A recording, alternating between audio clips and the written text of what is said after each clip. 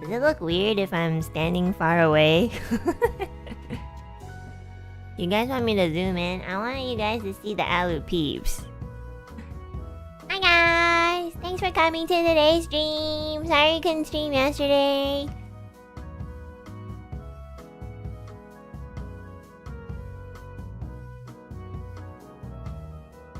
You guys see the Alu peep charm? I want you guys to see it. That's why I'm standing so far. La la la la la.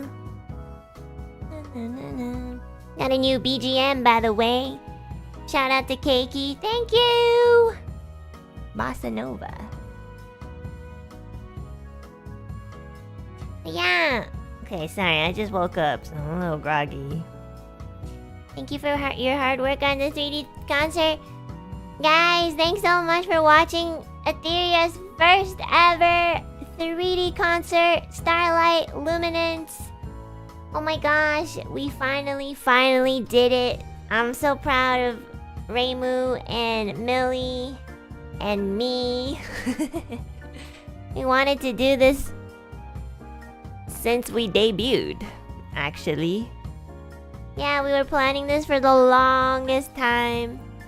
And now that our 3D debuts have come out, you know, I'm glad that we also got to get our 3D concert out as well. Did you guys enjoy the concert?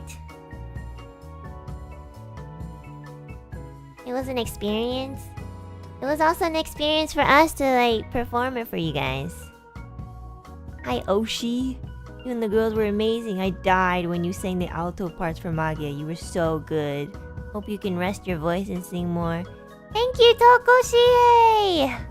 I freaking love Magia. Ethyria is like... I'm so glad I'm an Ethyria. I know we always joke about being the forgotten wave.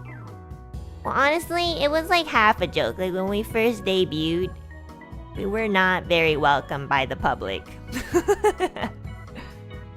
And I think everybody can agree to that. So like,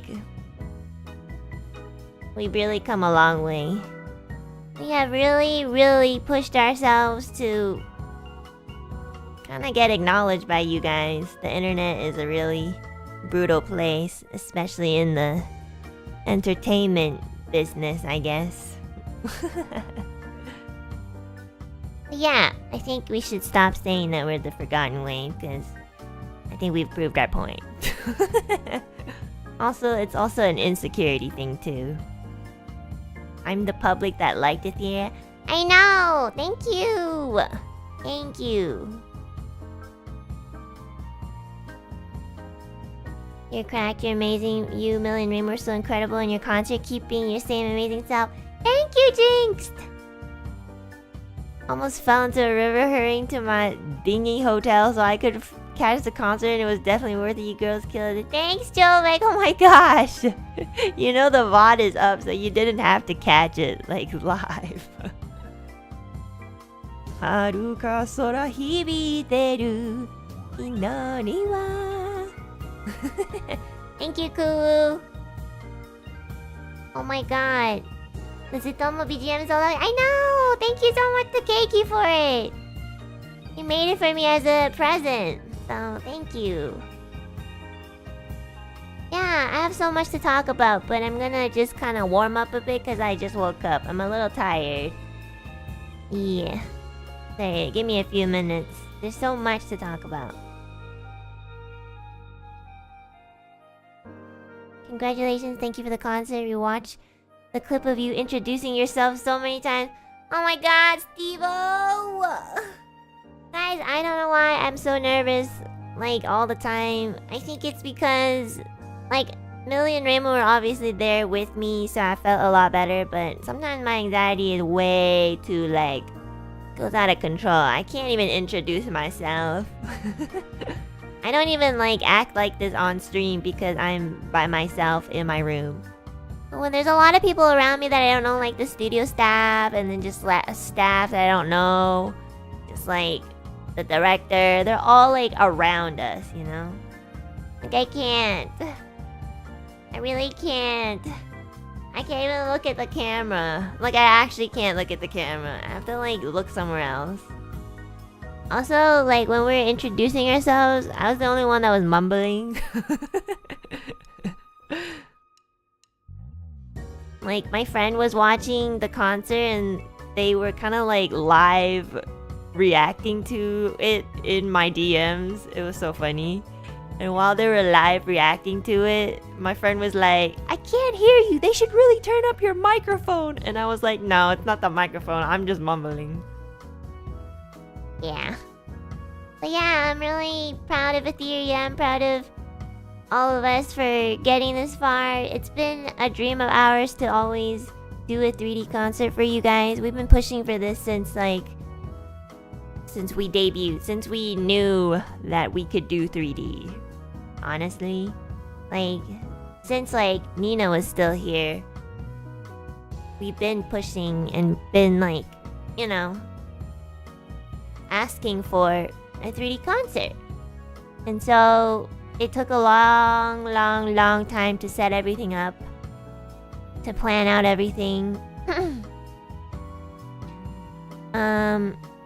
And hopefully now that we have done a 3D concert, it makes it a lot easier for the other waves or for other, you know, subgroups and other members of NIJISANJI to like do 3D concerts as well. Because there's a lot to kind of, like, being the first to really implement the format of having a 3D concert in EN is pretty difficult. Because you guys have to understand that NIJISANJI is a Japanese company. So obviously a lot of the staff don't really speak any other language but Japanese. But now that they kind of have a taste of, like, you know, working with us with a language barrier, I think, like, we can safely say that, like, both sides, you know, our staff side and our member side can feel a little bit more comfortable and confident in the fact that that's not going to be much of an obstacle. So I really hope this opens up a lot of opportunity for the branch.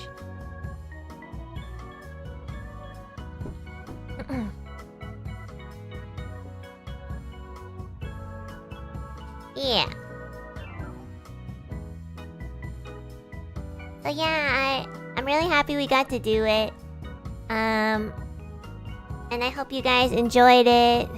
We wanted it to be on the main channel so it has more, like, reach to you guys.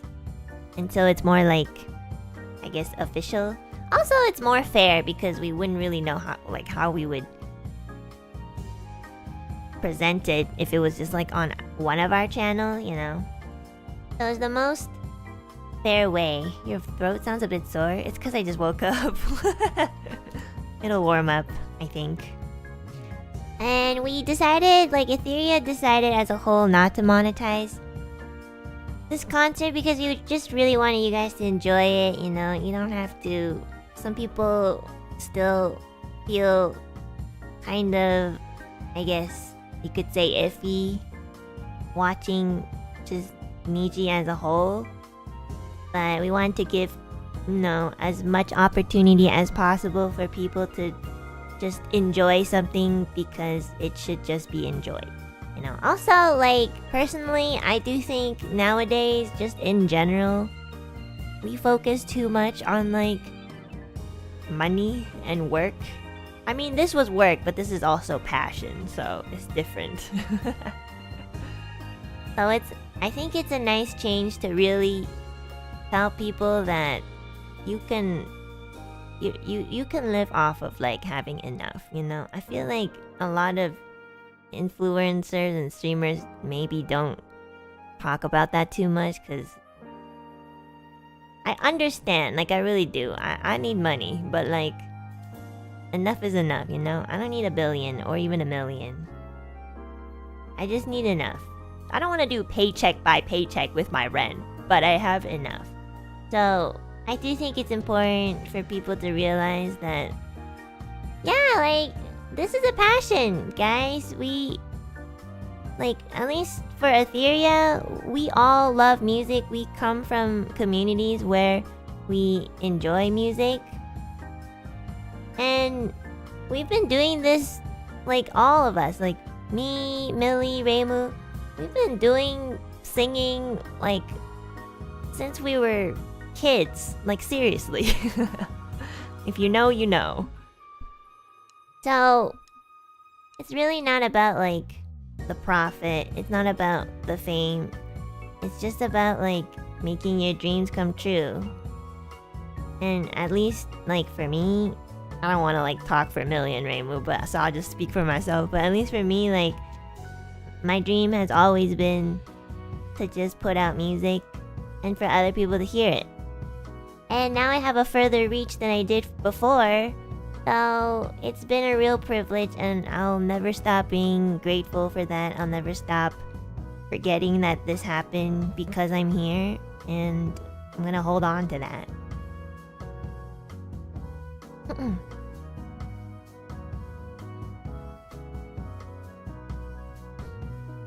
Creative fulfillment, yeah! That's a good way to put it.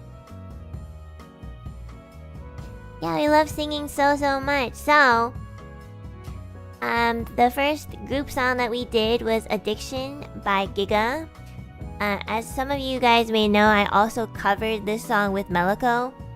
It was just by pure coincidence, because obviously we planned the songs like way before, and at the same time, Meliko also chose this song for a duet, and I was like thinking, oh, like I'm gonna sing it twice. But it kind of worked out because like the parts that I sang were different too. Like I basically covered the whole song. So like, I was like, oh yeah, now that I've sung it one time, I'll know how to sing it a second time.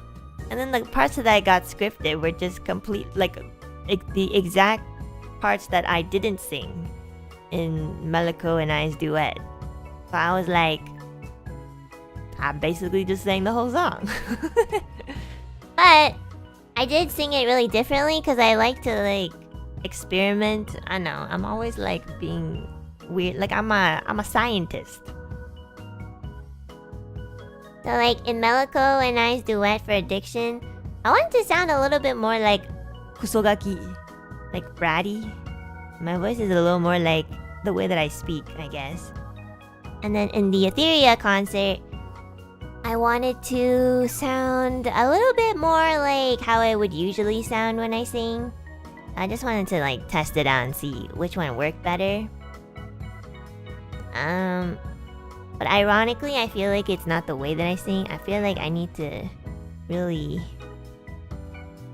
I got some like feedback from my rapping bestie, and he was like, the only feedback I have for you is when you rap, you gotta put in more attention. And I was like, you're so right. I think I focus so much on rhythm and trying not to mess up, like, you know, I focus so much on one thing that I forget to focus on something else. So I'm like, I need to put in a little bit more enthusiasm. I think that's the word. Yeah. So I'll definitely do that for next time. I'm always picking on like myself for like how to improve a little bit more when it comes to singing. Sometimes it takes away the fun because all I can really focus on is what I can do better. And that's a good thing, but also it takes away as well. But yeah, and we got Millie's really sexy low voice. I hope you guys notice. She doesn't really sing like that too often, but when she does, it's pretty sexy. But nobody tell her that, because when you say that, she'll start doing the weird like ping pong thing again. And yeah, oh my gosh, and Reimu rapping is like... I really love Reimu's solo. I don't know what that song was before she sang it, but I really love her rapping in that. It's so beautiful. It's so sassy and sexy. You know, I'm so honored to be a part of that as well as the background dancer. I know y'all don't believe me because I tell you guys that I suck at dancing, and I kind of do. But if you need me to dance, especially if it's for somebody else, like I was like, I can't let Reimu down, you know? If there's people that I can't let down, it's my own gen mates. So, I don't know what I did, but yeah.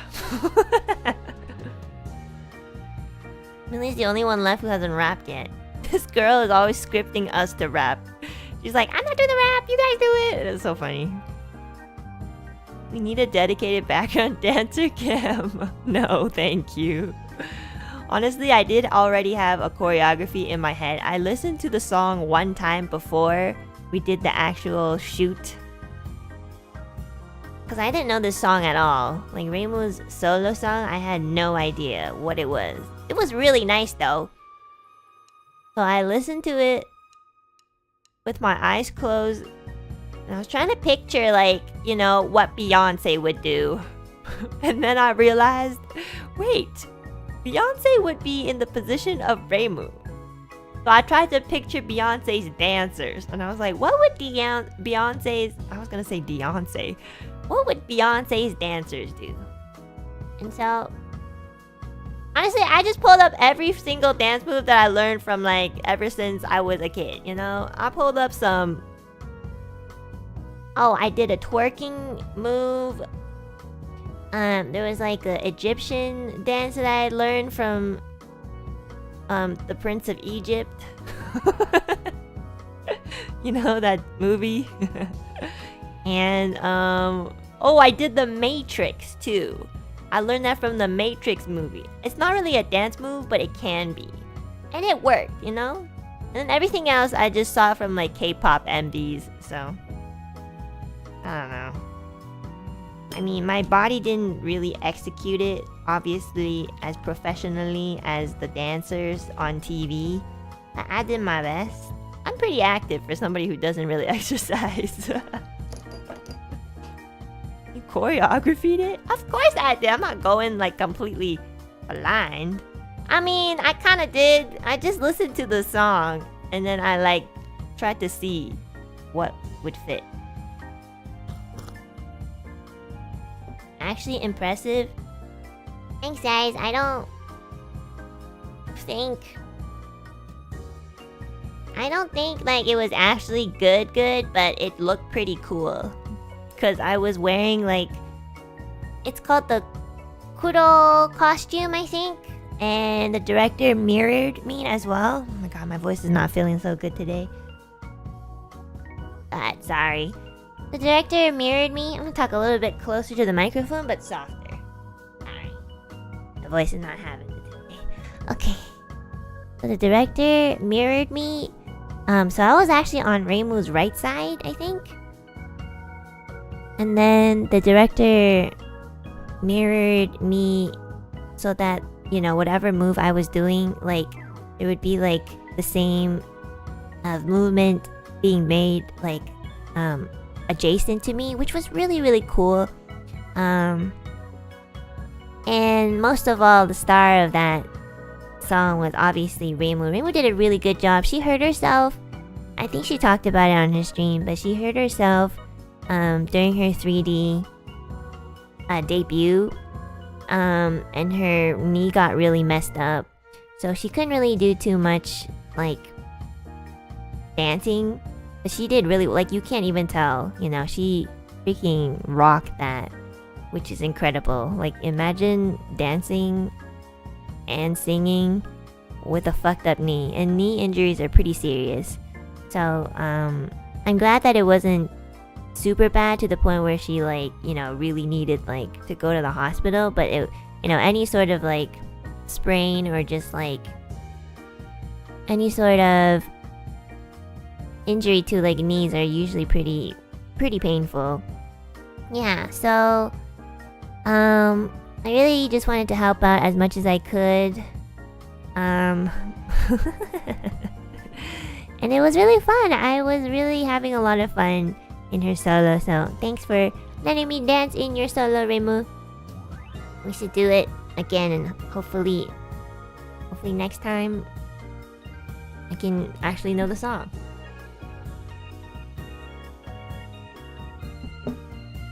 But yeah, and Babu is also pushing herself to the limits as well for her solo. Like after she sung her solo, she died.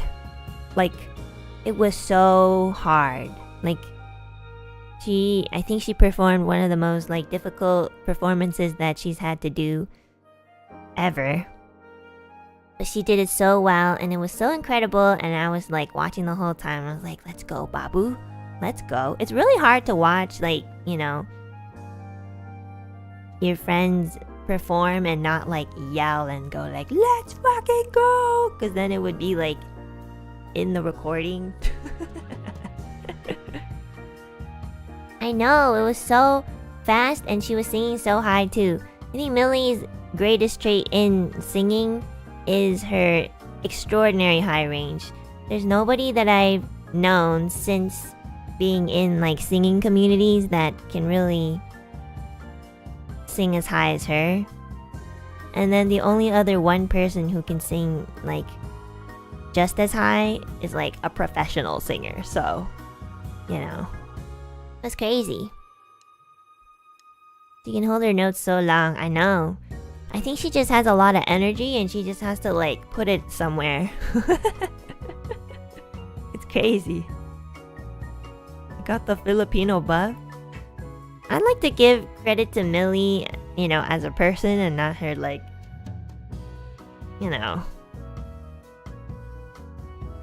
I understand. It's like a. But sometimes I feel like when we say things like, oh, it's the Filipino buff or like the Chinese buff, like it kind of takes away from the person working hard at it. This girl and I have been singing since we were like 14, so you would bet that like anybody singing for that long would be able to do some pretty cool shit, you know? Hopefully.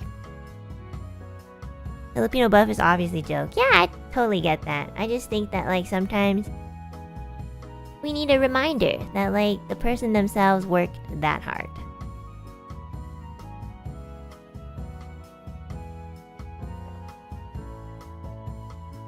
Reimu said she has more lung capacity than Booba. I mean,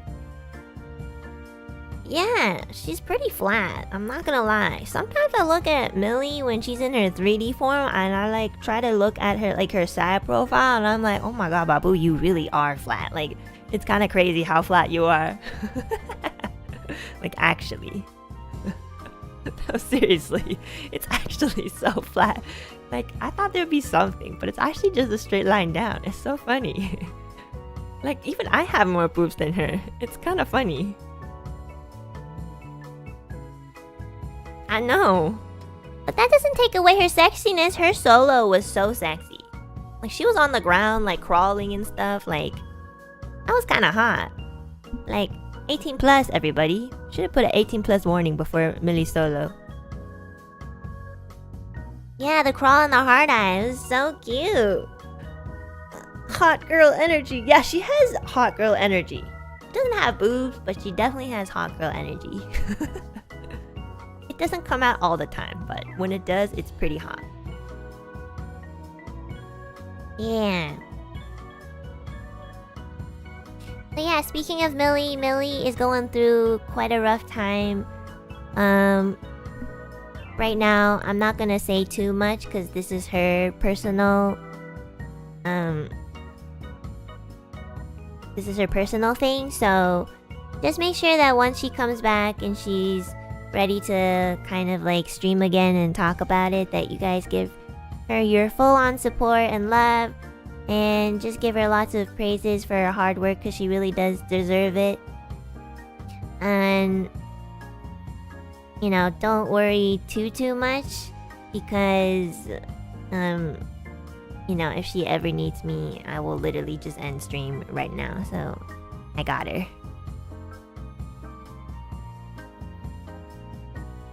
Yeah, so for Millie's, don't worry. Millie is doing her very best as we speak. So just be there for her when she's back. Yeah, I don't wanna like get too sentimental because like I don't really like doing that on stream, but I'm sure you guys know Ethyria has worked really hard. And we did this at the exact same time that we were shooting for our 3D debuts. So this was all within the span of like less than a month. So we were doing our own 3D debuts, we were in each other's 3D debuts. And we were doing like the 3D concert, so it was incredibly hard. This is probably the most like physically taxing and mentally taxing thing for me, at least. And I'm not gonna lie, I don't want to sound negative, but it's like really affected me pretty bad. But like throughout this whole thing, I had really bad strep throat. So every single, recording that you guys have watched, like the debuts, the concert, like my voice was just not there. And it's really hard for me to watch it because I know I can do so much better, but it was just incredibly bad timing. And like it was so frustrating. Like of all the times to really get something I've never gotten before, and like probably one of the worst physical, I don't know, is it a disease, physical illnesses that I've ever gotten in my life? Like it has to be now. Or like it had to be like during a really important time.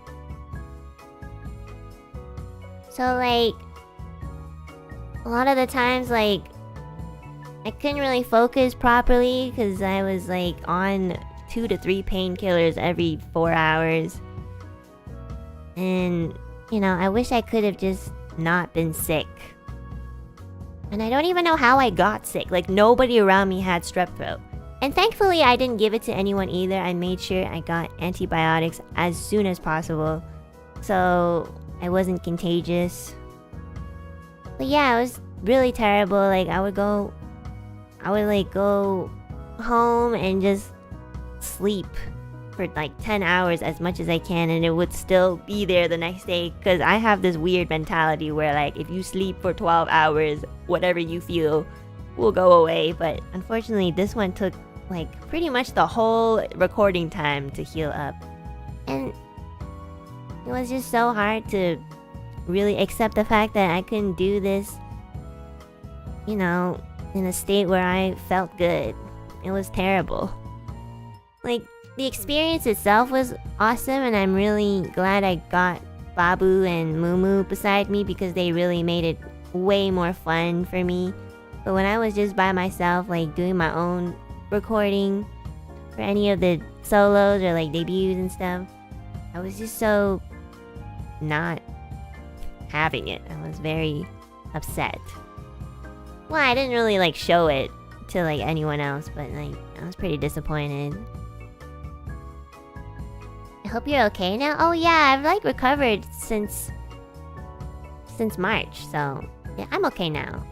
I just really wish it didn't happen then. I wish it happened like after.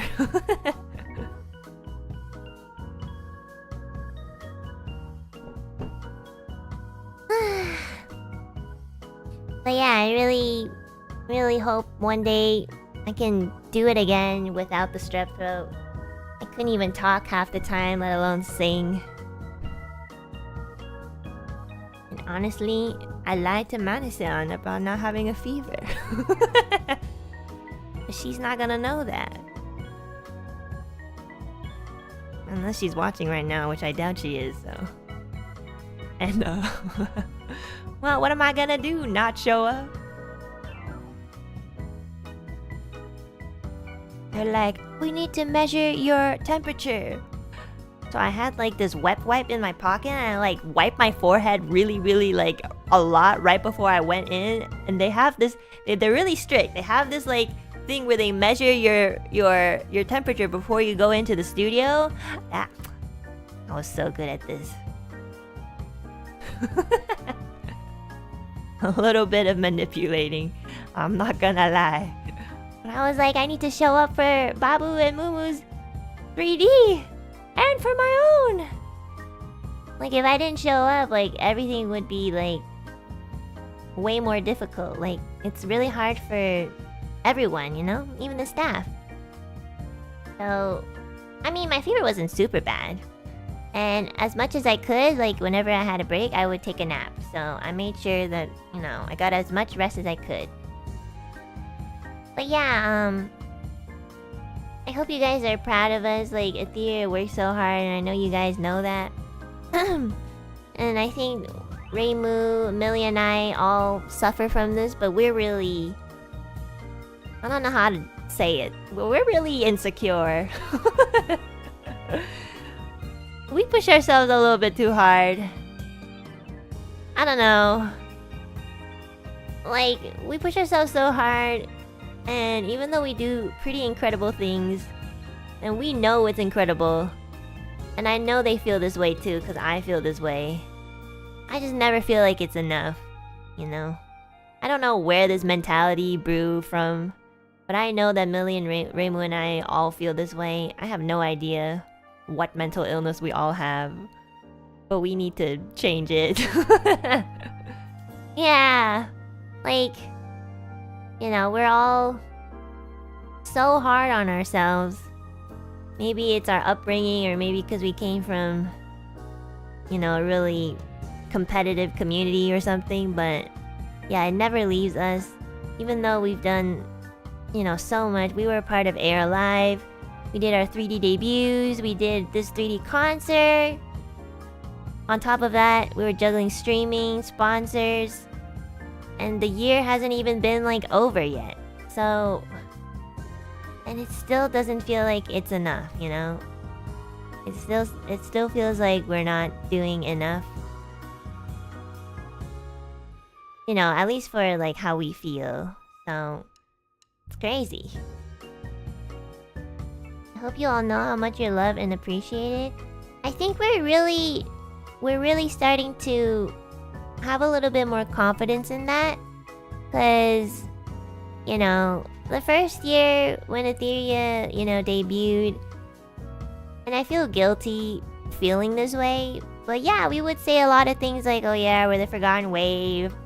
Or like, you know, Etheria's kind of just like in the back and stuff. Like, I feel guilty saying that because there's so many people who have been with us since day one, and you guys are still here. But you know, it's just like kind of like venting or expressing. But I think throughout the years we've gained a little bit of confidence because we don't really say that anymore. And especially after Nina left, she parted us with a few wise words, which was like, don't be apologetic, just keep being yourself and just be Ethyria. And so we stuck to that. So yeah. And yeah, I really want to rewire my brain to be more confident too and give myself more credit for stuff. Because if my 14-year-old self saw what I was doing today, I'm sure she'd be like, holy shit, that's me? So I tend to think about how I would feel looking at myself if I were 14. So it's really been a dream come true. I never thought I would do this stuff, and I'm sure Millie and Reimu feel that way too, but I want them to talk about that for themselves. I don't want to take that away from them. Yeah. So I'm really proud, and I'm especially proud of the girls.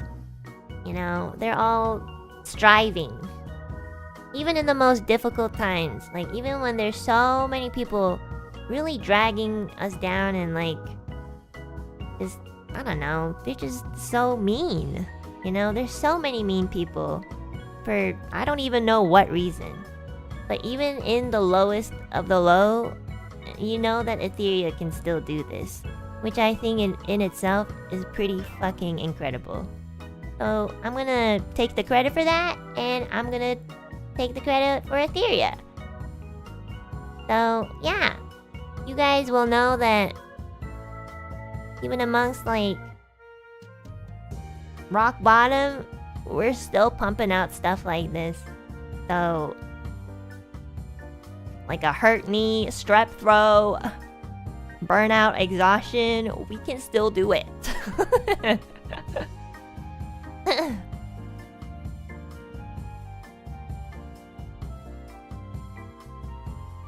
And that is actually a fact, so nobody can really deny that part.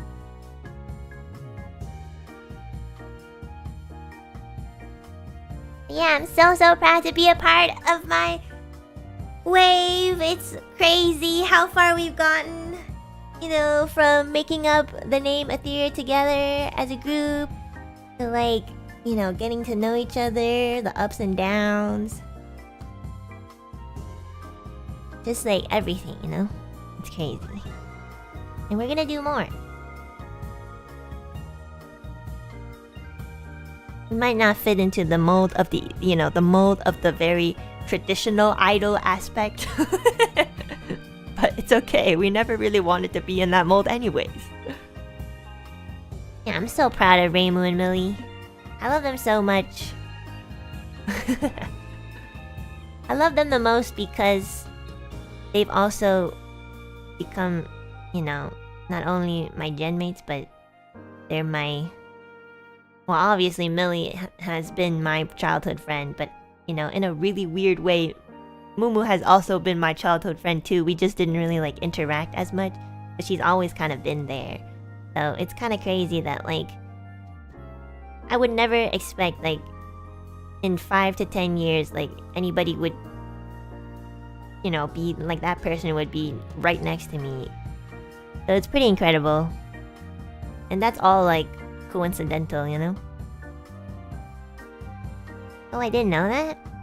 I mean, when I was 14 and uploading covers, Mumu was commenting under those covers. If you know, you know.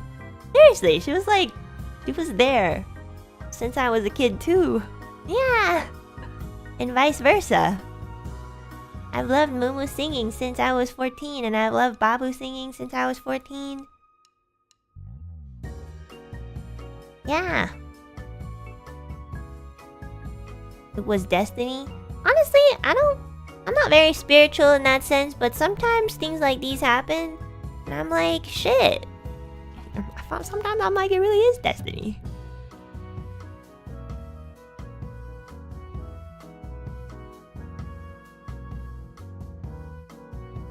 The red string of platonic fate. Platonic? Just kidding. The world works in mysterious ways. Oh yeah, it really does. If you try to explain everything, then you'll just go cuckoo. But yeah, let's go back to the concert. Sorry, I'm getting sentimental.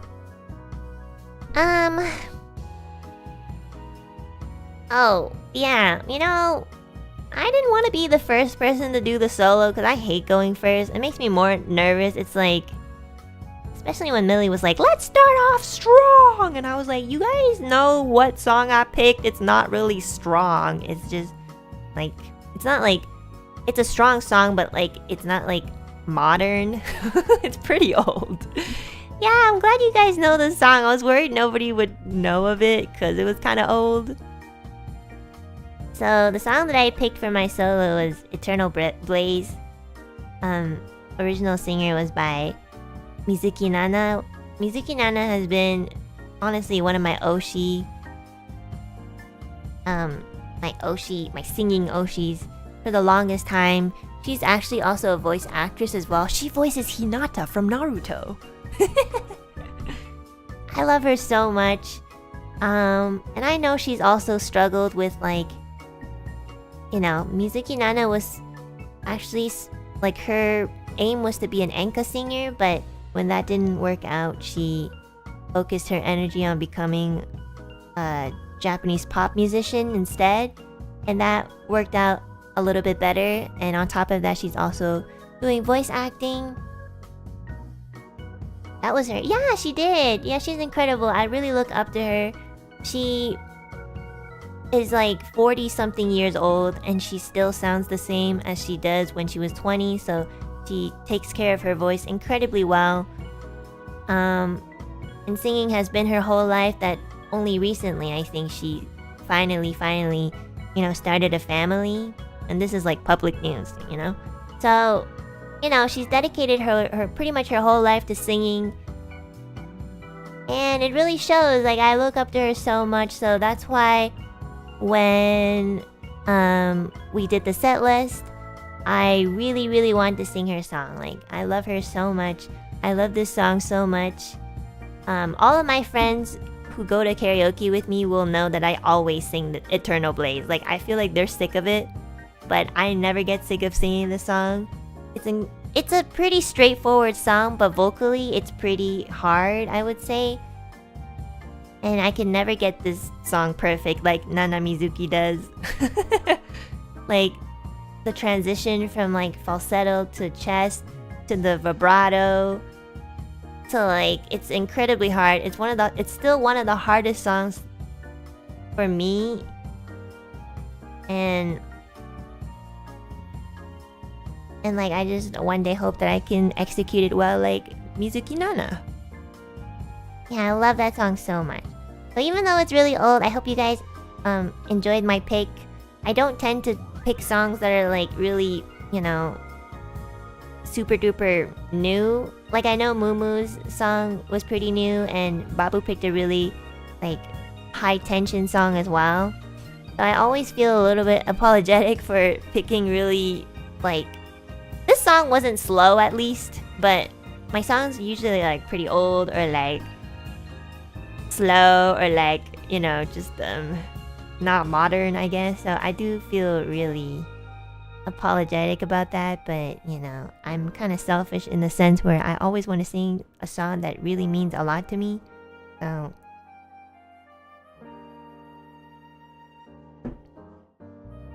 I'm glad you guys know of Eternal Blaze. Yeah, next time I'll pick a faster song, okay? I'll just go on like a Giga playlist or something. Love that song so much. The only problem was like, I think the only problem with like songs like Eternal Blaze is I don't really know what to do like physically, like, you know, because even I was watching Nana Mizuki like perform the song, and she's also just kind of standing there, but she does it so well. Obviously, because she's done it for so many years. But like, you know, I was like, okay, she's moving her hands and she's kind of like looking to other places. So I tried to mimic that, but like it didn't look quite as like cool as she did. But thankfully the cameraman really like helped me out with that. So, you know, thank you, camera, 3D camera studio people. Like, y'all make me look so much cooler than I actually am. You're not holding a mic like her? Yeah, well, I think like in 3D it's kind of hard to hold anything and make it look super cool, you know? I think I'd rather not hold anything too. I'd rather not hold anything because like, I don't know. I don't know, guys. When I sing, I just don't move. I just standing emoji, you know? I wish I can just stand.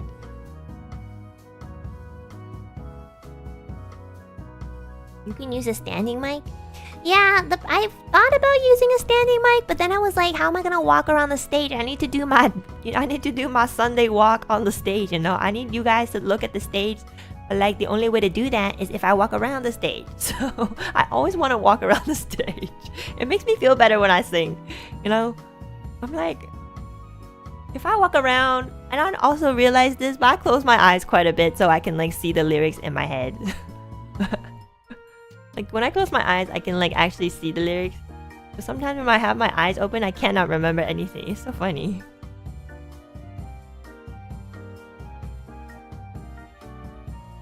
The nervous walk. It makes me like less nervous when I'm moving around. Anyways, I think the Eternal Blaze was way better than like my 3D debut because like I was getting kind of used to like the camera being up in my face, sort of. I obviously have way less stage presence than Reimu or Millie. Like I know that they were nervous too, but they overcome it a lot better than me. Like I've always struggled with like less than 6 years ago, I was still struggling speaking to like people at a good volume. So those things are all like severe social anxiety. Like I cannot believe that I talk to so many people around the world now. Like I used to get like less than 50% in oral communication, which was anything that had to do with class participation or like presentations in front of the class, purely because nobody could hear me and sometimes I wouldn't even show up. So pat on the back for me. We are just AI, it's fine. True? Uma said she was happy having you there because she got less stage fright by having you there. Aww. I felt the same way. I felt like, honestly, I went all out with the dancing for Mumu solo because like I knew I wasn't gonna be in the spotlight. And because Mumu was there, I could just do my own thing in the back. And it was just so much fun. Like I didn't even see the camera. You know, that's when I'm the most comfortable. When I'm in the Kuro shirt. I wish I could just be in the Kuro shirt all the time.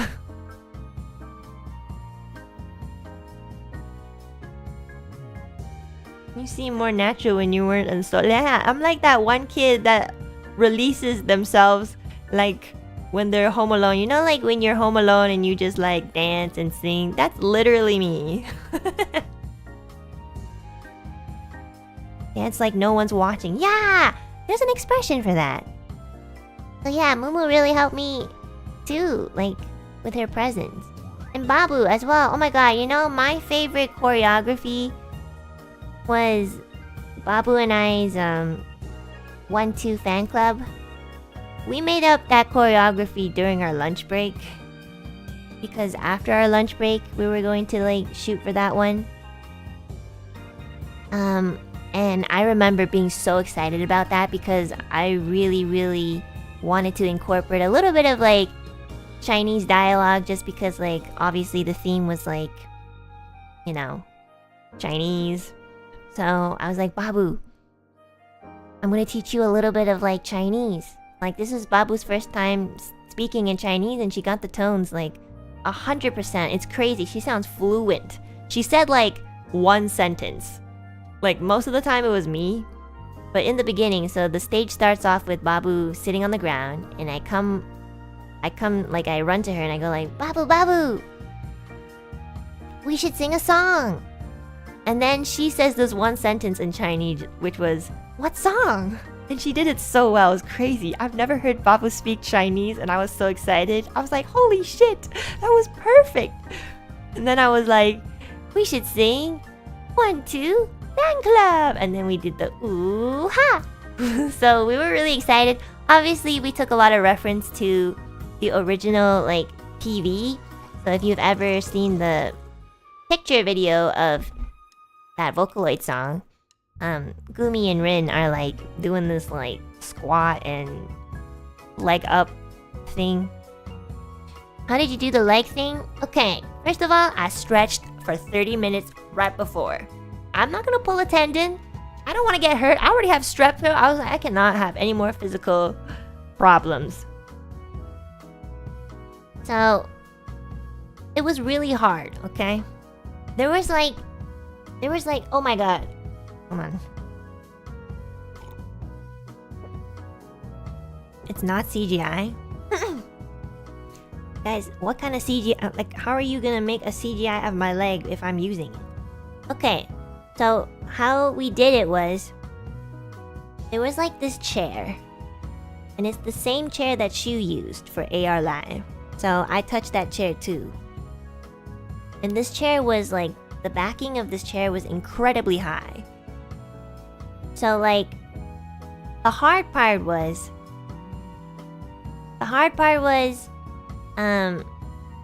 like right after the introduction, we would have to like go into that position, right? So I couldn't really just take my time and just like put my leg up there like la la la, you know? I had to really like do like a kick and just put my leg up there. You know, we had to be like ER fan club and immediately go into that position and be like ooh ha. So that's why I stretched so much, because I really needed to like aim for like, this chair was so high. This chair was so high. It was like at my neck. I really needed to stretch so that I could like get into this position really, really quickly, and then like, you know, do that pose. And then for the choreography, I was the one who suggested that we should implement a little bit of like we tried to. I was the one who suggested we should implement a little bit of like Tai Chi and Wushu. I know, for people who really do know like Tai Chi and Wushu, you guys would be like, what the fuck, that's not Tai Chi or Wushu. But like, you know, that was the idea. And I love that so much, you know. I was like, Babu, we have to do like some Tai Chi moves. And I remember Babu going like, I don't know how to do any of those things. And I was like, nah, you'll figure it out. Don't worry, just like, you know, every single martial arts movie that you've seen, just like implement that a little bit, you know, in your solo. And she was like, okay, I'll try. And then I saw Millie do it and she really didn't know how to, but it was so cute. I loved it. It was so cute. Like, it was my favorite choreography. and then during the bridge, oh my god, it was so cute, guys. I loved it. During the bridge, like Millie was like in the back like, hey, and then she would push me to like the right side of the stage, and then like we go around like the opposite, and I pushed her to the left side of the stage. So we were really utilizing like the stage quite a bit, and it was really cute. Like when they showed us like what it looked like on camera, like I thought it was super cute. Like I'm really proud of that choreography. We made that up like during our lunch break right before, so you know, like all the choreography, honestly, we all made them up. So it's super duper Ethyria coded, you know. That's what we wanted. We were like, you know, we want to be Ethyria coded. We want it to be a little bit silly. We want people to know that, like, you know, we put all our stats in singing, and and it shows in more ways than one, because we lack in the dancing department. But you know, I think it's cool. I think it's cool to like show everybody that, like, you know, you don't have to be perfect on stage, you know? Like, I feel like whenever I watch idols on stage, like, they're super good at singing, super good at dancing, and that's great. But it's just like, that's just not us, you know? Like, I obviously want to be a really good dancer too, and I'm working towards that, hopefully. But, you know, if we're always so perfect in front of everybody, I feel like it makes it really hard for people to think that they can do it too. Because every time I watch like K-pop stars do, you know, their thing, and obviously they train incredibly hard. Yeah, I think I'll never make it. Like, you know? And, you know, it's not like, I'm not saying it's their fault or anything, it's just like how it works. So, you know, I think because Ethyria is a pretty goofy wave, it was pretty important for us to make up our own choreography. It's just like a little bit of a personal touch, you know?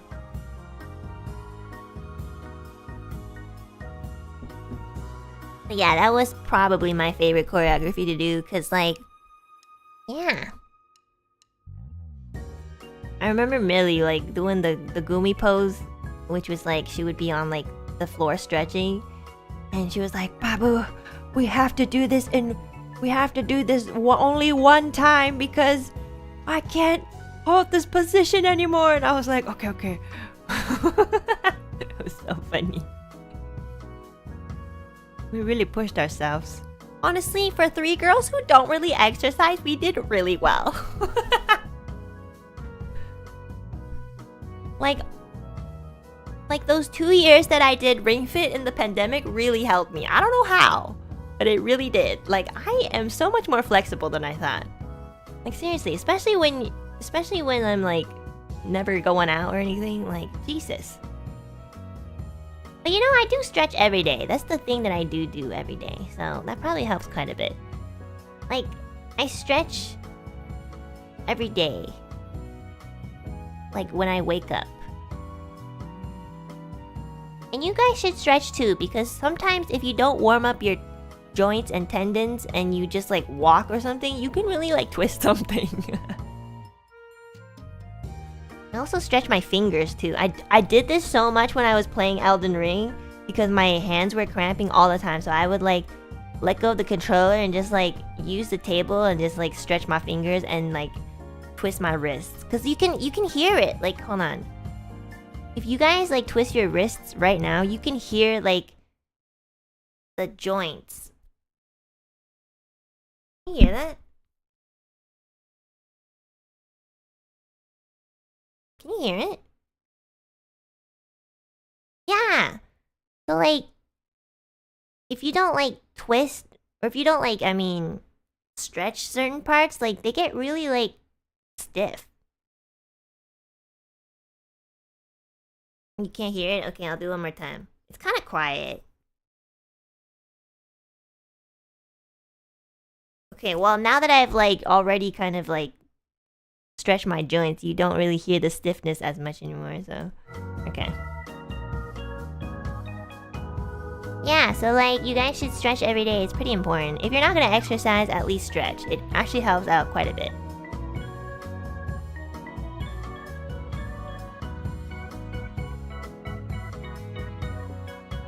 But yeah, okay, so for my duet with Mumu, oh my god, hashtag Niji Spirit Bird, my favorite ship.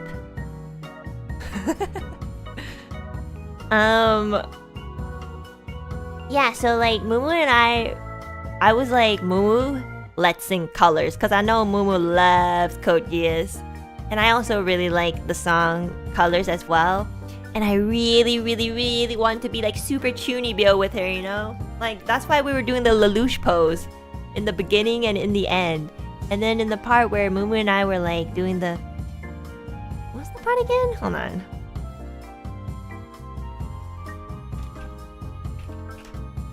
The part where we were like Mayoi Nagara Nayami Nagara Kuyami Nagara, you know, I was like, Mumu, we have to face each other during this part and do this like really like push and pull thing. I've seen people like Japanese like pop artists like do this on stage. Like, I got this idea from Nana Mizuki and TM Revolution, because when they were singing like Preserved Roses, like they did that all the time. Like they did that on stage all the time. They'd be like pushing and pulling, be like, but obviously they look more cool than us because like they're professionals.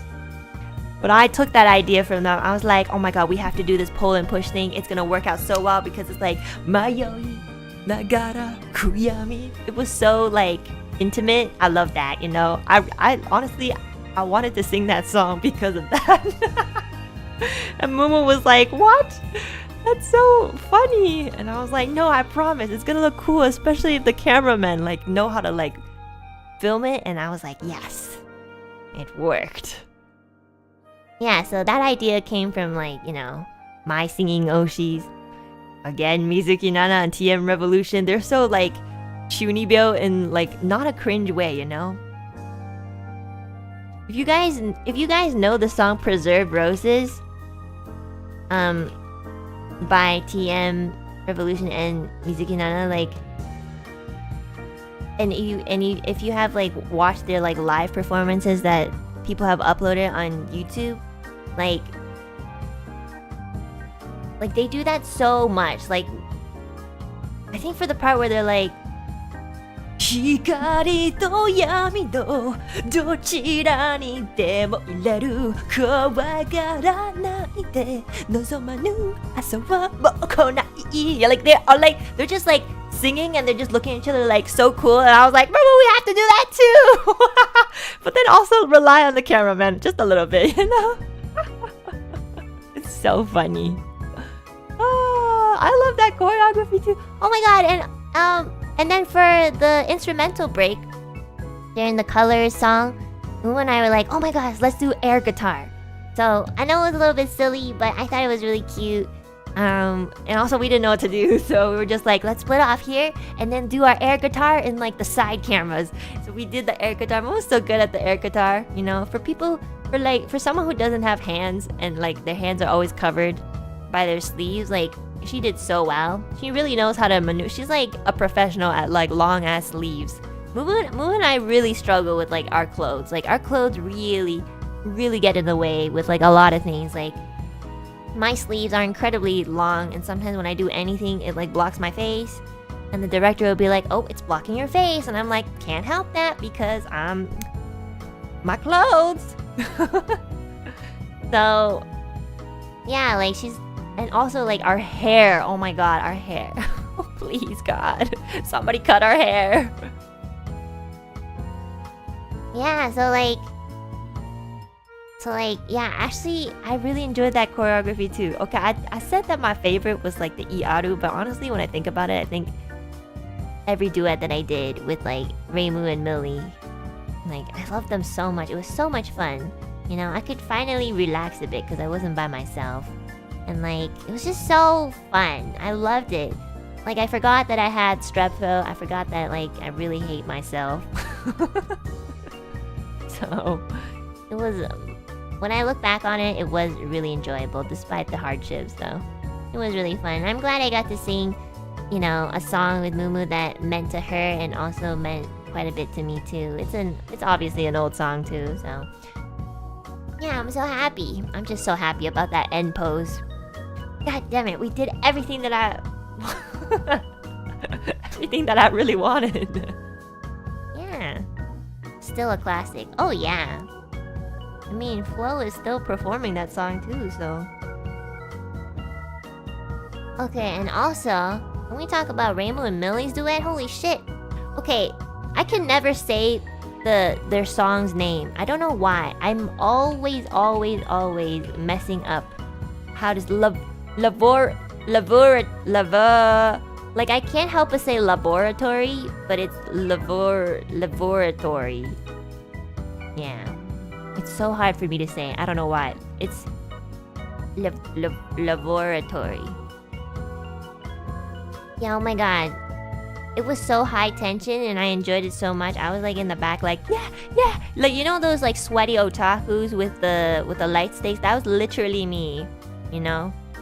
I was like sweating so hard, just like cheering for them, be like, yeah. And then I like passed out because, you know, I was on painkillers. I remember passing out halfway. I remember they're just like and then I was like, yeah, and then I just like died. I'm not gonna lie. Yeah, it was so good. Oh my god, they were just like, they were so sassy too. I love it when they go sassy. Yeah, wotage. Yeah, that's the word. Wotage. They slayed so hard. I know. Oh my god. What's their ship name? Is it hashtag? Well, what's their ship?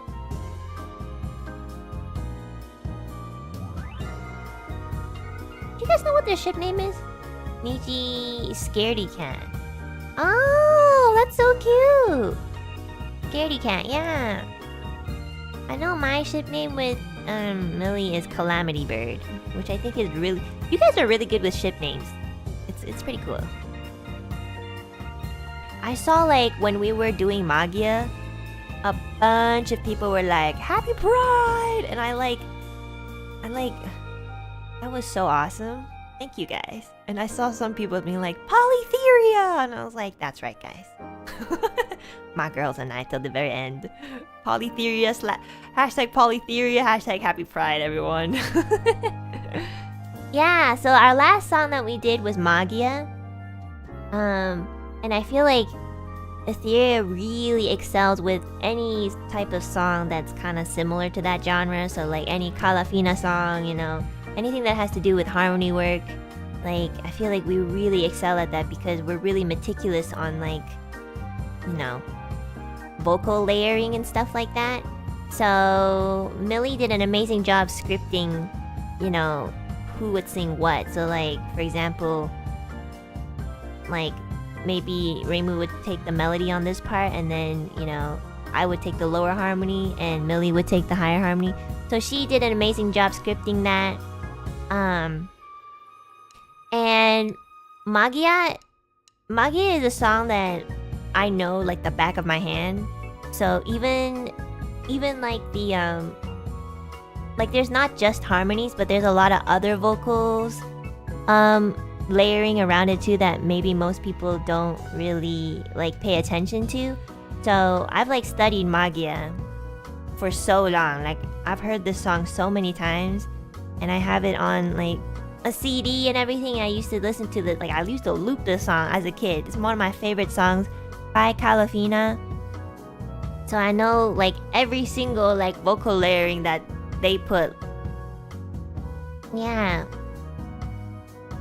And there's Keiko on the low notes. It's just, oh my god, I love Keiko so much. I need more singers that like show off the lower ranges of songs, cause like I swear to god, low stuff is so hard, guys.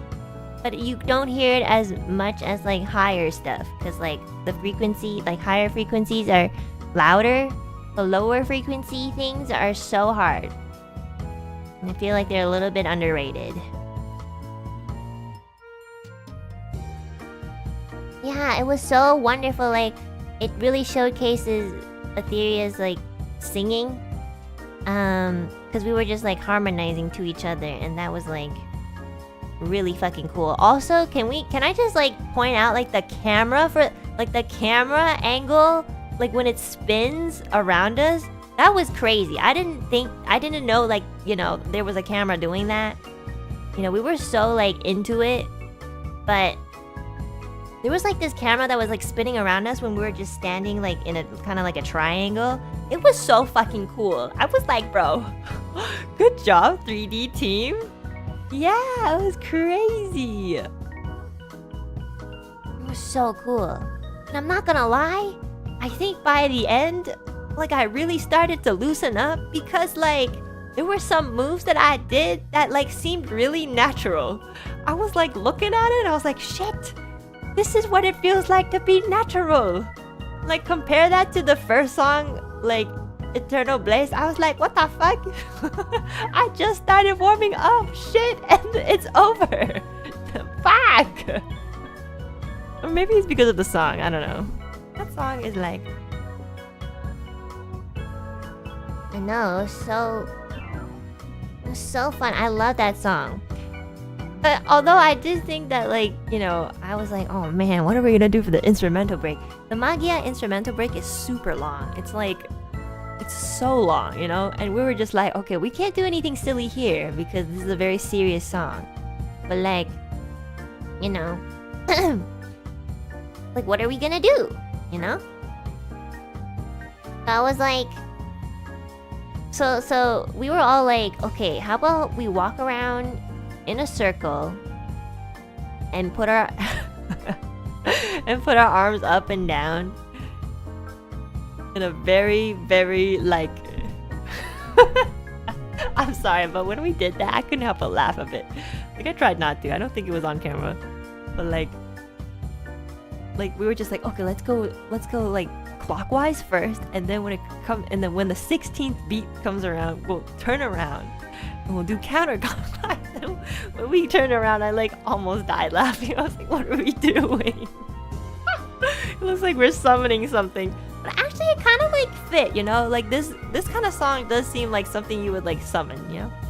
So, and also thank you again, camera people, for making us look so much cooler than we actually are. We just didn't know what to do there. Summoning circle with the Spanish ring.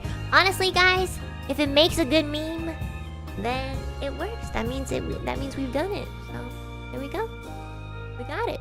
We got the meme.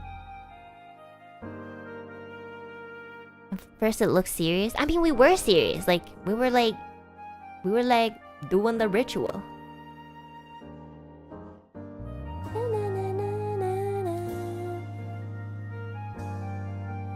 Yeah, oh my god.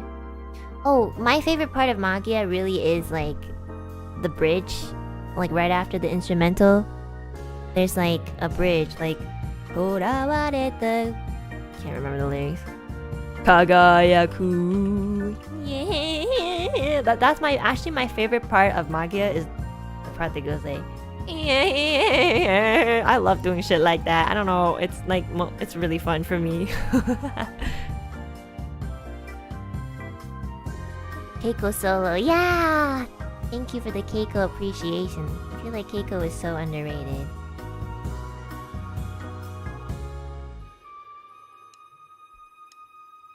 I don't know what that singing is called. Like, I just call it like cult singing. I don't know. Yeah.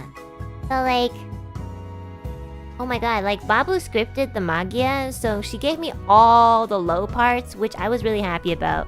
But like during the bridge, there was one part that I had to really practice because like it was so long. Like not only did Babu ask us, because we had to harmonize to each other, so Babu was like, okay, for the second chorus, when I sing Negai, we're gonna hold that note extra hard. And Reimu and I are just like, why? Like, what do we have to prove? So when Babu was just like, Negai! And like Reimu and I were also harmonizing. Reimu was doing the high one, I was doing the low one. We were just like, Negai!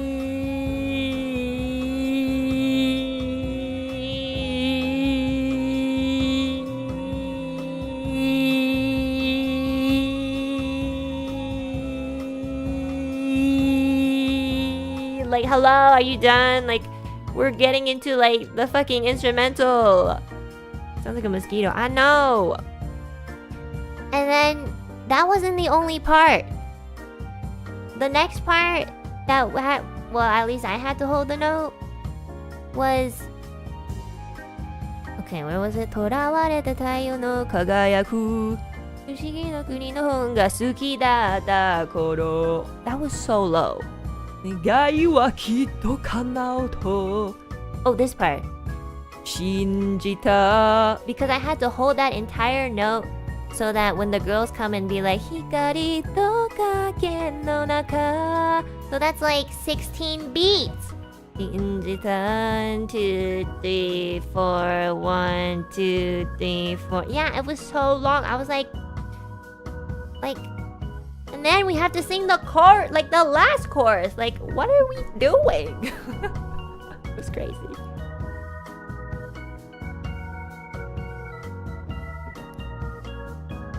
God, that song is so hard. Even after like years, it's still so hard. But it's a legendary song, I have to say. Yeah, but that definitely was like, I feel like Ethyria's song. Okay, I mean it's Calafina's song, but like, you know, I feel like, is this narcissistic? Can I say that like it's kind of like the reincarnation of Calafina? Am I giving us too much credit? I'm just gonna say it. I feel like we could technically be the reincarnation of Calafina. That's how hard we work.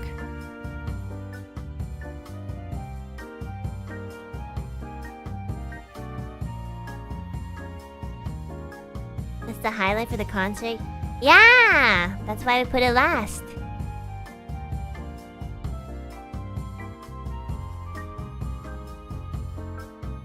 But yeah, oh my gosh. I think I talked about all the songs. I love how Lyra at the end was like, no encore! I was like, girl, we died. Bye!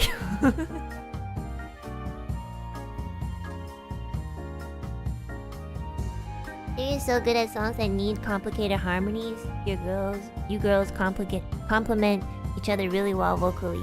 Yeah, I think so too. I think like, I love harmonies so much, you know? I feel like when I first started singing in like a singing community, seriously, nobody knew what a harmony was. And I was sad because like, I love harmonies so much, and like sometimes I like the harmonies more than the melody.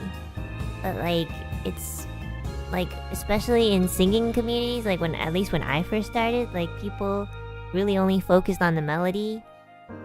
And that makes sense, you know, because that you're supposed to focus on that. But like, I always felt like harmonies were just so underrated. And now, finally, like, I finally see, like, people actually understanding what harmonies do and understanding that, like, harmonies are so much more awesome than, like, we thought. So, yeah, it really changes the dynamic of the song. Like, you think that, like, adding another vocal layer wouldn't really do much, but it really does change it. Like, it does wonders. It's nothing too, like, complicated either. Like, harmonies are not that complicated. Unless you don't know anything about it, I guess. But, like, harmonies are basically just, like, you know, the melody, but, like, a different range? I don't know. I don't know how to explain it, actually. But, like, yeah, but when you put it together, it's like different colors. It's basically like a painting. So like if you use blue as the main spotlight and you use yellow, which is the complementary color, they really, like, you know, it really accentuates the blue, or vice versa. So it's kind of like colors. That's how I see it. Yeah. Or orange. Okay, whatever. Okay, artists, my bad. Orange is the complementary color of blue, not yellow. Yeah, I love harmonies so much. They're my favorite thing to do in a song, actually.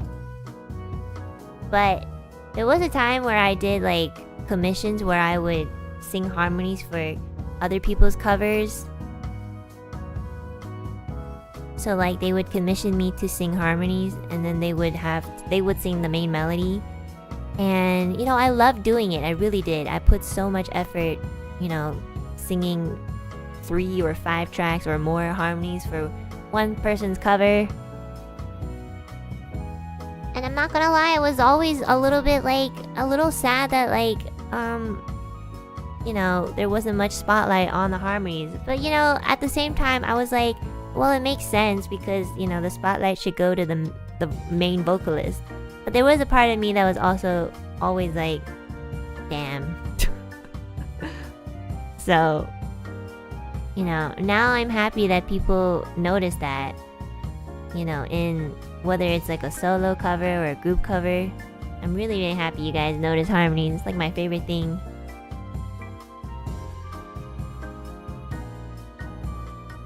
Yeah. Sometimes when I find a really complicated and like a harmony that hasn't been sung in other covers for a song, like I get this weird high off of it. Like it's one of the only things that actually make me go like, yes! You know, I don't really feel too much excitement in life. But like sometimes when I find a really good harmony, like I can feel the energy in my body like just beaming. And I don't know why, but I get so high off of harmonies. Like I'll find one and I'll be like, oh my god, now we can harmonize to this harmony. Like sometimes I go a little bit too crazy. I've had mixers tell me that, like, you know, they're like, oh, you have 20 files. And I'm like, I'm sorry. I'm sorry. They're like, it's okay. I know you hate me. And I'm like, I don't. I trust you with my life.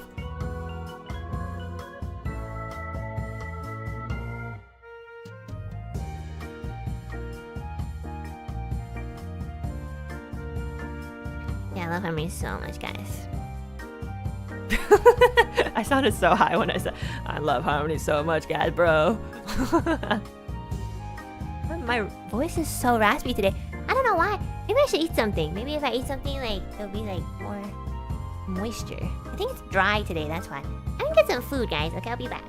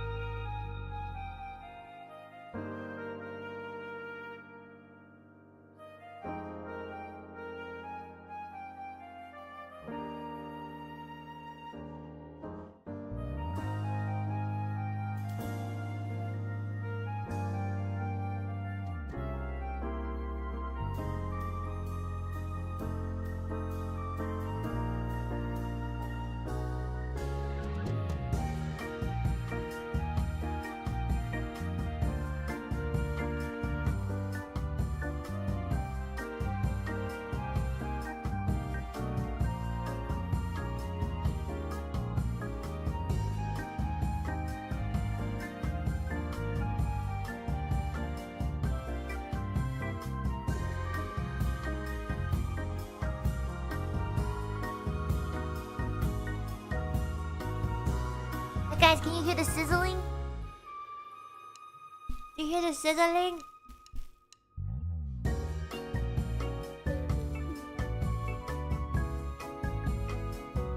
No? Don't hear the sizzling? It's so loud. No, it's disappearing. Oh, not over the BGM. Oh, true. And some food. I think if I eat something, like, my throat will feel better. So yeah, I think I wrote this in a community post, but I feel really bad this year that I haven't really done a lot of karaoke streams because I love doing them and I love like showing you guys what songs I love and stuff like that. But I'm so sorry, like I haven't been singing at all like on karaoke streams because there's just so much things that require my voice, like even talking sometimes like makes me really tired. Stop feeling bad. I can't. I feel so bad. I really tried to love myself, but it's harder than I thought. So yeah, also like I think I said this too, but I really want to find an ENT doctor, which is like a doctor that specializes in throats, because I just need to really put myself at ease knowing that, you know, like is there something, do I have vocal nodules? I'm really worried about that because like I feel like I do, but I just haven't been able to find one. It's crazy. Like why can't I find one? I don't understand. Yeah, so I really just want to know like if my voice is okay, because I can tell. I know maybe you guys can't tell, but I can tell the quality of my voice has been really changing and it's not going in a good direction, and I'm kind of really worried about it. Like it doesn't hurt to speak, but I do feel like there's always something in my throat, and usually it means that there's like something in there, like a vocal nodule, and that's not really good. You need another break? Well, that's why I wanted to see a doctor, because, like, I don't want to take a break until I know, like, how long of a break I need to take. Like, I could take a 2-week break, which I did, but that didn't really, like, solve my vocal problem, you know? Like, worst case scenario... Like, this is just me, like, self-diagnosing, which you shouldn't do, but... Worst case scenario, like... You know, vocal surgery is a thing, which I really don't want to do. But like, sometimes if your voice has been really like overused, like you might even have to just stop talking for like 3 to 6 months, which is crazy. So I just want to really see a doctor to like confirm that.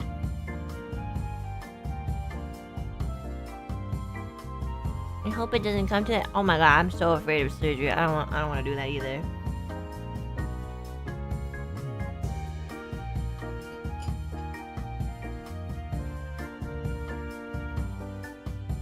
ETS chat for 6 months. I don't know how I'm gonna do that.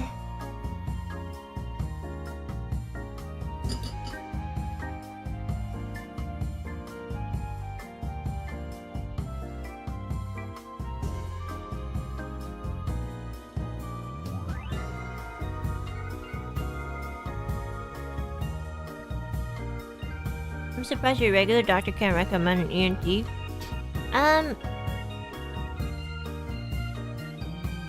Me too.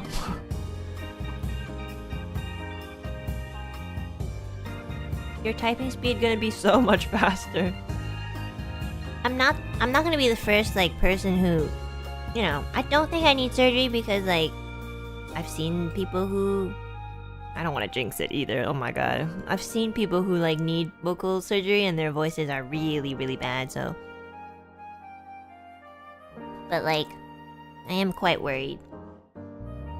I have a lot of trouble finding one, I'm not gonna lie.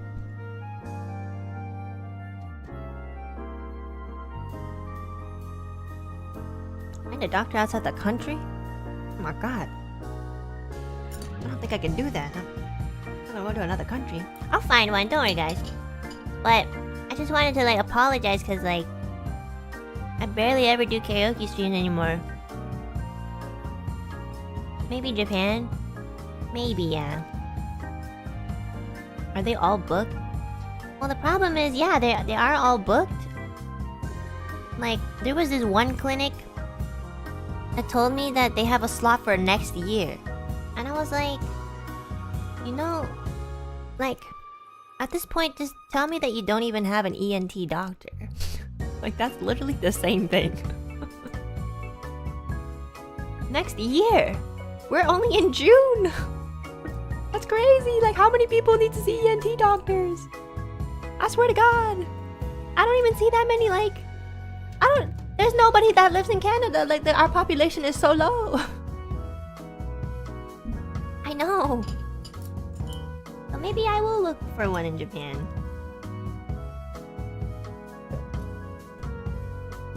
They have a Santa list. I know, it's crazy.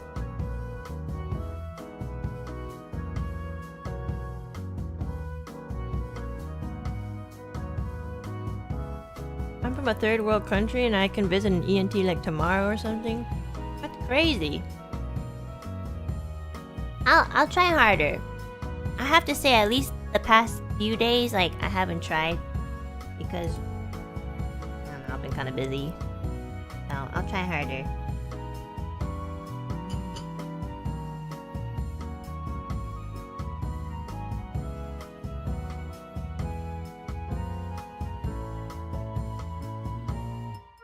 But yeah, I hope like at least the concerts have been like something you guys can, you know,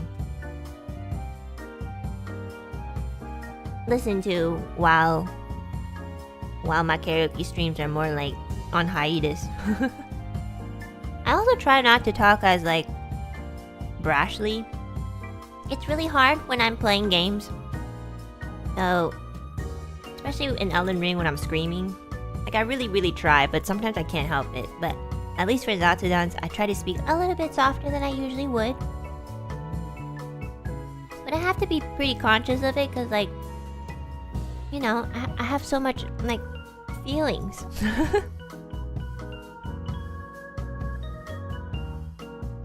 Like, I already forgot to speak softly until I just mentioned it now, so now I'm speaking softer. But if I speak like this, actually, I can maintain my voice for quite a long time. But like, that's too soft. I can't express myself at this volume. You'll probably get used to it. Also, I feel like when I talk softer, I don't sound as nasally. I think maybe this is supposed to be the way that I speak.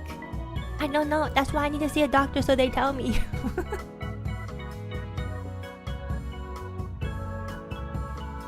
But yeah, I haven't even been streaming for that long. Right, guys? I haven't been streaming that long, right? I feel like we used to do 7-hour streams and now I've cut it down to like 5 hours max. Which is still kind of long, but like... not as long.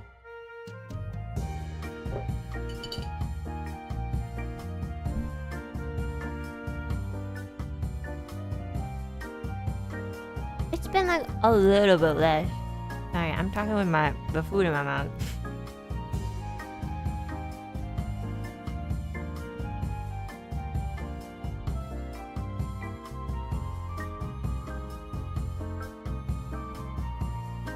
It's consistently 5 hours.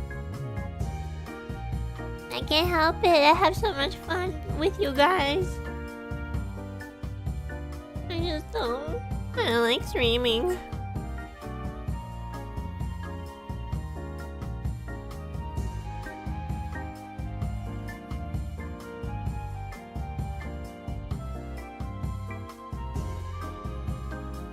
When's the next Elden Ring session?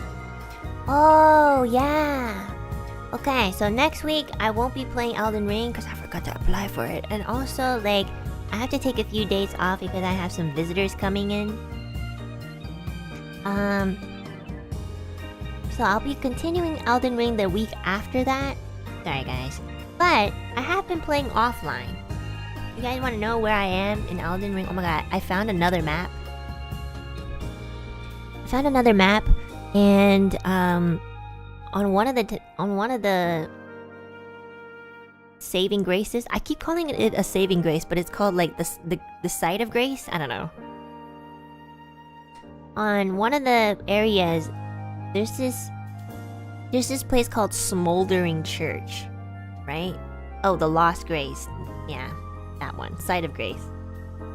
There's this place called Smoldering Church, and like, so I didn't know, but I was like trapped in there for like, oh, you should not be there. Yeah, oh my god, I was playing it at night too, and I got really freaked out. Like, some places in Elden Ring actually are so scary. Like, this place is like super sinister looking, even though it's a church. And there's like blood all around, and then there's like this woman in red, which really freaked me out. I think she was supposed to be a nun. She's like this huge ass like cleaver thingy. She just like, oh my god, she runs so fast. Like, even when I'm running, she can catch up. Like, honestly, that woman gave me PTSD. Like, I'm really afraid of like, middle-aged women. Like, low-key. I'm not even joking, Chad. That's not a joke. Like I love my mother so much, but like, I have a little bit of trauma from like, you know, middle-aged women kind of like being really weird in the middle of the night, you know? Like, and that kind of like reminded me of that. Like, my mom, you know, obviously I've said this many times, I'm very open about this. She like suffers from schizophrenia, so like many times she would like wake me up in the middle of the night, or like I'd wake up to her mumbling at like 3 a.m. in the dark. Like, it's crazy scary, and that sort of stuff still kind of impacts me. So when I saw this nun and it was like a dark place or just really sinister looking, like, that's kind of what reminded me of it. And I was like, how the fuck do I get out of here? Also, like, when she gets summoned, which she will be summoned, like, there's like this weird barrier that doesn't allow you to leave. And I was like I almost cried. I was like, oh my god, I wish of all times like I had this on stream, because then at least my chat would be there. But oh my god, it was so scary. So I didn't know how to get out of that place. And then I realized I could fast travel out of there, which is great. And then yesterday, I was like, I kept thinking about Elden Ring. So I was like, I'm gonna go back to Smoldering Church. So I went back to try to defeat the lady, and I died like 3 times. But then on the 4th time, I finally got her pattern down. And I was like, I know what to do. I didn't kill her because, well, I couldn't. But I got her pattern down, so I guess I'll save it for stream. You went back? Yeah, I'm the type of person who like wants to, you know, go head on with her fears. But I did it in the morning. Soul Games addiction. I love Elden Ring so much. Okay, maybe I'm being a little dramatic, but I'm serious, chat.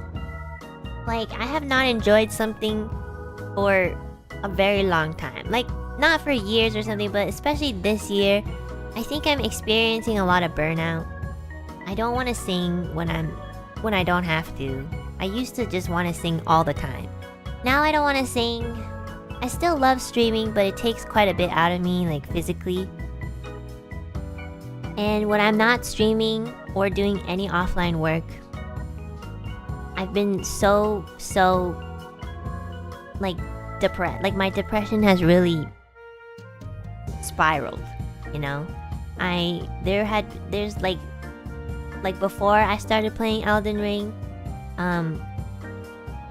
I would have like clean laundry on the couch, on my bed, and I wouldn't fold it for like 2 months. Like, I had laundry from March, and they were clean, but I didn't fold it. So I'd sleep with the laundry, and I'd sit on the laundry, and I just couldn't bring myself to fold one thing. Like, I looked at it every single day for 2 months, and I was like, I'll fold it tomorrow. And then I blinked my eyes, and it was 2 months. Cause like, if I'm not streaming or doing any work, I'm really just sleeping. And, you know, I struggle with that sometimes. Sometimes more than usual. Most of the time I can like deal with it, but sometimes I can't. I'm just thankful that I have a really strong hygienic like trait, I guess, because at the very least I still take out the garbage and clean up. But yeah, I was really having a hard time doing any sort of chores. I didn't even like cook. I used to cook at least like once or twice a week, but like ever since I got back from Japan, I haven't really cooked. I've just been doing takeout. Or just buying like frozen things and just like defrosting and eating it like that. So yeah, like I haven't been really doing well mentally or physically. Even though I try to tell you guys to look after yourself, I'm doing a terrible job. And yeah, I don't really get excited about a lot of things, you know, like I still enjoy things, but in a very melancholic way. But when I played Elden Ring, I don't know, it was like a really fun place. It was like I was entering a new world, you know, away from reality, but also away from like the internet too, because like the internet sucks. It was just like a third world, you know? It's so big, there's so much to look at. You know, if you can't defeat one thing, you can go somewhere else and explore. It was just really enjoyable, and I've been playing it not too much. I've been playing an hour or two every day since, and I'm not really doing anything. I'm kind of just like exploring and like trying to level up my dexterity and my vigor, you know, so that I'm already level 25. So yeah, I was really enjoying it, and it's really helped me like in a way where I could make it a reward system. So I would do things like, okay, let's fold the laundry, and then after we do that, we can play an hour of Elden Ring. And it's actually worked. Oh my god, like my laundry is all in my closet. It's crazy. They haven't been in my closet for like 2 months. I'm a little bit like, I feel guilty and a little bit ashamed to kind of admit stuff like this, because I always tell you guys to, you know,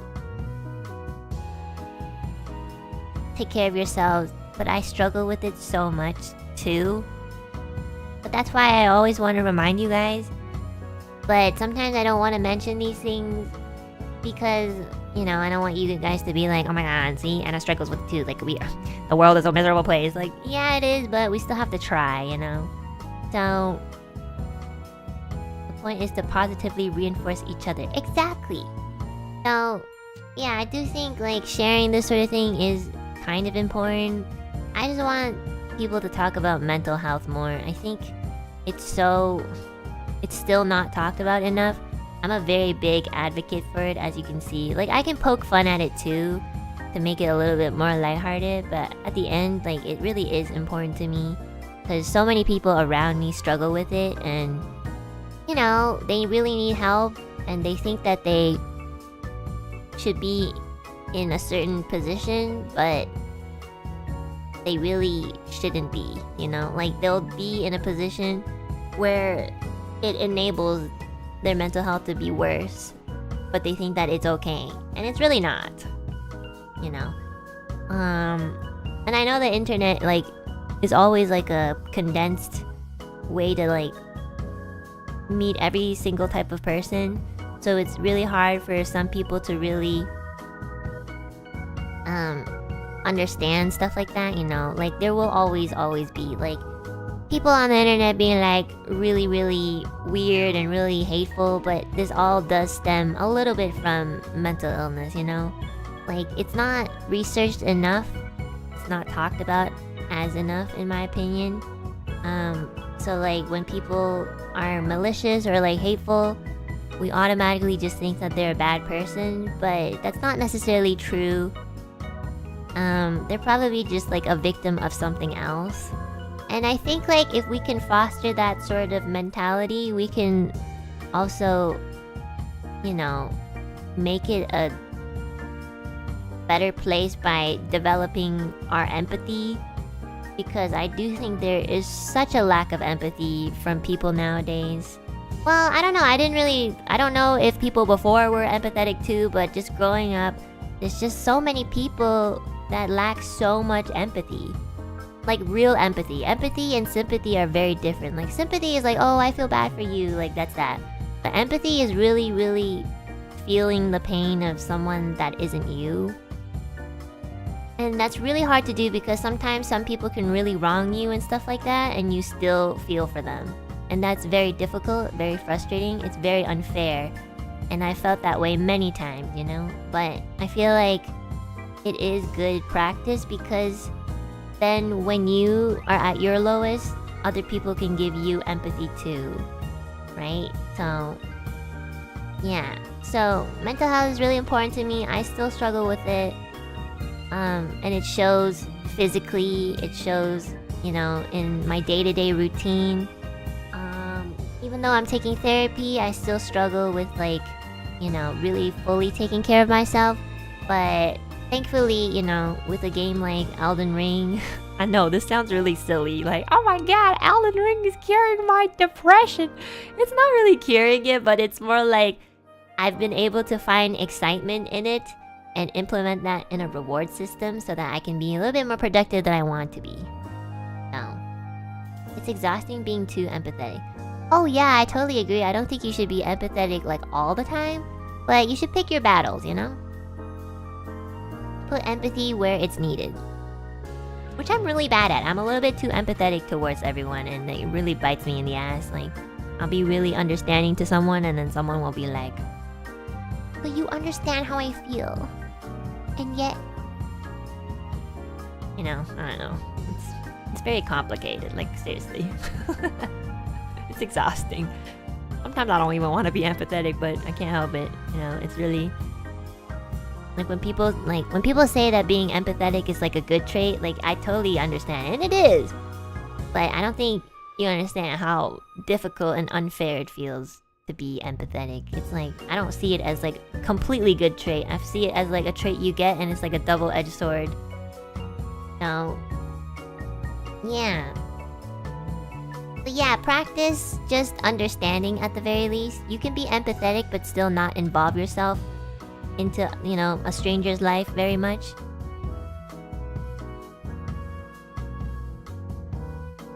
Funny enough, there are a lot of video essays on Souls games helping people mentally. Really? Oh my gosh! I'm really happy to hear that. Thank you for sharing that, Jinxed. That's so awesome. No, I think it's well deserved. Like, you can really tell the game developers really worked hard on, like, probably every Souls game. Like, Elden Ring is gorgeous. Like, the visuals. There's a storyline that's really, really interesting. Like, and you know, like, the bosses are very exciting because they are very hard to defeat. But at the same time, if you can't defeat them, you can, you know, explore other places, level yourself up, and come back. It's really, really rewarding in a sense where it's like, you don't have to be super good to play. Like, it's pretty intimidating at first, but I enjoy it, so.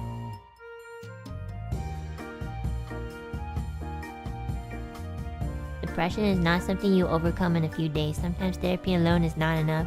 Oh yeah, I mean, I already knew going into therapy it wasn't really gonna solve anything quickly, but I just really want to try, you know?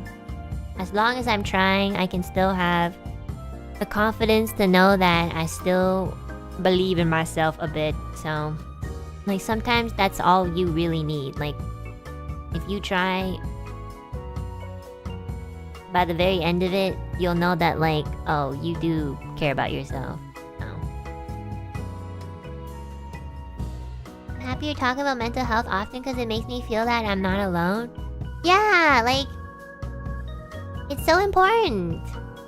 I know I talk about it maybe too much. I can't help it.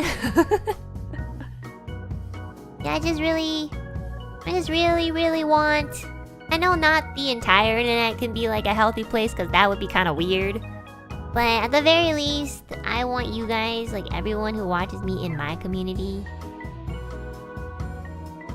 to like, just understand it, you know. My social anxiety was trashed some months ago and now I can talk to employees without dying. I'm so proud! I totally know how that feels like. It's crazy. And you might even like go back into that, which I have many times. But it's gonna be like that, you know? It's never gonna be like, oh, you're out of something, like you're out of depression, you're out of anxiety. You will probably go back into it. Like that is the the thing. But if you can get out of it one time, you can get out of it again. And also just remember, it's like you as much as you can't get out of something completely, you also can't get stuck in something completely too. So like, you know, it's always gonna be an up and down thing. So if you are reaching your lowest point, just know that at some point it's gonna go back up again. That's just how it works. It doesn't make sense for it to be like low the entire time. And honestly, if it is low the entire time, then you know that the problem is probably stemming from a mentality point of view. Like if you're constantly thinking things like, oh, this sucks, that's on you.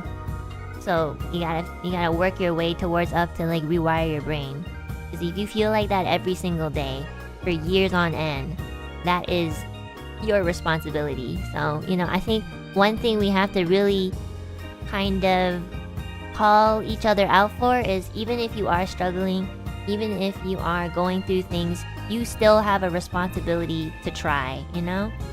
You can't sit there stagnant and people offer you help and you don't take it. If there's hands coming at you and you don't take that help, that's on you. And that's the only way that you will lose yourself even further, is if you don't take the help that's given to you. Because it is there, you know? So, like, it's really hard, you know? It's super duper hard and it really does feel impossible, but you have to just understand that impossible and possible coexist together, okay? Does that make sense? Not everything is possible, but not everything is impossible. There's like, you're always in that middle ground, so. But yeah, it is a crucial step to like, you know, what they say on Facebook is so true. Like they're always like, the only person who can really help yourself is yourself. And that's true. And you can help yourself by like taking the help that is given to you. And if you really feel like you don't have anybody around you that you can trust and help, then yeah, it's up to you to get yourself out of that situation, or like get yourself out of that mentality, which is ridiculously hard, but you can do it, you know? So, Facebook, my personal therapy. You know those Facebook quotes that they, like, your moms put up, like, love is a present, life is a gift, you know, like that sort of thing. Like, we all make fun of it, but they are kind of true, you know? It's super true. The dad quotes, they're more like the mom quotes. I feel like the dad quotes are like, put in your best effort and you'll start seeing results. I don't know, something like that. I don't know. They're deep but cringe. Embrace the cringe. My mom sends me one every day. That's so cute. With the crunchy minion pictures. True. They're so funny. I learned this through Monogatari. Oh my god.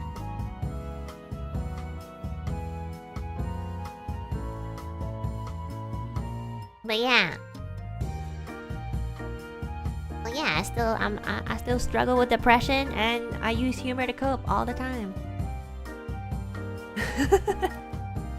But I hope it doesn't take away the fact that, like, you know, I do enjoy things. I feel like it's really hard to explain depression. You can still enjoy things, you can still laugh. You know, you're not like sad, like, ugh. I feel like most people who don't experience depression think that, like, when you're depressed, you're always like crying and stuff like that. That's the complicated part. I can laugh so hard and still be like depressed, you know? That's why you'll see like a lot of celebrities, like the day before they'll like laugh so hard and then the next day they're just gone, you know? So it's like, it's difficult to explain, but for the most part, I feel like the easiest thing to kind of describe depression is, it's like you're how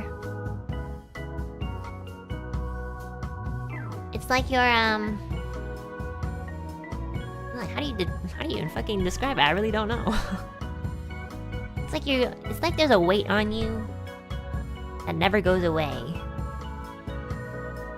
And then like, you know, if that weight is on you every day, you do get stronger because you know how to like live with it, but it doesn't get easier. And it's never one thing. Yeah, I agree. It's like a lot of things. Despair, emptiness, loss of motivation. Oh yeah, I mean like it varies. The problem with mental health is, the mental illnesses is like, it varies with each person because everyone is so different. So it's never just one thing, you know? Depression isn't just being sad. I think the scariest part of my depression this year that has been different from other years is that I've finally have burned out. Like I knew it was coming, but this year it's really affected me. So no matter how many days I take a break, I still feel like, well, I feel like the guilt of not being as productive alongside with, you know, not wanting to do anything. So yeah, I feel that a lot. Especially when I'm by myself. It's a lot better when there's things like, you know, streaming and chatting with you guys, because like it keeps me in the present, because I'm reading your comments, I'm, you know, talking to people, so I have to be here. But when I'm by myself, my mind is not present. Like I can go a whole day not living June the 9th. I'll like live June the 8th and then skip to June the 10th, and that's the best. It's like I just slept the whole day, but like I'm conscious. So it's kind of scary. It's kind of like uncomfortable.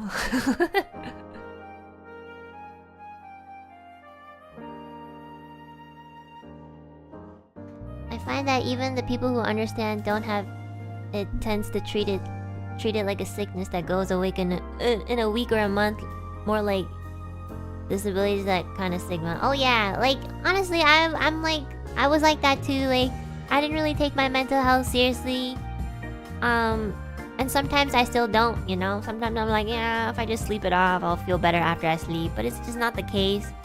It's just a really hard stigma that doesn't go away in your mind.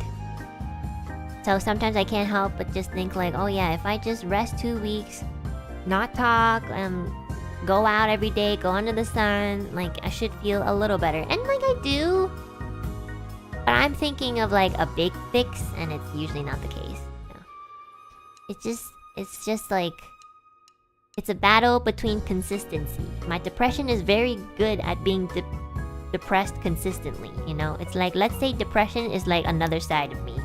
That depressive Enna has been consistently like feeling guilty, empty, demotivated, burnt out. And I, the Enna that wants to be productive, you know, positive and excited, I'm not as consistent. So it is a battle of consistency within yourself. And that is so hard. You know, that's why there's no like instant fix. You just have to make it into a habit and like jam that into your brain. And it's so hard. It's so hard. Some days I win, most days I lose. Last year I had more consistency running, like good consistencies. This year not so much. So yeah.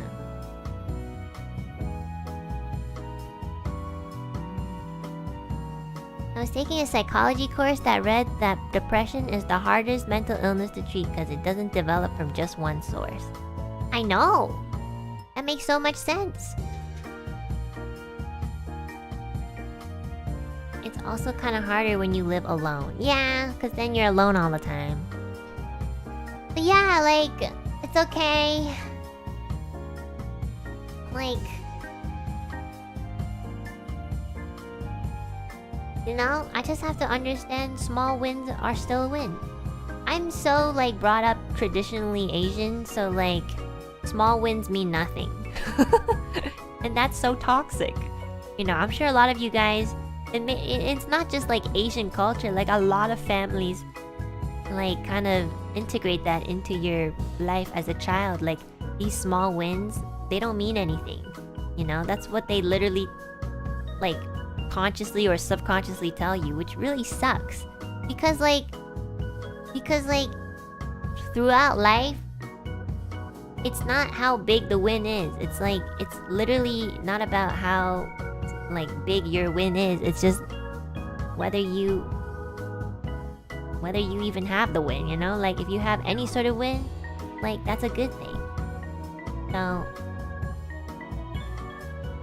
just like kind of pat yourself on the back for that, because I can't do that really well, but I try to. And it's really, honestly, chat, you guys really helped me with that, because I think I probably, especially this year, have been relying on you guys for a little bit more validation than, you know, previous years. So I hope I don't have to rely too much, but you guys are always telling me really nice things, you know, to me, and, you know, my little small wins that I don't really, like, believe in too much. Like, taking therapy, I was like, wow, you know, I just have to sign up and that's it. But like, you guys kept kind of saying otherwise, you know? And Bob was really good at like encouraging me too, you know? Bob was like, well, you never went to therapy for the longest time even though you said you were gonna go, so it is a win. So I was like, you are so right. Thanks, Babu. But yeah, as much as you guys always validate me, I hope I can validate you guys the same amount. I obviously can't do it like individually like you guys did for me, but I hope like by sharing my struggles, you guys can understand that like my life isn't perfect just because I'm a streamer and like I have so much fans supporting me. Like I struggle too, just in a very different way. And in the end, like we all struggle. So that's kind of like the gist. But I'm so happy to be here. I'm always happy, and I always enjoy streaming. And I'm really happy that you guys introduced me to Elden Ring. And I'm really happy that we did the 3D concert. Like I was really excited for you guys to see that. And when we finally showed it, I was like, there was like a huge sense of relief, because it's like finally we can show you guys what we were doing this whole time. My goodness, we don't have to hide it anymore. And sometimes, you know, if I said that I felt like doing this was worth it the entire time, I would be lying. Like, while I was doing just, you know, work and all of this, especially when I was sick, there were some times where I'm just like, is this even worth it? Like, I'm not even at like 90% or even 70%, and I'm doing this, and, you know, people are just gonna forget about this in like a day or two. Is it really worth doing all this? And I, you know, in my darkest moments, I do forget so much things that are literally right next to me. Like, it totally is worth it, because, like, it didn't matter whether this would be forgotten or not, because the experience I had with Reimu and Millie doing this, struggling with your friends, with your colleagues, you know, just doing something not by yourself is the biggest win. Because I'm so used to doing everything by myself that, like, you know, when I have to realize that there's people beside me struggling with me, like, I found good people in my life, which a lot of people don't have. So I totally forgot about that sometimes in my darkest moments. Also because I was like, every time I swallowed, my strep throat would hurt me so much, so it was really difficult to think positively. Yeah, the memories made it priceless. Yeah, like even if this never came out, I still had so much fun just doing all this with, you know, Ethyria. It's such a privilege, you know, and I can't forget about that. Like, I will always try my best to remind myself of stuff like that, because it's so important. You know, it's really not about the result. Like our goal is like the result at first, but the progress is the one that I feel takes the win, you know? I hope one day Nana Mizuki can see that there's a one girl that really likes her and has followed her for like 20 years, and be proud of the fact that she has inspired some very irrelevant Canadian Chinese foreign girl to go on stage and do what she does. So yeah, if I ever go to a Nana Mizuki concert or like see her, I will cry, which I don't think I would really do for most people, but if I ever meet her in real life, I will cry. I'll be like, oh my god, you're everything.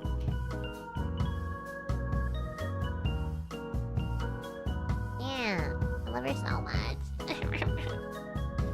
I'm just really sentimental about her lately because she finally started a family and she's like 40 and I'm like, oh my god, you spent like all your lifetime like doing music and now you finally have a family like you've always wanted. So it's crazy, like having a kid at 40 is not like easy, you know? So she did it. She's a fucking queen. And I know she struggled too because like her goal was to be an enka singer and that's not part of her plan anymore, you know? It didn't work out and I remember reading about that and I was like, damn. People struggle. Even your biggest idols and celebrities struggle too.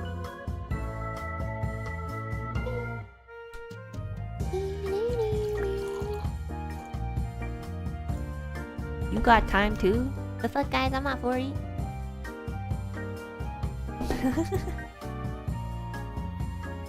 Yeah.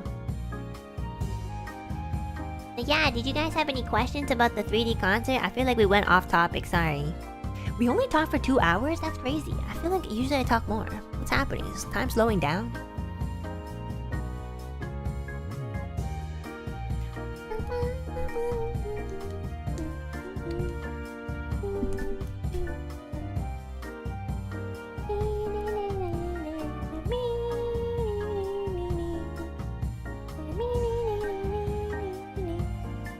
I mean, you're not done talking? True.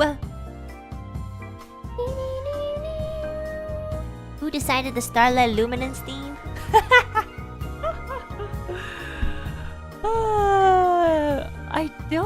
I think it was like a group effort. I'm not gonna lie, I kept making fun of it because I love doing that. I just love teasing everything, you know? I don't do it out of maliciousness, you know? I just like to like poke fun at everything. I feel like we wanted the theme like stars, you know? Because we wanted to be like, we were like, obviously like there's stars as in like stars in the sky, but there's also like stars as like, you know, idol stars. So we were like, we want something to do with stars, you know? Because like, this is our time to shine, sort of thing. So I don't remember all the other group names that we came up with, but like Starlight was something that we all liked. Yeah, so we're like, oh, we definitely have to have the word Starlight. And honestly, in my opinion, I was like, Starlight is already a really good name. Like we could just say like Starlight. But then Millie was like, but Starlight what? Starlight what? We need to add something else. Starlight. Like Starlight like what? And I was like, I don't know, Starlight. Also, it's like, you know, takes up less Twitter characters. So then I feel like, oh, I think at some point I was like, okay, how about like Starlight Illumination? And then we were like, no, that's too long.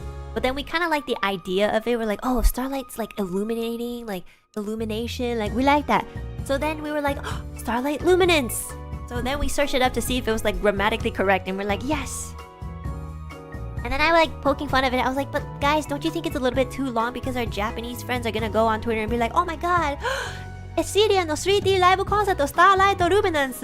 I'll be like, that's so hard to write in katakana. That's like the entire 3. Like, what if they want to say like, oh my god, I'm looking forward to like tanoshimi, you know? They're not gonna have enough Twitter characters to write the entire thing because the katakana is gonna take up everything. Like, Ethyria no 3D live concert Starlight Luminance tanoshimi, you know? I'll be like, shit, that's fucking long as fuck. And they're like, well, too bad. But I mean, like, you could just write it with like alphabets, I guess. Love the Japanese English. I mean, like, that's what they usually do for like names, you know? You always write it in katakana. Who was holding your legs up? Nobody! I already explained it, but like, I was using the same chair that she was using for his shanty thing. And it was so hard, guys. Like, holy shit, that chair was high as fuck. To be in that position in like a second. Good thing I stretched, man. The chair is getting more and more love. Legendary chair-kun. I know, that chair gets more love than like some babies. I don't know. But yeah, I really like our concert name too, Starlight Luminance. I think it, like, I think Ethyria is really great at like being what's it called, gap moe a bit, because like like Starlight Luminance is a very like kawaii, bright. And you guys were also, oh my god, thank you, Ren! Thanks so much for watching! Thank you, Ren, that means a lot coming from you. Thank you! I can't wait until the day you have your 3D and you get to perform as well. I am gonna be here until you do that, so do it. Yeah, so I feel like Starlight Luminance gives a very like kawaii, you know, cute atmosphere. I love the air guitar too. Oh my god. Yeah, this is what happens when you don't know what to do for an instrumental break. Not everybody has stage presence like you, Red. So I feel Starlight Luminance is a very like, you know, kawaii poi. So then we did like a song like Magia. I think it was Kyo was watching the concert too, and he was like, it's so funny you guys call yourself Starlight Luminance, but then you sing a song like Magia. And I was like, hey, that's like our dynamic, okay? We want to be cute on the outside and kind of edgy on the inside, okay? Like, leave me alone. He was like, you guys should have... This guy has so much opinions. He needs to learn how to shut up. This guy was like, I think you should have named yourselves Times of Gear or something. You know, like during the Magia... he said Magia, and I was like, ew. During the Magia part? Because you guys had like gears in the back? I feel like Times of Gear would have made so much sense. I was like, shut up, man. Starlight Luminance is so much better. It's cute. So funny. Magia. What a loser.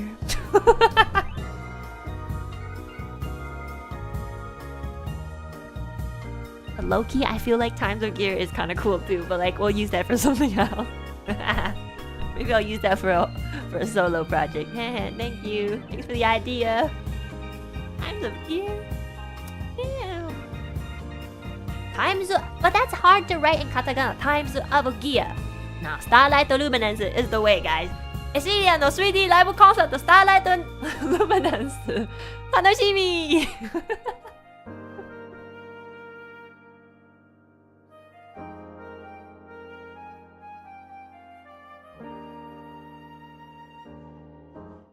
Yeah.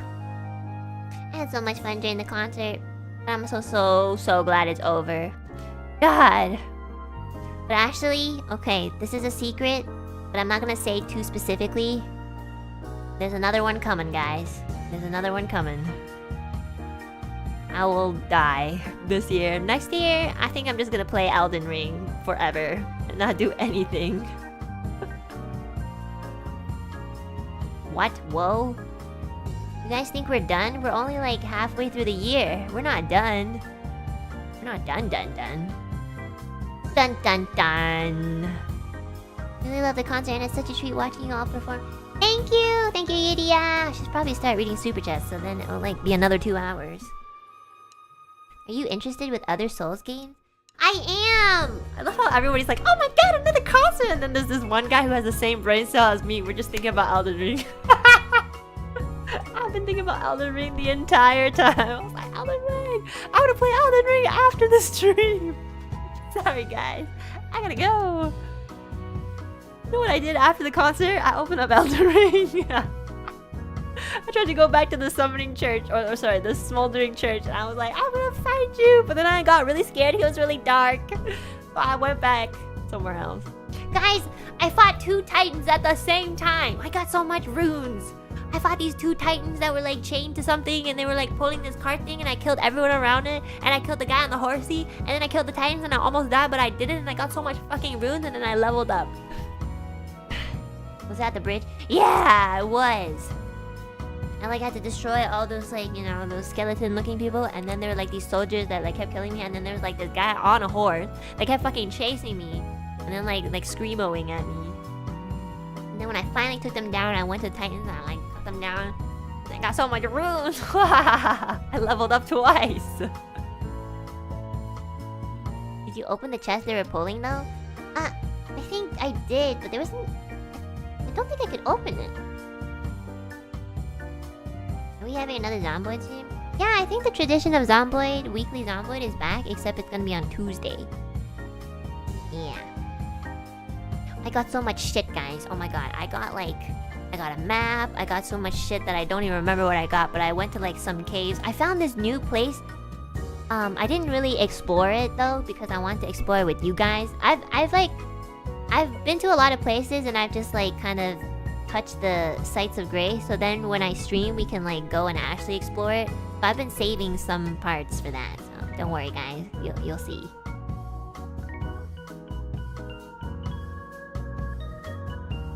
But yeah, did you find Rodrika? She can level up your summon. No, I don't know who that is, so I don't think I've met her. I haven't found any like NPCs that have really helped me. I've just been kind of exploring, and also I tried to take down that tree sentinel guy, and it didn't work, so it's a little bit too powerful. And also I think the biggest thing is like the terrain. Like most of the time I'm dying because I'm like up against a rock or a tree and I can't see the back of me, so it's been really hard because of the area. And also this guy's on a fucking horse. He moves so fast. The area is uneven, you have to get good at dodging. I know the area, like I dodged one time and I dodged it, but the problem was that I went up against a rock and then he stabbed me. And I was like, bruh, where did this rock come from? Sometimes like he slams into me and I'm literally like in a tree and like I can't see anything. Like I don't even see my character. I just see the tree as my view and then he kills me. It's crazy. I have to really fight him on like flat land. I've been trying to bait him to like flat land. I love this game. It's so fun. I try not to play too much so that, you know, we can play together. I can't help it. It's so much fun. I limit myself to 1 or 2 hours. So, yeah. What's common criticism in Elden Ring? The bosses in the open world are hard to fight because of terrain. I'm sure they did that on purpose. I mean, they want you to struggle, right? Like, why would they give you flat ground? Like, because it's easier for you? No. If I made a game and there was a villain and I want people to, like, fight them, I would make the terrain difficult too. Like, as a game dev, like, why the fuck would you travel so long to... Like, I'm not gonna hype up a boss and then give you flat land to fight them on. Fuck that. Fuck you. I agree with the Elden Ring devs, guys. They know what they're doing. They want you to suffer. They want you to suffer and they want people to like make those videos on YouTube, like how to defeat Margit. I saw this video in my recommendation, like how to defeat Margit. I was like, I already defeated him, ha ha ha. But I clicked on it anyways, and they're like, okay, so when he swings this way, you dodge, and then when he does this move, you go under. And I was like, oh my god, I did all this without even looking at this video. Shit, I should be one of those. I should make those videos. Be like, okay, guys. When he swings this way. I'm trying to get my friends into Elden Ring so I could like do that. I'm like, swing this way, go this way. Just watch me with the next boss. I'm gonna struggle. I can't, guys.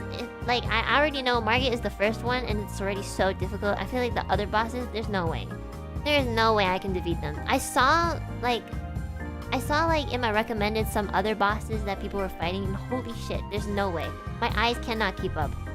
My eyes cannot keep up at all. So there's gonna be a time where I don't think I can really fight the boss. It might be like I might just have to level up to like 500 and one-shot them or something. You will get stronger by that time. I don't know. Millennia. Oh my god, yeah, that's the video that I saw in my recommended. Like some guy was trying to fight Millennia. And that's crazy. It's crazy. I don't even know if my PC can like handle that. Like the amount of animation that I was seeing was like, what the fuck? This is like a movie. Really, you just have to learn to use skills. Oh my god, yeah, I've been really practicing on using... Okay, so I've been farming a lot. So while I'm farming, I'm really trying to practice using like the skills and also the parry. I just want to... You know what's really good, and I feel like the Elden Ring devs like know this, is that when you're up against like an enemy or a boss or whatever, you're not actually fighting the boss. Like the difficulty isn't because the boss is really like, I mean the boss is difficult, but like the other part that contributes to the difficultiness is you're fighting against your instincts. Like I kind of realized while I was grinding that every time I fought something that was really scary and really loud and really big, like I want to attack, but I just automatically like impulsively press the dodge button. Like sometimes in my brain, like I'm like, okay, attack now, but then my hands are like, dodge. So you're actually going against like your instincts, which is crazy. I feel like the game devs, maybe I'm giving them too much credit. I feel like they're a genius. I feel like they know the psychology of like people.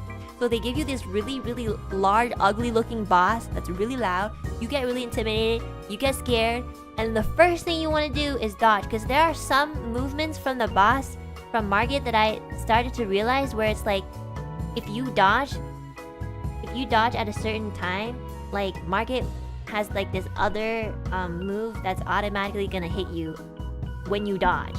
I realized that. I saw that and I was like, holy shit, they planned this whole thing out. They got some guy to play the game and they're like, okay, every single, you know, every single button that you play from instinct, we're gonna counteract that and give you a consequence. So you really are fighting against your instinct. You have to actually be brave. That's crazy.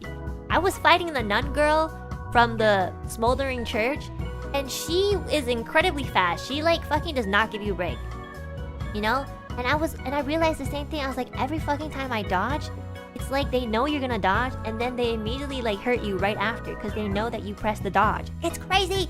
It's fucking crazy. It's all like, I feel like I'm maybe like overthinking it, but at the same time it makes so much sense. I looked at like how the fucking bosses and NPCs moved, and I was like, they fucking calculated this, guys. They fucking calculated. They've got actual geniuses working at FromSoft. They've been making games for 30 years. Everything from the art direction to controls is crazy good. And honestly, like, it honestly shows so much. Like I remember this one part where it's like, okay, attack now, and then I pressed the dodge and I was like, what the fuck? Why did I do that? Like I was literally fighting myself. So you can't be afraid. It's so fun, guys. I feel like I'm being psychologically tested. It's so awesome. I love it.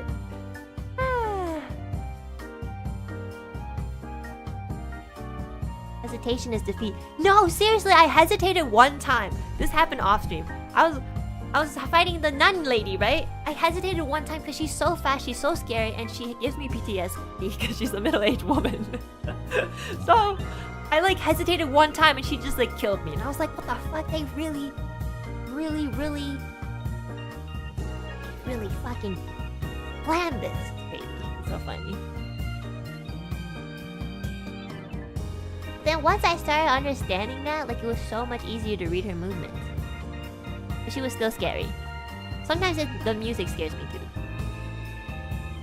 The quote, hesitation is defeat, is from Sekiro 2. The devs know. I know! They really follow their own motto. I really second guess a lot, you know? Also, that parry move is so fucking useful. I'm not like really good at the parry move, but the few times that I've like successfully parried, like holy shit, it's a game changer, guys. That parry move is gonna save my ass. Quote me right now. That parry move is gonna save my ass somewhere. I love Elden Ring! It's so fun! I love it!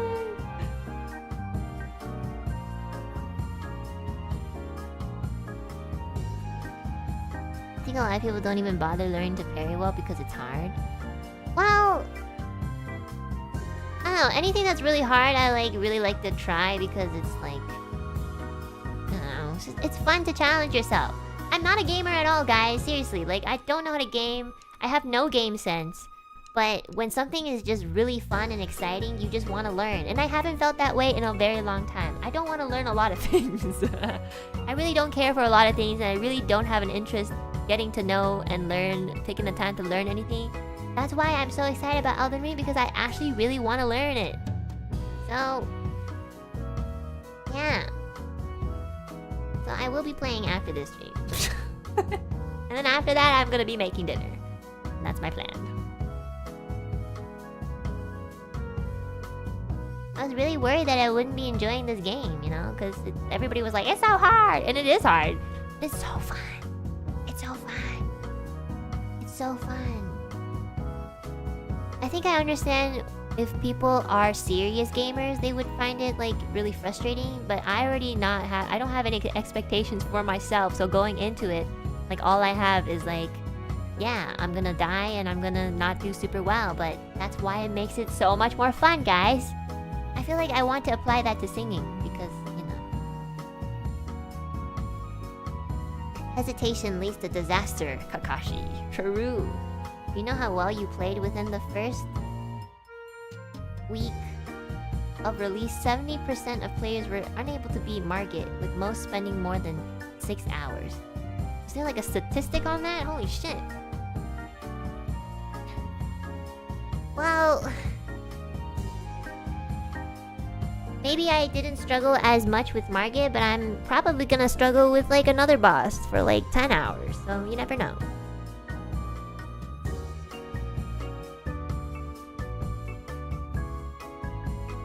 Considering how well you did Elden Ring, I'd like to see you play Hi-Fi Rush now. It's basically 3D Necrodancer. Oh god, please. No more. I can't do another Necrodancer. I'ma die. There are bosses where you can't summon an NPC. NPC is a massive crutch for players, so be prepared. Honestly, for Margit, I didn't even want to summon Sir Thomas. I really felt like I could defeat him by myself. I just really needed, like... But towards, I'm not gonna lie, the only reason why I summoned it is because I was getting really nauseous. Like, my nausea pills were wearing off. I wish I fought Margit more in the middle of the stream and not towards the end of the 5-hour mark, you know? Oh, yeah. I do have a little bit of a physical limitation, I'm not gonna lie, but like I still want to play, but sometimes, you know, my nausea kicks in. Why is he Sir Thomas? I don't know. Also, for me, I feel like summoning the NPCs like ruins like the pattern, you know? Cause like he's so like the boss was so occupied fighting the NPC that, you know, I'm like the pattern gets like it's a little messy, you know? So I was kind of like, I kind of preferred the solo, but they definitely helped, you know? I really feel like I could have done it by myself. I was so close. But I was so nauseous, and I was like, we need to end the stream because I'm tired and nauseous. Maybe next time, for example, if we come across a boss in the 4-hour mark of our stream, maybe we can just save it for like the next stream. So then I can start the boss fight like in the beginning and not so much like towards like, you know, the 3rd or 4th hour. Because I'm already kind of like... Because my nausea pill only lasts 5 hours. So, yeah. I'm serious, guys. I know. I actually, like, I don't think I said it, but like, after the stream and after my adrenaline died down, like an hour after the stream ended, I threw up.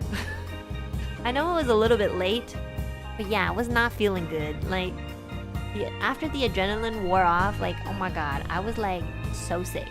Just for like a good like 10 minutes. After I threw up, it was good. I just drank some water.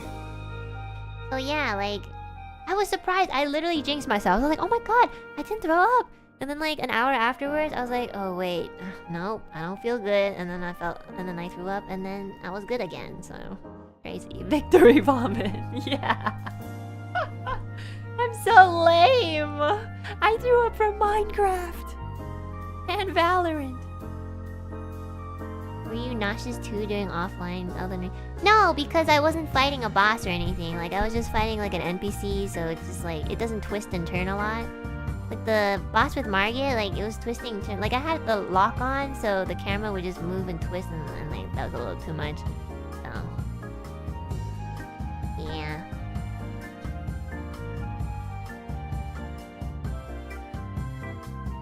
That is the real life reaction to coming off adrenaline. Oh yeah, I know, like sucks, but yeah. He's jumping around like crazy, so I could see Market giving motion sickness. Oh yeah. But I definitely can't fight on a horse. Like the horse makes me more sick. So I wish I could fight on a horse, but it's just like it's too fast and it spins too much, so I'd rather just fight like on the ground. It's so funny because I love being on the ground in real life, and even in like games I still have to be on the ground. I hate like being in the air and stuff. Oh my goodness. To be honest, anywhere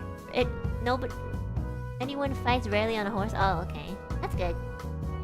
I tried to fight the horse guy by being on my horse, and I was getting way more nauseous. And then I was doing better when I was on the ground.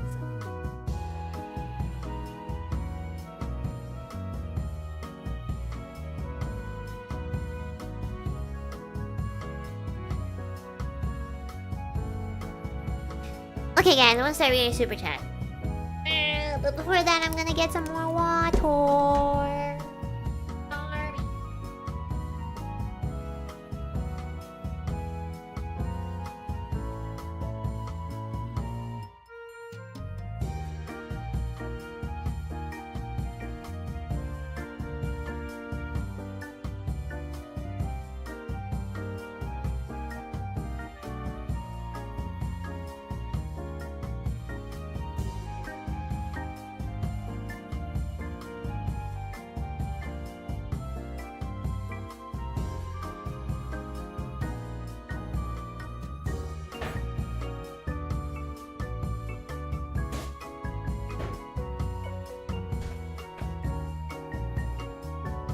Boiling my water. And I got ice cream. Ice cream in the morning. Okay guys, what about the gratitude list? Oh yeah, let's do that at the end of the super chats, because like I want to read some of your what everyone wrote. Okay, so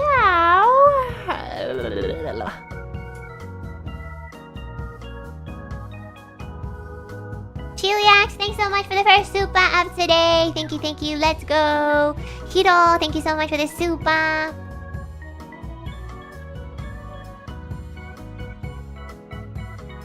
hope you'll put your health first in the future. Watching you perform was so awesome. You sounded and looked so ethereal. We all love you so much. Thank you so much. Thank you, wow. Thank you. Thank you for my daily source of validation, everybody. I feel so bad, like, relying on you guys to feel a little bit better about myself. It's crazy. I always like... Yeah. I mean, I'm sure most people do that, but they don't say it out loud, though.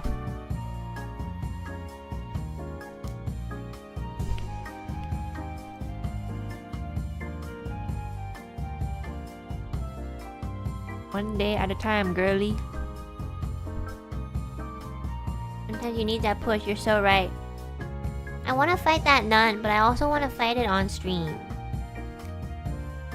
But I also want to fight it. It's like an itch. I think about it, like I've thought about it since I met her. You know, like I want to kill you. Because I feel like she's going to give me a really good item.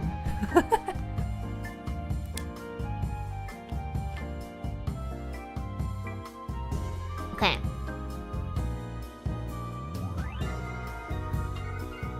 Do it off stream if you want. I feel like I'm so committed, you know, like to you guys. Like every time I do anything like game related, I'm like, I have to do this with my chat. You know? Like so every time every struggle and every win was always with the chat. Like, we gotta be there together.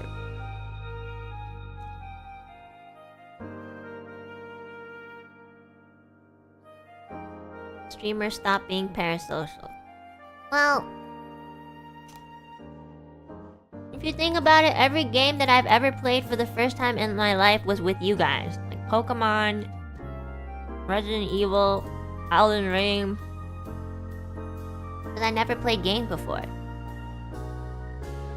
I never was like, oh my god, yeah, I played this as a kid and I played the first franchise on the DS, you know, I never played games. So, now that I'm playing games online, I feel like I need to do it with you guys because that's just how it's always been.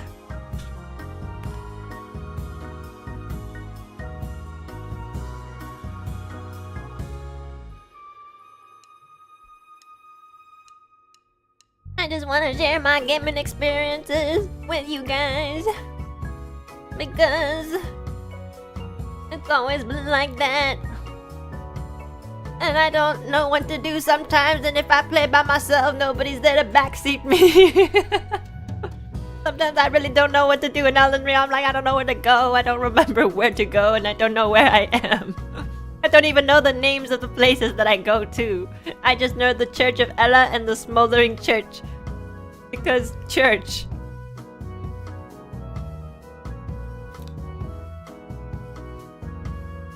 Most games I experienced firsthand through watching you as well, really?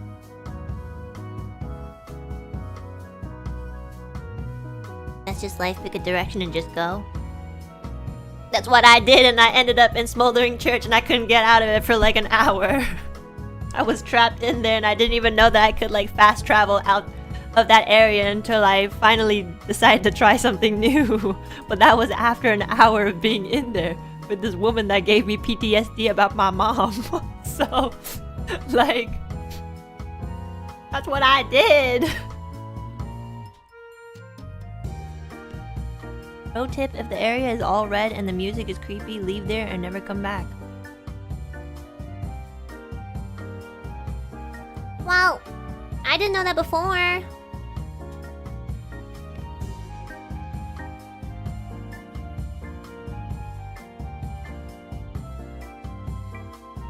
Honestly, sometimes I talk to myself. I'm like, shit, where do I go? And then sometimes I'll accidentally like, chat, and I'll be like, what the fuck is wrong with me? I'm not even streaming. Just get out of there. Get out of your head. I'll start talking to myself. Be like, can I fight this bear? Like, can I do it? And I tried and I died. So, did you guys know that there's bears in here? What the fuck? I remember I was like fighting an NPC and there's just like this random bear just popped up. Like, what the fuck?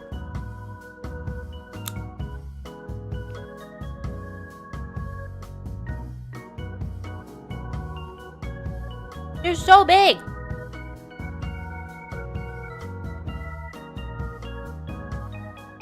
Never got the patience to watch a 5-hour Let's Play video until I discovered you. You can't call my streams, like gaming streams, a 5-hour Let's Play because I don't get anywhere. It's just like the same thing over and over because I don't know how to play games.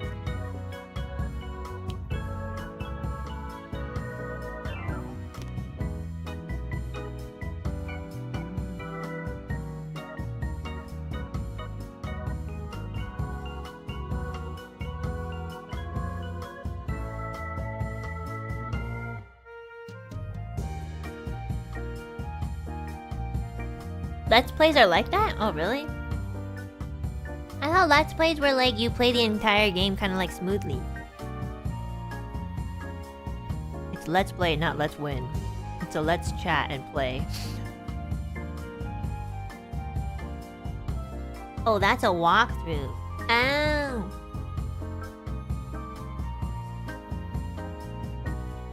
I'm surprised some people can sit there and watch somebody play like the same thing for like 5 hours. I'm not gonna lie, I wouldn't be able to do that.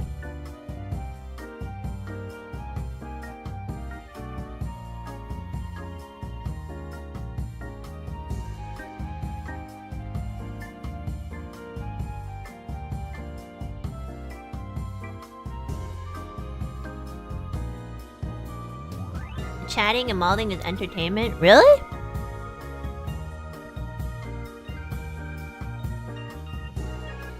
The commentary makes it entertaining. Oh, that's true. Yeah, I can see that.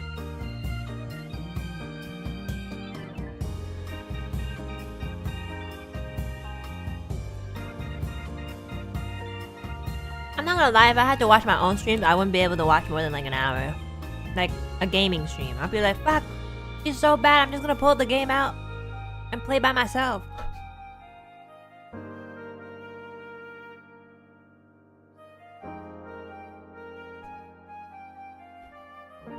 I said I was gonna read super chats, but then I grabbed ice cream. I'm sorry. I'll read it after I eat my ice cream. Hungry. It's like hanging out while your buddies sit on the other end of the couch and plays a game on TV. Aw, that's such a nice way to think about it.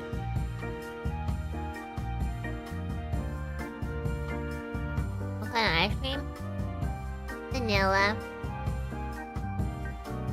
It's the Haagen-Dazs stick one with the vanilla on the inside and the chocolate almond on the outside.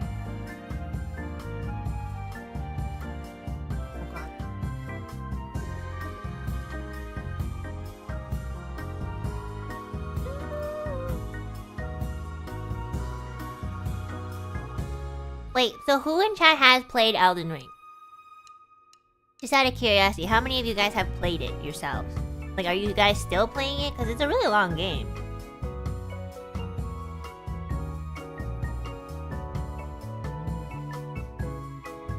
Oh, a lot of people have.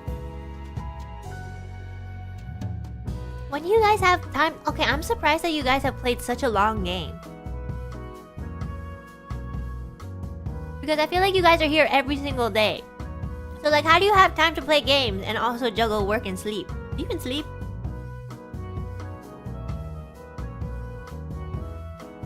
Little man played it 8 times? What does that mean?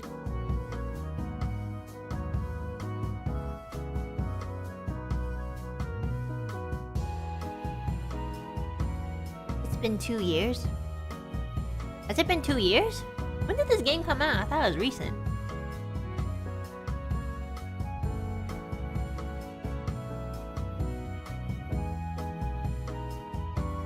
You see me opening my mouth is because I'm putting the entire ice cream in my mouth, okay? That's how I eat ice cream. I just like to put this entire thing in my mouth.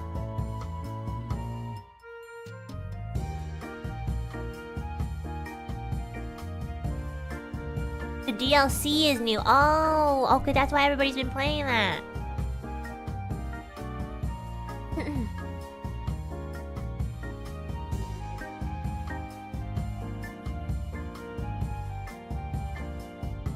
Oh, it's not out yet?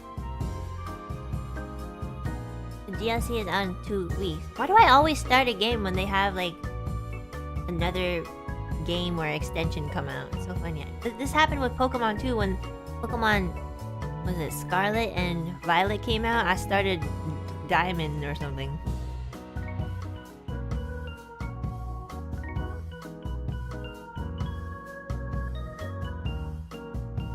The DLC is only accessible by beating one of the very ultra late game bosses, so people are pushing to get there. Oh!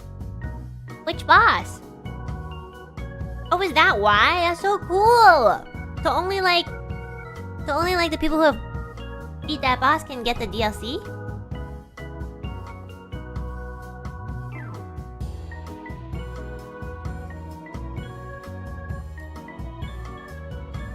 That's so weird. That's so weird and kind of cool. So if you don't beat the boss, you can't even like play the DLC.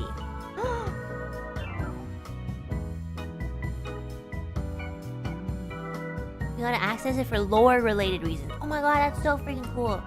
Man. Whoever made this game, like the team that made this game, they're geniuses. I have new respect for game devs.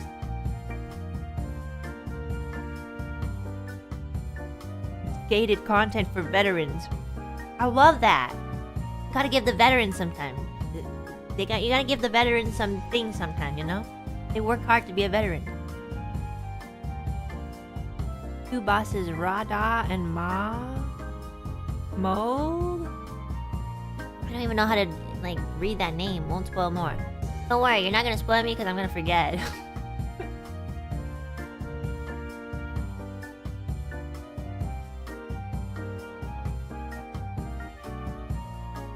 God, I really want to play Elden Ring and like have an Elden Ring friend who's really good at Elden Ring so they can like tell me what to do.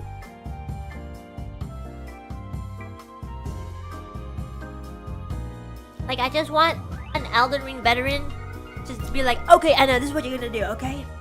You need to get a better sword.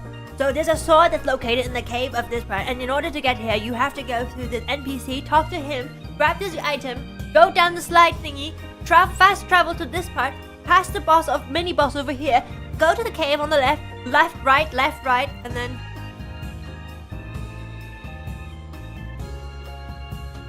yeah.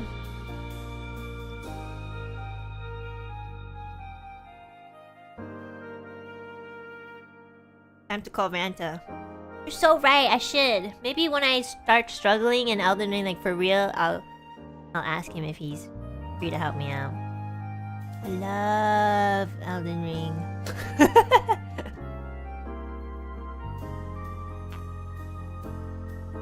My ice cream is gonna drop! Oh my god, it almost like melted.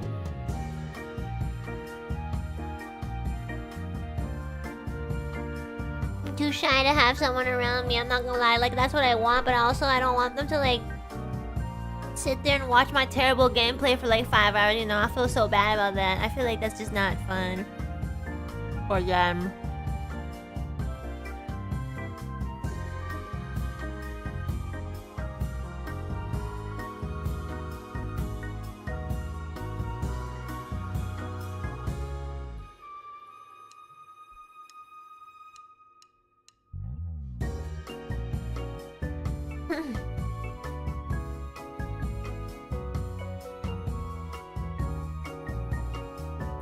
I once watched a 12-hour stream of the same boss. That's crazy.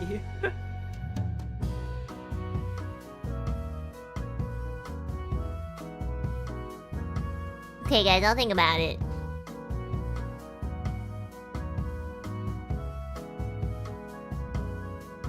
I like how my chat just becomes like a fucking Elden Ring Reddit forum. Whoa, 12 hours? What boss was it? Millennia, of course. LMAO, oh yeah, obviously. What else can it be, chat? True. Yeah, I love Reddit. I love the good side of Reddit, not the weird side.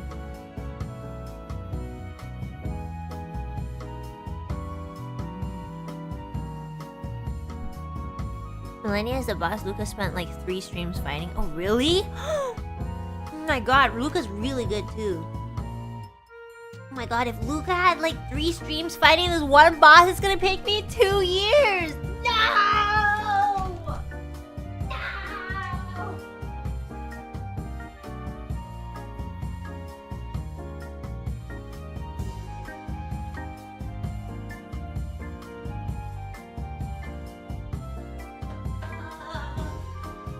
It's gonna take so long! Sorry, I went to get water.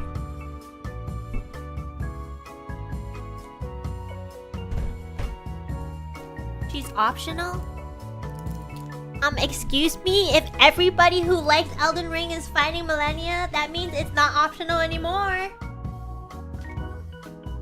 You think it's optional? They just say it's optional so that they can like make you think reverse psychology, like, you know? If you ever say, oh, you don't have to do it, then you have to. That's how you trigger people to want to do it, you know? They're smart. I don't even know who this Millennia... Wait, I do, because I think I saw like this video on it. But I didn't really see too much, I just like looked at it. It did look very hard.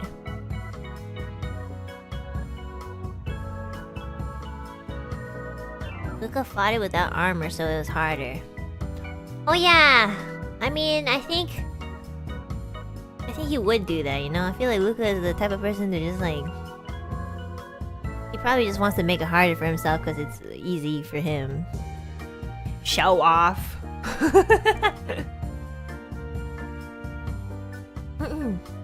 Careful not to get yourself spoiled. Honestly, I don't mind spoilers. I'm like one of those people who really don't care about getting spoiled. Like, it still excites me anyways.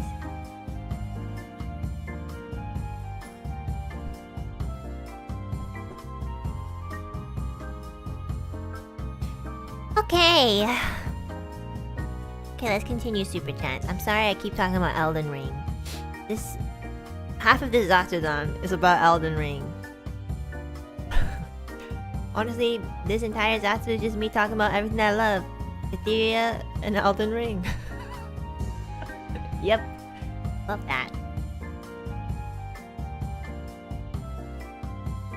Okay. Nicola, thanks so much for the soup. I love you. My Kamyoshi will support you all. Thank you, Nicola. Thanks so much for always supporting me. Miguel, thank you so much for the soup. Yo, Enna, I love your dance moves when you sang Eternal Blaze. To be honest, was someone holding your leg up on that song with Millie, or was it all you? It was me in a chair. But, you know, like, you guys gotta give me credit for, like, you know, really the one night, because it was pretty taxing, I'm not gonna lie. Like, I'm a flexible person, you know? Like, I stretched 30 minutes beforehand just so I wouldn't hurt myself, and it worked. Because I swear to God, if I didn't stretch, it would have been probably a different story.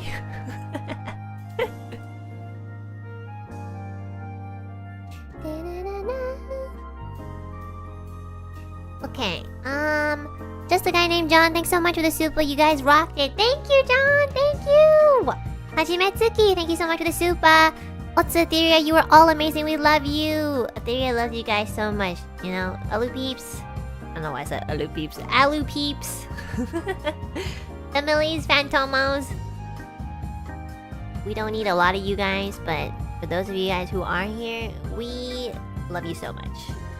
It's kind of parasocial. But like in a healthy way. Tora Pop, thanks so much for the super. I can't stick around for the stream because I have dinner plans, but you girls did so great. Thank you for being my Oshi Wave. Thank you so much. It's an honor to be your Oshi Wave. Thank you. Charles Wu, thank you so much for the super. Can't stay for the after talk, but the Ethyria performance was amazing. P.S. Did you have a prop to support your leg in the Calamity Bird duet intro? Why does everybody ask me that? Oh, is this a question that you guys just were dying to ask? Like,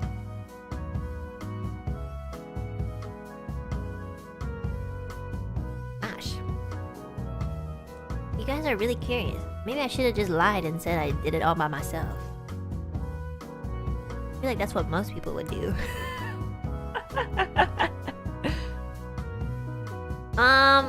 Angel Gill, thanks so much for the super. Ethyria did amazing. All of you sang and danced beautifully. Really cute too. Thank you. Thank you so much. Thank you very much, Gil. Leech, thanks so much for the super. Amazing concert. In my mind, I'm like, well, it's Ethyria, so they're gonna slay. But once it starts, it's like hearing you guys for the first time again. Aw, that's such a really nice message to say. Thank you.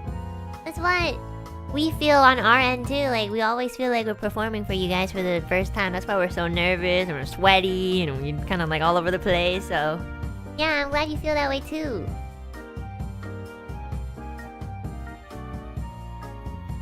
I mean, you keep saying how unathletic you are, and holding your leg up like that is pretty athletic. I don't think you need to be athletic to like hold up your leg. I just think you need to stretch and be a little bit flexible. I have to admit though, yeah, I am flexible, more flexible than most people, but I'm not like athletic at all. Like, but you know, like, I'm sure singing does a lot for my lung like capacity and stamina in general, so I probably get a lot of good stamina from that. Because I was also surprised on how long I lasted in everything. Like, if you think about it, I did the Eternal Blaze, and then I had a rest because Millie went after. And then for Reimu solo, I was the backup dancer, and then we went straight into Colors. And then from Colors, I went straight into Iaru Fan Club, and then I had a break. So like, I was pretty surprised. You know, I was like, damn, I'm surprised I didn't faint. So, like by the end of it, I literally had like dripping sweat. Oh, it was disgusting. It was nasty as fuck. I had to go like wipe that off. I don't really sweat that much, but like holy shit, when I start sweating, it means I've been moving. But that's good because like I'm exercising. And actually, like I felt like physically pretty like good like the next couple days because my body felt like it was kind of more fit than usual. It's like, oh my god, you're not sitting in a chair in front of your computer for like 7 hours? Oh my god, finally! You know, my body was happy. But, yeah.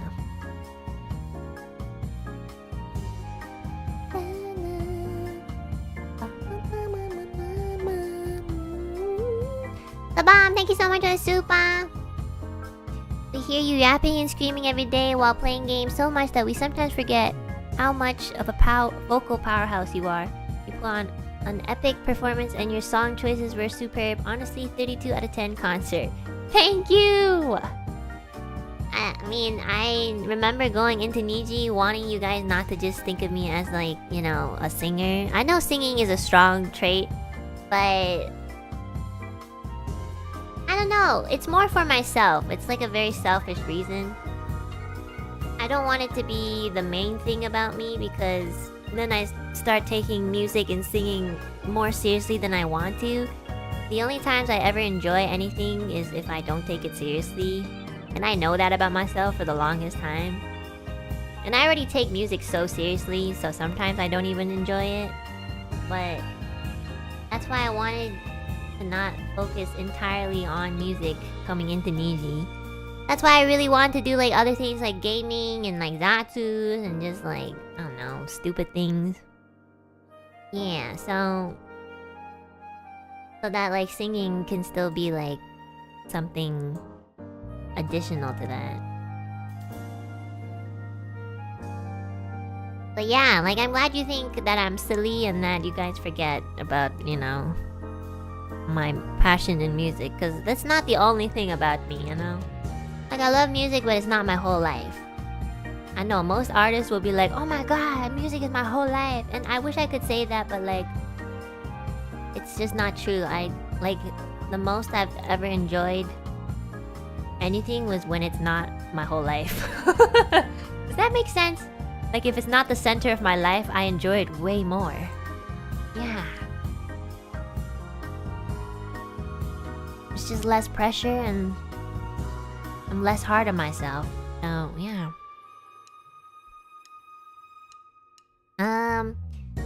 Max Maxwell, thanks so much for the super. You three are outstanding as always. Love you platonically. I think you spelled that wrong, but I think you mean platonically or something. I always confuse these terms we're using. Oh, what does what does this mean? Is this a word? Let me search it up. No, you just spelled it wrong. Okay. Thank you so much. Max. I appreciate your support. Thank you for always being here. Last time it was Pluto. I know. I was like, I don't know if you're doing it on purpose or if you just don't know how to spell. Dear Matt, thank you so much for the super. Ethyria, congrats and thank you all for the wonderful concert.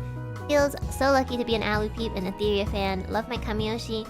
Enna Alouette and Oshi Wave Ethyria forever and always. Thank you, Tiamat. Thanks so much for always being here as well. Thank you. Juroza, thank you so much for the super. Otsu Etheria's for concert. You guys are great. Thank you so much. Tiamat, thanks again for the super. I have a 8:30 a.m. driving class. You literally always say you have something. It's because you are such a busy Alu Peep. Can I just point that out? There's always something going on during the day for you. It's crazy. It's like, oh my god, I have to wake up at 6 a.m. for this, that. I gotta do this exam. I gotta go out. Like, I swear to god, you have a busier life than me. It's crazy. And it's all like, I have the receipts in your super chats. It's crazy. I hope you are taking breaks. I have a driving class tomorrow. Road test next Monday. Hope I can be back home on time for the stream. If not, we'll see you guys in the VOD. Enjoy Enna's yapping. Yippee choo choo. Good luck on your driving test and your driving class. I hope you pass and that you drive safely always. Oh my god, Pinkerton! Pinkerton, thanks so much for the rainbow super!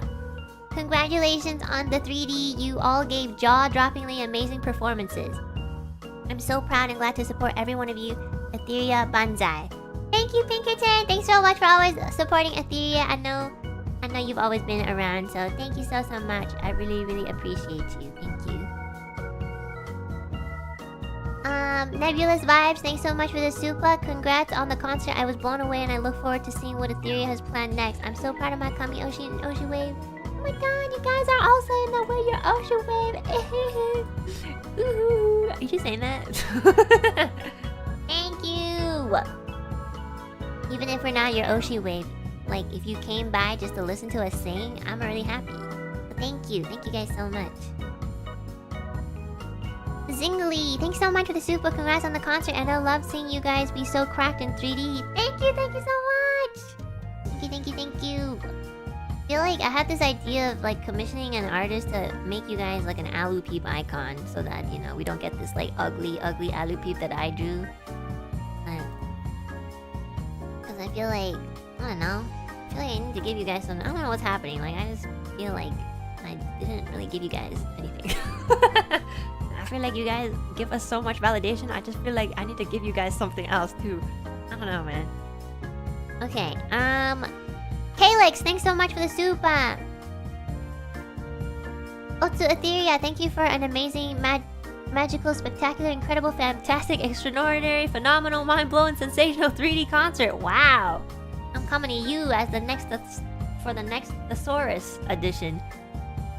Thank you so much, Kalix. Thank you. Really appreciate that. Thank you. Can you give me some food? I wish. I have so much food. Hot-chan! Thank you so much for the soup. I was so happy to see and hear Ethyria do a concert in 3D. You all popped off. Also, my sister heard me watching at the moment you were singing and said you sound like a beautiful One-san. Oh my god, never tell your sister what I actually say on stream. Thank you. I want somebody in this world to think I'm a wonderful, beautiful One-san. Thank you. Hot-chan, thanks so much for listening. Thank you! Wiz, thanks so much for the super. Congrats on the amazing 3D concert. I've been repeating it the whole day. You're my unforgettable wave, and I'm glad Ethyria are my Oshis. Thank you, Wiz! Thank you so much for watching it over and over again. I'm happy that you want to do that. Shizukumo, thanks so much for the soup. I've been waiting for this moment for 2 years. Aww. I'm so proud to be a Lupeeb and an Ethyria fan. Thank you for the amazing concert. Thank you! Thank you so much. I'm so happy that you guys have been sticking around for that long. That's crazy, guys. 2 years. I don't even talk to some people in my life for 2 years. Thank you for always sticking around. Seriously, like, we're gonna reach our 3rd year, like, in a couple months, so... That's crazy. You guys remember when we debuted? I feel like I talk about this every other month. Like, I just can't, like... I can't, what's the word? I can't process things, like, quickly, you know? It still feels like I just joined. Tokoshie, thanks so much for the super. I read this one earlier. Mozal, thank you so much for the super. I'm glad to be in the same timeline as you, getting to see you in 3D and even hear your voice is such a blessing. Thank you so much. Thank you so much for taking the time to listen to us and stick around. Thank you. I've only been around for a bit over a year. I know, but I love you so much, Makamiyoshi. I really love supporting you and you make me so happy. Thank you for being so wonderful, my Kamioshi. Thank you, Nicola! Oh my gosh, it's already been a year. That's crazy. I feel like you guys... I feel like even though some of you guys have joined in like on my 2nd year or just recently, it does feel like you guys have been around for quite a long time. And I'm not gonna lie, like, I still remember some Alu peeps that don't really talk as much or like aren't in the chat anymore from like my 1st year. Like, I remember like timestampers and like, you know, people who used to like just draw stuff. Like, I remember their aliases and it's still funny that like I remember them. That's right, Radish, I see you. Thank you for that bestie illustration that you drew for Mika and I. It's still my lock phone screen. It's crazy that I started watching you just last week. I know. You fucking hacked my memberships and got that 6-month badge. I don't know how you did it. It's crazy.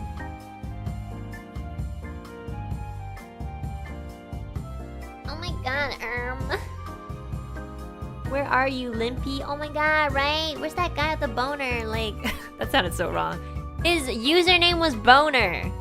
Like, Boner Limpy or something. No, his username was originally a Boner something, and then I was like, that's inappropriate. Let's just name it Limpy. To, like, be the opposite. He disappeared. He's gone. There's like a gif of him, like, twerking that says, I love Enna, and I still have it. Where did you go, Limpy? Where did you go? What a funny guy. And that one guy who always timestamped me and his, like, I thought his username was cute and then I searched it up and it was like a reference to Futurama, the snoo snoo thing, and I was like, bruh, it's not wholesome anymore. Just, never mind.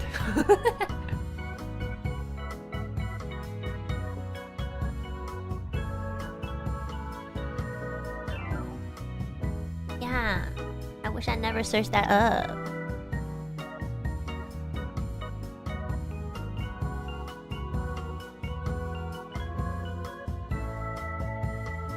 The old guy Andrew. I don't want to think about Andrew because he was so old that like if he's not in the chat anymore, if nobody mentioned, like, if his son doesn't mention him, I'm like, oh my god, please, I hope he's still alive. I'm not gonna lie, like, I think that all the time. Like, Andrew, I hope you're doing well. I don't care if you don't watch my streams, I just want you to be alive. You know, I really do think that way. It's kind of morbid. No, don't say that. He's still there. He's probably just busy doing old people things.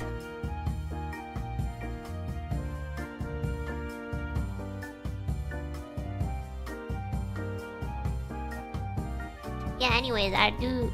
Like, I don't usually call out individual Aloupies, but I do remember quite a lot of people. You know, like, I don't... I'm not, like, you know... I don't want to make it sound like I'm upset. I don't think I sound upset. But, like, I'm never upset if they, you know, stop watching me or whatever. But I do reminisce the good, like, the first year and being like, oh yeah, I remember these people. Like, they still mean quite a bit to me, you know? Even though I don't really know them. I still remember them because, like... you know, they were there when I first started. So, yeah. And now you guys are here and I'll remember you guys too. For as long as I have, like, no dementia, I will remember you guys. I have a pretty good memory when it counts, but then for other times, I just don't remember, so it's funny. Makes sense we spend so much time there, I know.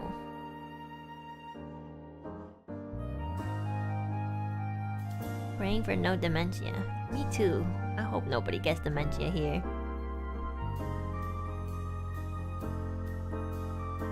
Use that memory for games, girl. I can't. It doesn't work. The guy who drops a lot of members and dips? I think he might still be here. Okay, let me continue. TY, thank you so much for the soup, but thank you, Enna was a very powerful and beautiful voice. Thank you so much for listening! Thank you so much. Toto, thank you so much for the soup. Actually, today's my birthday. What a nice coincidence that I could start my birthday with my Queen's concert. Thank you so much, Ethyria. You guys made my day. Happy birthday, Toto! I'm so glad it landed on your birthday. I think somebody said it was their birthday too and it landed. So, happy birthday to you guys. Hopefully you guys can also spend your birthday, you know, touching some grass and eating cake with your family and friends. So yeah. NZ, thank you so much for the super. This one I read earlier, so thank you again. Millie will rap, don't worry, we'll force her one of these days.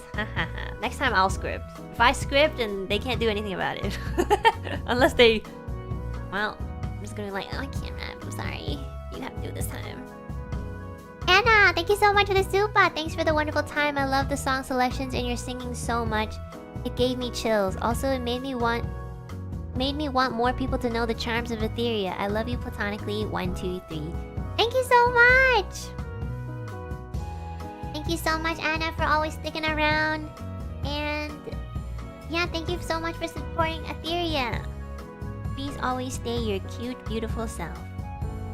There used to be this one Aloupeep that I play chess with and usually lose. Like you or the Aloupeep.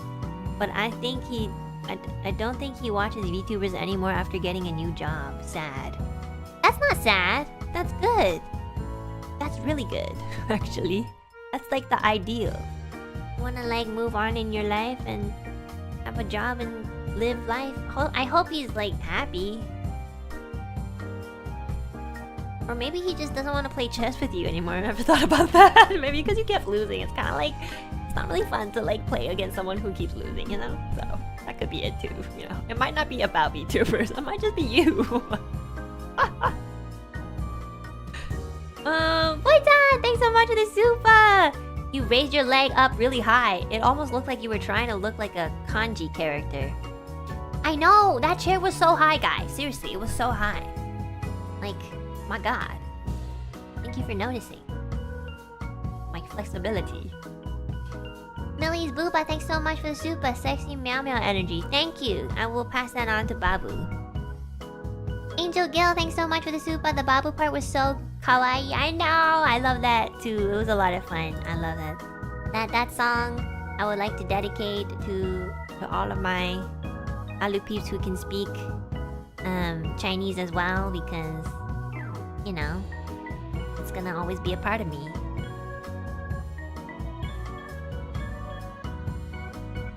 I'm like so Chinese, but also not Chinese at the same time. Does that make sense? Like sometimes I can be so Asian, like very stereotypically Asian, and then other times I'm just so not. That's what happens when you like have more than one culture ingrained into you, you know? Yeah. I think a lot of people are like that anyways. A banana. Yeah, true. Yeah, we do call ourselves a banana. Especially the Chinese medicine. Yeah, I still somewhat... I don't think like Chinese medicine can cure cancer. That's not what I think at all. But like, it definitely can help if you have like imbalance in your body. Like if you have like, I don't know, a cold, or if my menstrual cycle is kind of whack, then taking Chinese medicine really does help. It's crazy. It's really helped me. And if it works, it works. I don't care if it's placebo. Placebo is still medication. Sometimes it is a mental thing, you know? Can't disregard the, you know, being mentally like... If you mentally believe something and it de-stresses you and that de-stress helps your body, that's medication, guys. Same thing. Yeah. As long as it works.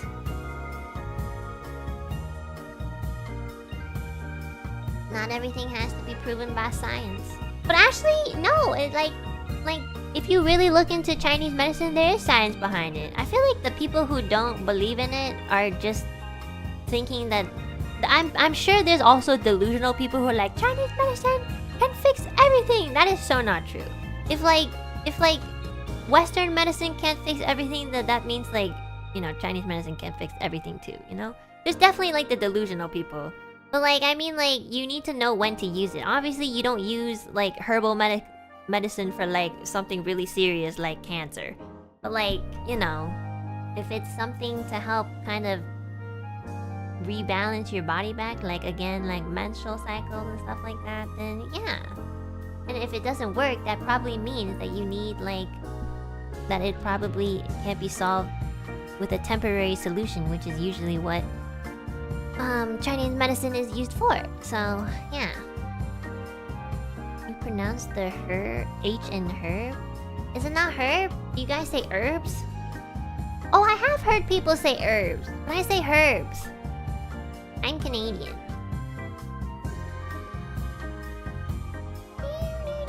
You know that like thing for your voice? What's it called? That black syrup? Ugh, I hate that one. What's that black syrup called? Everybody uses it. It's disgusting. It's called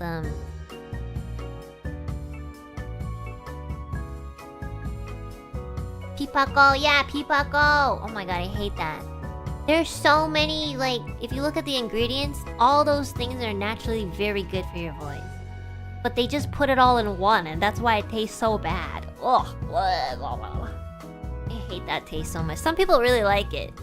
Like, Babu is like, oh my god, I love this. I eat it like candy. I can't even eat the syrup. The syrup, it's the texture of the syrup that makes me want to gag.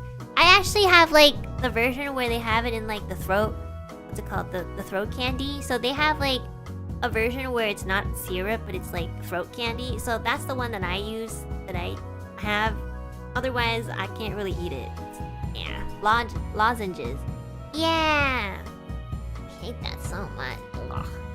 I just wish Chinese medicine tasted better. Like, the good thing about Western medicine is that they give you a pill and you just pop that in. But like, sometimes Chinese medicine's like, here, drink this. This is syrup, this is goo.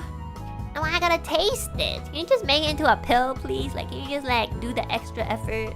Just like condense it for me so I don't have to taste it. Taste is part of the treatment? I know, but like, I can't. The amount of times I've had like black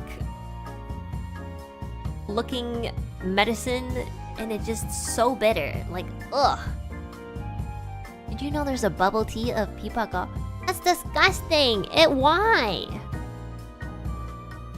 I ate it as a snack? Okay, well, you're weird. I hate that. Tell that to Buckley's? I hate Buckley's. Oh, just thinking about it makes me gag. Oh my god, I literally just gagged. I hate Buckley's, guys! Oh, you know what? I'd rather take pipaka. Like, Buckley's, I had it one time when I was 3 years old and I like barfed. Ugh! I hate Buckley's. I'd rather eat taro. Or like, what's it called? Not taro, bubble, you know those things in bubble tea, the little... Ugh! Oh, Buckley's, stop talking about Buckley's! I hate Buckley's! I'm sorry. Boba! Yeah, I hate boba too, but between Buckley and boba, I would rather have Buckley's. I mean boba! Not Buckley's, fuck Buckley's. I hate Buckley's so much. I hate it. Please. I hate Buckley's. I'm sorry. I know I'm not supposed to like say I hate any like product, but I don't care. I don't care, Buckley's. I don't like your taste. It works, but I hate it. So I'd rather be sick. You don't like boba? No. Well, I told you guys why I don't like boba. I had like this really traumatic experience with the stomach flu, and then I threw up all the boba, and ever since then I couldn't drink it the same way. Yeah. You like grass jelly? No, I don't like anything that has that jelly texture. It's also like a... yeah. But it's okay, like boba has so much sugar, guys. Like, it's too much. Like, hot take, but boba has way too much sugar. Like, even like a small... even a small size boba is like too much sugar. Like, they put like brown sugar and honey, and then there's like... I don't know, they just put way too much. It's not even about the tea, like you don't even taste the tea anymore. It's just milk and sugar. You can ask for reduced sugar, but it's still sugar. Yeah. What about pudding? Yeah, I'm not really a big fan of pudding. I mean, there are types of pudding that are so good that like I do enjoy it, but most puddings I don't really like. 0% sugar is an option? Then you might as well just have like milk tea. That's what it is, no? Milk tea you can just make at home. You just get like any sort of red or black tea and then you put milk in it. And that's free. Well, it's not free, but like, it's cheaper. You have refined taste? No, I just have good taste. Ooh. I'm just not like, you know, hyped about things that just taste like sugar. That's about it. Like, everybody's obsessing over boba, but it's literally milk, tea, and sugar. And some additionary things like boba and grass jelly. That's literally it. You can make that at home. You spend like $8 making something that you would just purchase as a bundle, like tea in the superstore, in the grocery stores, or like you can buy like a bundle for like $2, and then milk, it's like you can buy like a liter for like, I don't know, $4. That's already like $6, and then you can drink that every day.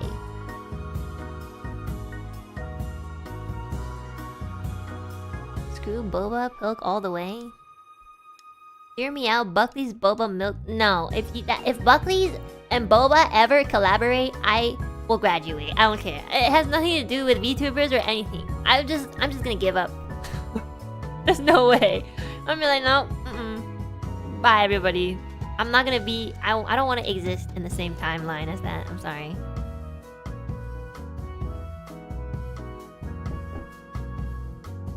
It's only $2 in China though. Oh, you mean boba? Well, that's great.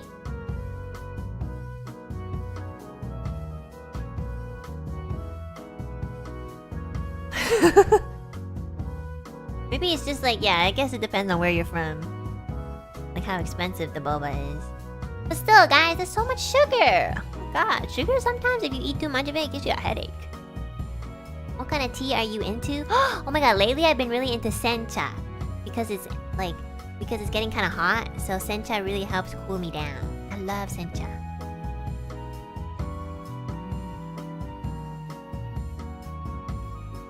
I got boba almost every weekend when I was in China. I mean... yeah. I mean, I understand, like, it's kind of like people grabbing a coffee to work, you know, sort of thing. I feel like we... like, I'm not gonna lie, like, it's okay to drink a little bit of these things every day, but, like, the problem is the amount. Like, holy shit, like, I guess maybe because I live in Canada, because, like, the smallest boba cup size is so big, guys. It's way too much. That's like your entire sugar for, like, the next 3 days. I don't know. I don't think we should be intaking that much sugar. Like, no wonder everybody is always having a headache. And that's why, like, Advil and Tylenol get so much money. Like, it's because you eat so much sugar, you get a headache, and then you pop an Advil. That's crazy. The only time I ever pop an Advil is when I have the most terriblest canker sores ever. I don't even, like, take painkillers for my periods unless it's that bad. So, it's usually, like, the amount. What type of tea would you recommend if you want to drink something to heal your throat?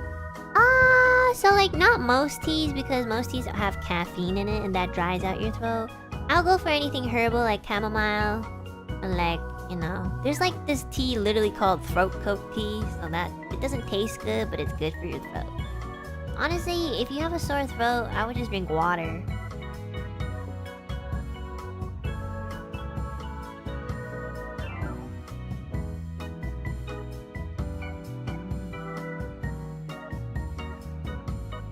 Yeah, how about Darjeeling? Darjeeling has caffeine in it.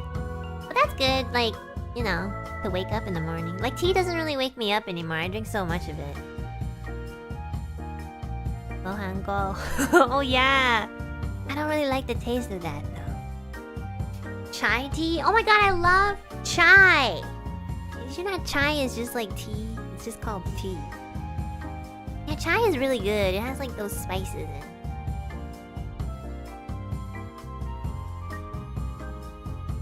Love chai, but also, like, I can't drink that every day either. I think I'm also just not, like, a sweet tooth. I don't really have a sweet tooth. I like, when I do eat sweets, it's not too much and it's really subtle. Like, you know, like, I can't eat too much of it. I really like, the sweet things that I really enjoy are, like, red bean paste. I like chocolate, but I don't eat too much of it. I like vanilla ice cream, which is pretty subtle too. Yeah. Yep. I like salty things. I think the problem with me is I don't really have a sweet tooth, but I have a savory tooth. Like, holy shit, the amount of, like...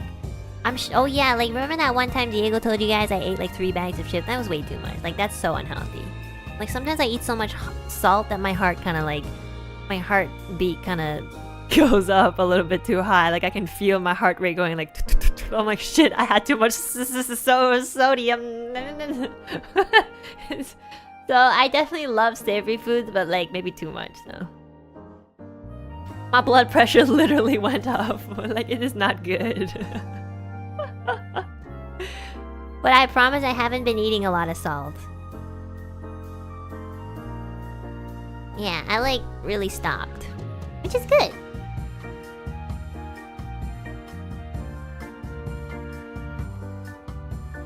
I just love savory foods. I feel like they just taste so much better. But yeah, don't eat too much salt either. Too much of anything is not good. I feel like most people have too much sugar. I might have more. I think I probably eat more salty things than the average, but I low-key still think it's better than taking too much. Like, I'd rather intake more salt than sugar, you know? I just think that sugar, like too much sugar is worse than too much salt. You know? But, you know, they both have consequences, so.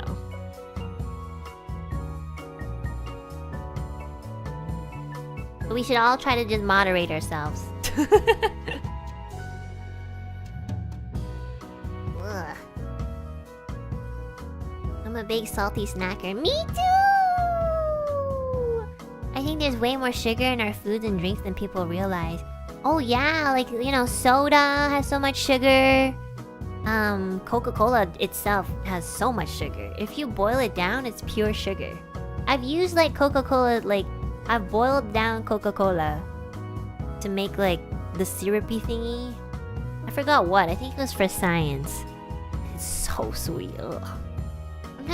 Sometimes when it's too sweet, I feel like it it triggers my gag reflex a bit. I don't know why.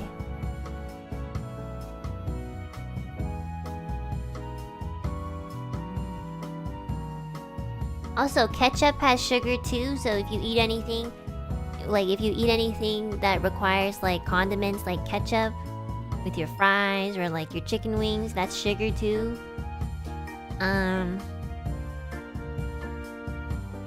Yeah. That's why the best way to do anything is honestly to cook yourself. And here's the weird part. The weird part is like, once I started eating less super salty things, and then I kinda... Like, I used to eat so much dried or cured meat, and they are so salty. Like, you're not really supposed to eat cured meat just by itself, because you usually accompany it with like cheese or like grapes to kind of balance everything out. And you're not really supposed to finish everything. But I would go through like 2 packs of like salami, like it was my fucking meal. So that's way too much salt. So once I stopped doing that, a lot of things started not taste like... Once I started doing that and I ate salami again, I would think just that one piece of salami was way too salty. I know, it was so... I used to do that, like when I was younger. Not anymore. Now when I eat salami, just like 1 or 2 slices, I'm like, shit, that's fucking salty as fuck. It's like I don't want to eat it anymore, you know? So... I know, I was so young, I don't know how I did it. I must have drank a lot of water. Yeah, so like... Now that I like cut down on salt a lot of things that I eat in food, like I don't need to put too much, or sometimes I don't even put any, and it already has, like, I can taste the flavor of the actual food a lot better. So it's hard to cut down on things that you're used to eating, but once you really cut down on it, like you get to appreciate like the root source of the food's flavor, you know? It's hard to explain. Like if you don't salt broccoli, for example, but like you've cut back on like eating really salty foods, like you can really taste like the natural flavor of that, you know, of that ingredient. So I got used to bland foods. Frozen veggies are good. They're not even actually bland. They're just like, they just have their own flavor that's just not super like excitingly strong like salt and sugar, you know? I wouldn't call it umami, but like, I mean, there are foods that have umami, but there are also just foods that just have their own taste, but they're just not like as exciting for our taste buds. But yeah. Salt amplifies the natural flavor. Yeah! So if you like have less salt on certain ingredients, you can taste the natural flavor, and sometimes you get used to it. I really love eating bok choy without any salt on it. I think the taste of bok choy by itself tastes pretty good. So, yeah. I have cut back on salt so much. I still eat quite a bit of it, but like at least 5 times less than before, which is kind of crazy. Like, I used to, when I was a teenager, I would fucking eat so much salt that the next day my face would be swollen. That's crazy. And I'd be like, whatever, it's just like, you know, I'll go away. And it did, because I was young. But now I'm like a little bit more conscious about my health, so... Crazy. Like my gums would be swollen, my face would be actual swollen. That's crazy. Just so I would like eat like a couple slices of salami.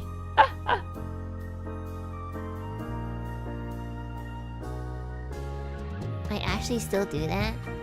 Well, if you are gonna do that, just drink a shit ton of water. Like, you have to. It's crazy.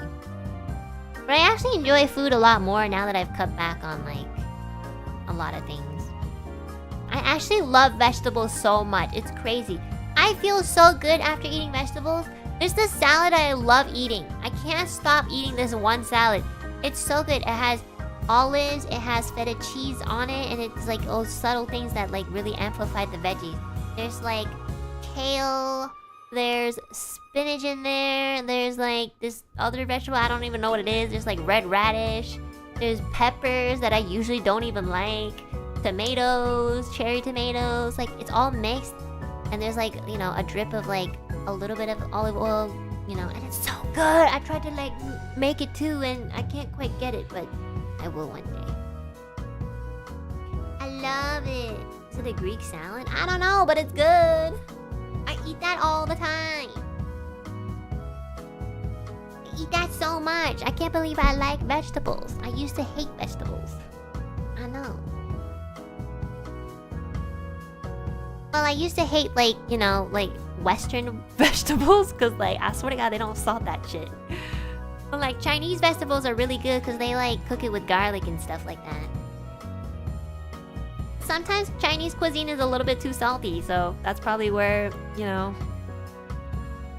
that's probably, you know, the diet that I'm used to. God, sometimes Chinese cuisines can be so salty. That's why they always serve it with tea.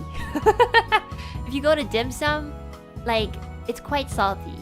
So that's why they give you a shit ton of tea so that it doesn't feel too salty. You know, but it really is.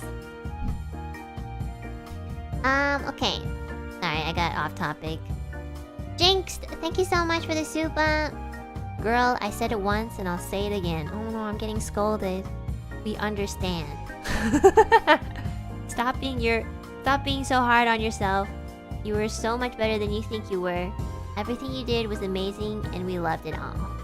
Thank you, Jinx. I really appreciate that. I think I really need to hear that because I don't really, like, truly think that way about myself. So, I appreciate that. Thank you very much. Kaito Arashi, thank you so much for the super. Otsuana, congrats on the 3D live concert. And the song Magia is so good. Simply is Ethyria equals Calafina. Okay, like, I don't want to say that because Calafina's way better. Like, they've also, like, just have so much more experience than us.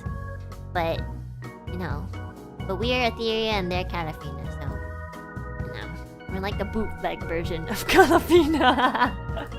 So proud of you guys. I look forward to seeing you with other Wave members have a live to sing. I hope so. I really hope we could, like, you know, mix around and all be on stage together one day. That'd be cool. Anachiko, thank you so much for the soup. I love you, and I want you to know I love you and your voice, and I love the concert today so much. Please take care and get lots of rest. Ethyria rocks. Thank you so much. Thank you, Anachiko. Crying basketball. Oh my god, you have an icon of a crying basketball. Thank you so much for the soup, and congratulations on the 3D concert with Ethyria. Ethyria has a special sauce, and Magia felt like witnessing the fourth impact. Is that an Evangelion reference? You three are insanely cracked, and we will always support Ethyria. Thank you so much. I feel like I've heard of the fourth impact before. It is, right? Okay, yeah. Okay, thank you. I'm glad I got the reference. Ash, yeah, thank you so much for the soup. But the concert was a lot of fun. I've replayed it 3 times already. Holy shit. I'm very proud of you, Enna, and I'm very happy with how everything turned out. Don't beat yourself for being sick back then. Thank you. Thank you. I will try. Happy Bara, thanks so much for the super. Thank you for the pink super. Great job on the concert. You and the Ethyria girls. Hard work really showed, and you guys are all incredibly gifted. I love Ethyria. Also, the Zutomo Lo-Fi playing in the background has such a good arrangement. これからもずっと応援します。ありがとう。Thank you, Happy Bara. Thank you so much. I really appreciate it. ありがとう。Yeah, this BGM is pretty fucking cool. Thank you. Thank you, Keiki. I get really fucking good BGMs, guys. I'm like, that's what happens when you're friends with producers. I'm so like, every freaking original I have gets turned into something like jazz version or bossa version or like lo-fi version, you know. I was like, damn, I'm kind of lucky.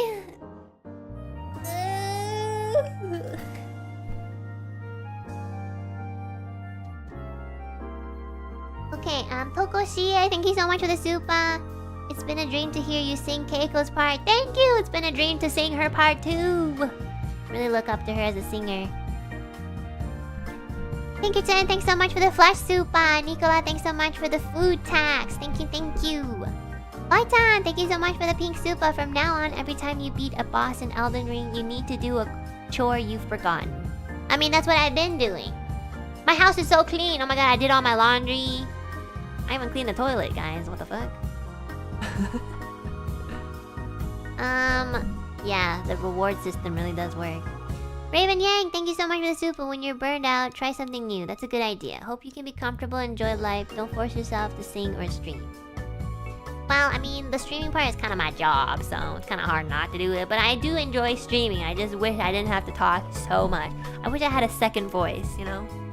Thank you so much, Raven. Thank you. What kind of YouTube realm I ended up on? Oh my god, guys! Someone outside from this community! Hello, welcome! Welcome, welcome. I am an AI that has been programmed to be very, very complex like the human nature. I am a test prototype so that AIs can one day take over the universe and destroy all humans. You can ask me any question and I will answer it.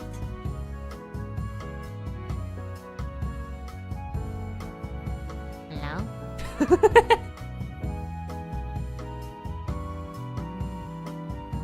Enna Alouette, yeah. We said I... Oh my god. What's 1097 times 9266? It is 101,64802. Beep boop boop beep beep. Am I right?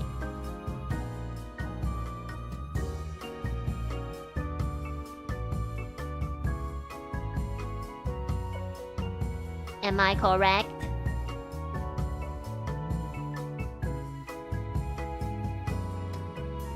What are the first 69,420 digits of pi? There's not enough time for me to like recite that amount of digits. I wanna put my time towards somewhere where it's more useful.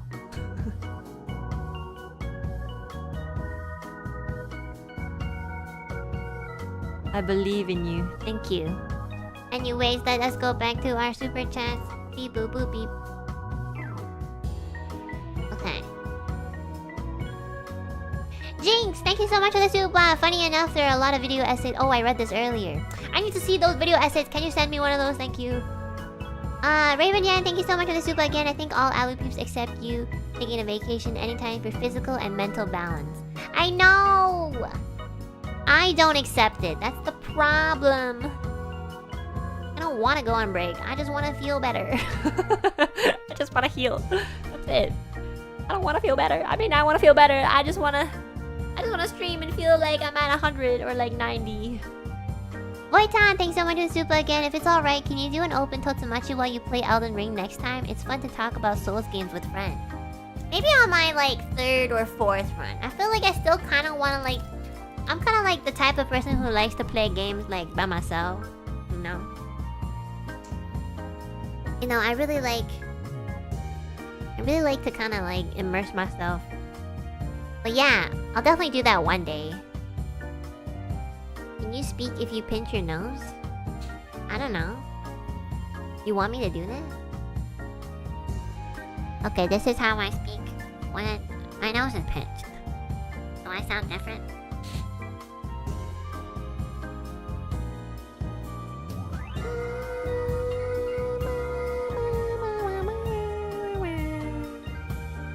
I really miss that era of NIJISANJI when you guys just hop onto each other's stream.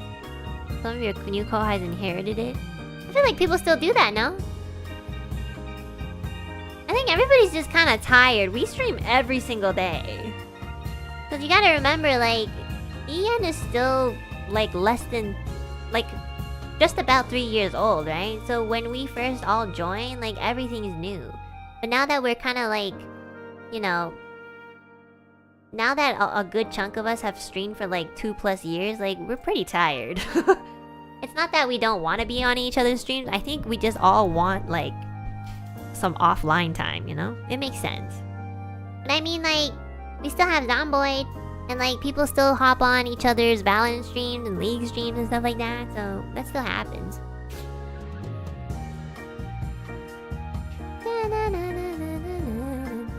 Just not Enna. Enna kinda never did. I just don't like to be, you know, awkward, so I don't do Totsumachis. I just don't like Totsumachis because I don't know what to say. Sometimes in Zomboid, when it's just me and one other person, because, like, they're the only one nearby, I feel so awkward already. Like, I'm just like, do you want to go do this and get gas from the car? And they'll be like, yeah, sure. And we're like, okay, let's do that. Like, I'm already so awkward in Zomboid. Like, sometimes I'm just like, yeah, I'm so glad you're playing with us again. And they're like, yeah, me too. And I'm like, yeah. Like, I'm actually really excited. I'm just awkward. I can't express it. That's about it. Like, yeah.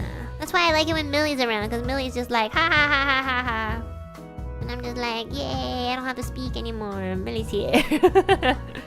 Sometimes when it's just me or like one other person, because okay, let's say we're in Zomboid and they're like driving the car, so there's only a 2-seat in the car, right? And I'm in that car. It's just like, oh yeah, so how's Zomboid? I think it was Sunny that was in the car, and I was like in the passenger seat, and I was just like, so what did you do today? And I was just like, not much, you know. And then we finally get to the destination. I'm like, oh, thank God we have zombies to kill. Now we don't have to speak to each other. I can't. I'm sorry. Sometimes it's just too awkward. I love everybody so much. I just don't know how to talk to them. You're the most awkward. I know. I can't sometimes. Sunny's also a kind of an awkward guy. I know, it's so hard. Some people are actually like some people are kind of awkward, but some people are like the same level of awkwardness as me. You know, I'm not gonna say who, but like, I love everyone so much. I promise. I just can't. I can't. It's literally like, oh, how's the weather? And I'm like, I don't know, man. I don't know, but look, wait, look, zombies! Kill them all, let's get out of the car. It's so difficult. That's why I haven't even spoken to my co-highs. I'm okay with DMs, because then I can take my time answering, you know? But like, if I have to be in a call with my co-highs, especially the newer one, I'll be like, so, what do you do? What do you like to do besides stream and game, you know? You know, I don't know how to initiate conversation. Millie's better with that, so I kind of like, I've been maybe overly reliant on her with that. Like, she just like talks about anything. Like, whenever Millie is in a conversation, it makes it easier for me to talk to, you know? It's really difficult. You do have the most one-on-one Zatsu. I know! That's crazy! I should just do like a whole Zatsu show. Like, get to know this person. I thought about that. I even thought about like commissioning a logo. I was just like too nervous to start this idea. Like only, and I would put a time limit. It's only 2 hours max. Like more than that, like too much. I don't want to do a Zatsu and then get along with them and then it turns out to be 4 hours. I don't want that.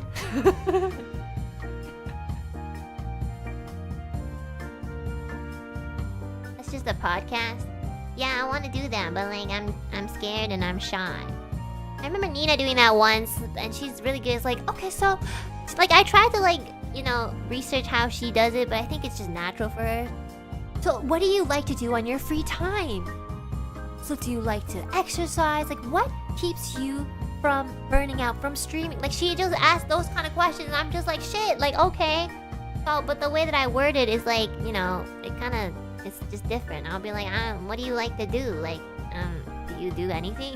Like the way that I say it sounds really condescending. And it's not my intention. I just don't know how to word things right, you know? I don't really know how to. When was the last time you cried? I literally asked somebody that. I don't remember who, but I definitely asked that. I'll be like, do you ever cry? Because I want to open a door, the opportunity to like opening up a door towards mental health again. Like, do you ever cry? Oh yes, statistics say that like, if I start bringing up statistics, it means I'm really running out of things to talk about. So funny. I miss Mika. Mika was good at like talking to. I've done questions and asked Mana-san or a friend for you to get, but no, I don't want to do that. It takes too long. Do you do anything? I mean, we just stream all day. We spend like 5 to 6 to sometimes some people stream for 10 hours. Like, what do I, like, if I ask them, what do you do on your off time? Like, that would be such a lie. Like, I know what you do on your off time. You fucking pass out because you stream for 10 hours. I already know what you do because you stream all the time.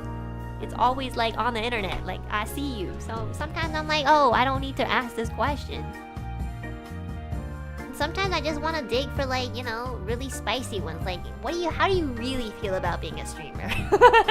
Like, do you really love your job? You know, I really like asking those kind of questions. I just want people to be like, you know, honest, even if it's a little bit uncomfortable. Because I feel like, because I feel like the answers we get all the time are pretty much the same. Like, oh, I like gaming, I like singing, I like doing this and that. You know, I like running, I like cooking. Like, it's all the same. Like, I don't care. I want to know why you hate something. It's more interesting for me. What part of your job do you hate the most? Let me start. You know, it's easier. Hot takes. Guys, I can't do hot takes because there's always a fucking microscope on me. People are always like, oh my god, Enna hates her fans. Blah blah blah blah blah. And I'm like, you motherfucking bitches. Do like a three-dimensional concert with strep throat and people still think I hate everything. Bitches. Whatever. I love you guys so much that like I'm dying. It's probably the most parasocial thing I've ever said. Aya has a hot take series. I know she has a hot take series. I've watched it before. It's so funny. That's how the internet works. I know. I should know how the internet works, but I still don't understand. Please don't love us that terminally. Okay, don't worry, I don't love you that terminally. Like, I don't wanna like kiss you guys or anything. That's kinda nasty, I'm not gonna lie. Like, yeah. I think we need to draw a line sometimes. Boop! What's the line? Plutonic. I kiss only alu peeves. That's disgusting. I actually don't really like... No, that's not true. I like physical intimacy, but like not like that sort. Like I like hugs. Or like, my favorite is on arm length. Arm length is the best way for me to express myself physically, but like at a comfortable boundary, you know? Sometimes I don't even hug Babu. I only hug Babu when we're like really like in a lot of pain, or like if we're not gonna see each other for a long time, you know. But like an arm length is the best thing. Or like what I like to do like subconsciously is I'll just, because I'm always tired. Like I do this a lot to Elira, like because Elira has a very comfy shoulder. Like I'll just like lay my head on their shoulder because I'm so tired. Sometimes I'll be like talking for like 30 minutes in real life and I'm just tired, so I'll just pass out. I'm not even joking, sometimes I'll just pass out. I'm so tired of living, I just need to sleep, you know?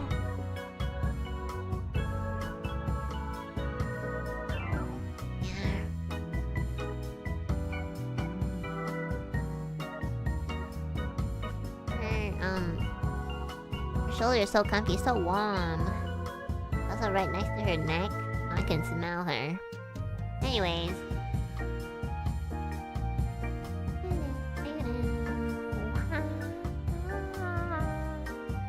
Stop saying Dutoma because I keep hearing this video.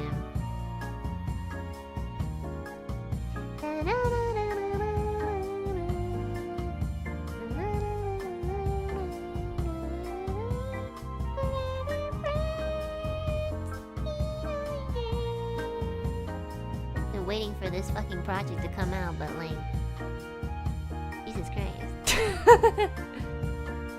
I don't want people to like, you know, take this out of context. This I'm waiting for one freelancer to like just reply back to me. I'm not gonna lie. It's been like I literally thought like I was so afraid for this one person. I was like, are you okay? Like, are you still alive? I just need to know that. And they are, so I'm really glad.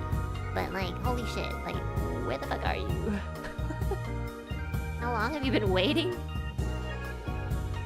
A little bit too long. Like, I understand I know people have lives. Like, when things come up, like, if you're in a situation and it's personal, maybe, like, I'm giving them the benefit of the doubt, which is why I never want to, like... I hate that mentality of, like, people calling each other like, oh my god, this person has not, like, done this. Like, you don't know what they're going through, so... it might not be completely their fault. Like, yeah, they do have a responsibility to, like, finish things, but, like, you don't go on Twitter and be like, Steven didn't do his job! Like, okay, what if Steven has, like, a terminally ill grandmother? Like, you never know. Like, stop. It's just not the way. Sometimes you're just gonna have to take a loss. I'm not gonna lie. So, I'll just take a loss on this. You have the right to be upset. Oh, yeah, I do. I mean, I'm sure I think it's fine to express that, but, like... I don't think it's good to, like, you know, specifically, like, call out, like, their real name or something, for example. Like, I don't want to do that ever, so. I'm not even gonna mention, like, what part of the project it is, like, so that you guys don't go fucking digging around and shit. Because, you know, I have the responsibility of protecting the people I work with, even if they don't own up to their responsibilities. Like, I still need to protect them too, you know? Like, their privacy, their work ethic, or work portfolio and stuff like that. Like, that's what we should all do.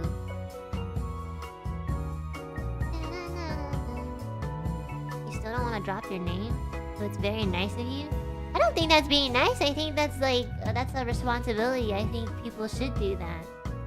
Even if you've been wronged or like, you know, it's unfair for me to wait this long, like, I don't know who they are. I don't know how my actions will affect them, but I know that if I did do things like drop their names and shit like that, like, it would affect them, so that's not a good thing.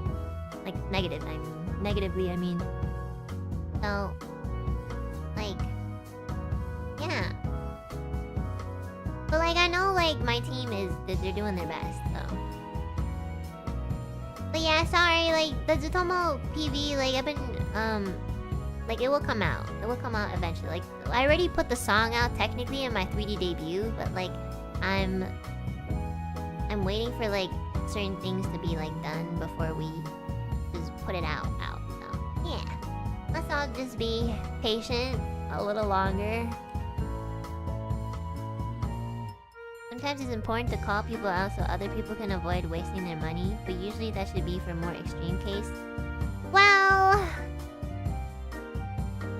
I think, for example, that's why it's always good to have references. Like, you know, you can always be like, hey, you work with this person, like, do they have a good work ethic? And then you can privately discuss, like, oh yeah, like, this person wasn't really, like, on time, or like, oh yes, this person was super good. Like, you know, I think that's how you put effort into researching who you want your teammates to be, right? But you don't always have to be like... But if it's like a case where, like, I understand that, like, for example, if they're kind of hurting the community sort of thing, like, that makes more sense to me. But if it's just like a work ethic thing, sometimes you could keep it a little bit more private. I just feel like we don't always have to go to plan... I think plan A doesn't always have to be like an announcement on Twitter. Hot take. That's my first hot take. I don't think we should always have plan A be on Twitter, you know? Like, I get it. I get the frustration, but like what are you gonna solve? Not much. You know, plan A, Twitter should be like plan D or E or F. Shots fired. I don't even think it's a hot take. I do think it's the right take.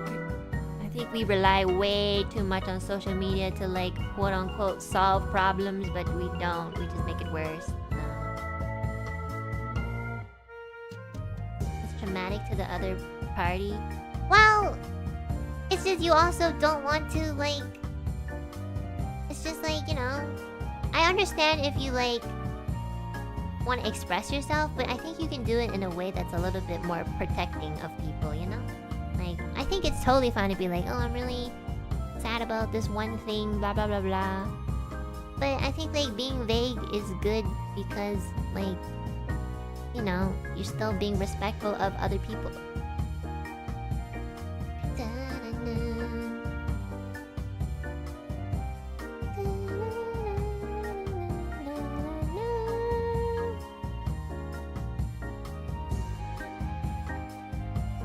Like if I had the choice not to have Twitter, I really wouldn't.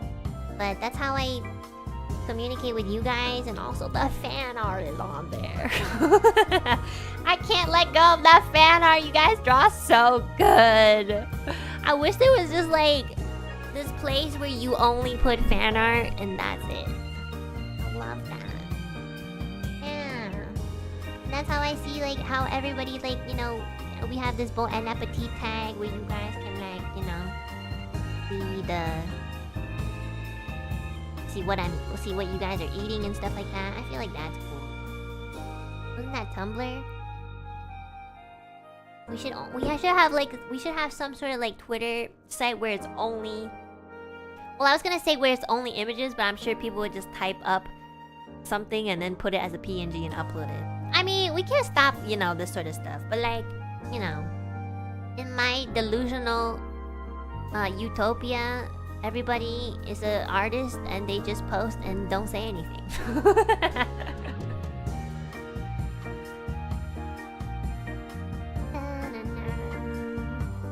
Divan art? Oh my god, I love Pixiv! Except I don't know how to like read in Japanese. It's the only difficult part.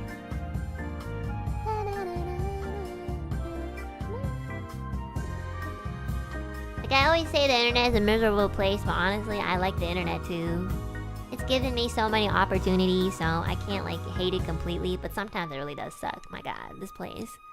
But you know, the internet is just a condensed world of the real world, so even if I got off the internet, I'm still gonna meet some crazy person and who fucking tells me that buying cut sliced strawberries makes me weak and pathetic. Like, that's crazy. Can you... I still cannot get over the fact that I went to buy strawberries that were pre-cut, frozen, and some grandmother was making fun of me for not, like, hard to chew, eh? Like, fuck off, man. Leave me alone. I have a small jaw. That's crazy. I don't even, like, people in my chat don't even say that. I want to eat pre-cut strawberries. Stop making me feel bad for it. Hey, Anna, are you gonna still play Elden Ring? Yeah, bro.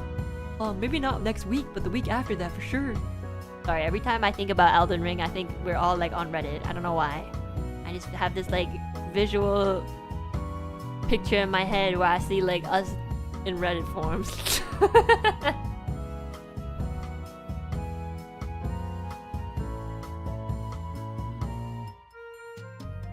Is that your Redditor voice? Yeah, kind of. Yeah, and I really want to make an Elden Ring Reddit forum. I think I said that about Naruto too.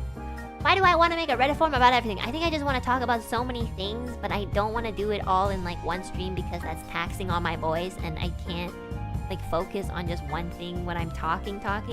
So if I organize it in forms, it'll be, you know, like remember when, like Twitter had that like tweet deck thingy? It's kind of like that. want a Naruto Zatsudan so bad. Oh my god, guys, speaking of Naruto, guess what else lands on like the same day as our concert? It was Uchiha Itachi's birthday. Guys, everything is destined to be. Oh my god, I love that guy so much. They have like this new merch of Shisui and Itachi, and I'm just like, oh my god, you guys are so evil. Like, this anime has ended like 500 years ago and you're still selling merch of like fucking Shisui that has appeared in like less than 10 episodes. Like, how can you do this to me? Of course I'm gonna buy it. Fuck you. I freaking love them! Wait, I'll send it to you guys. My friend sent it to me.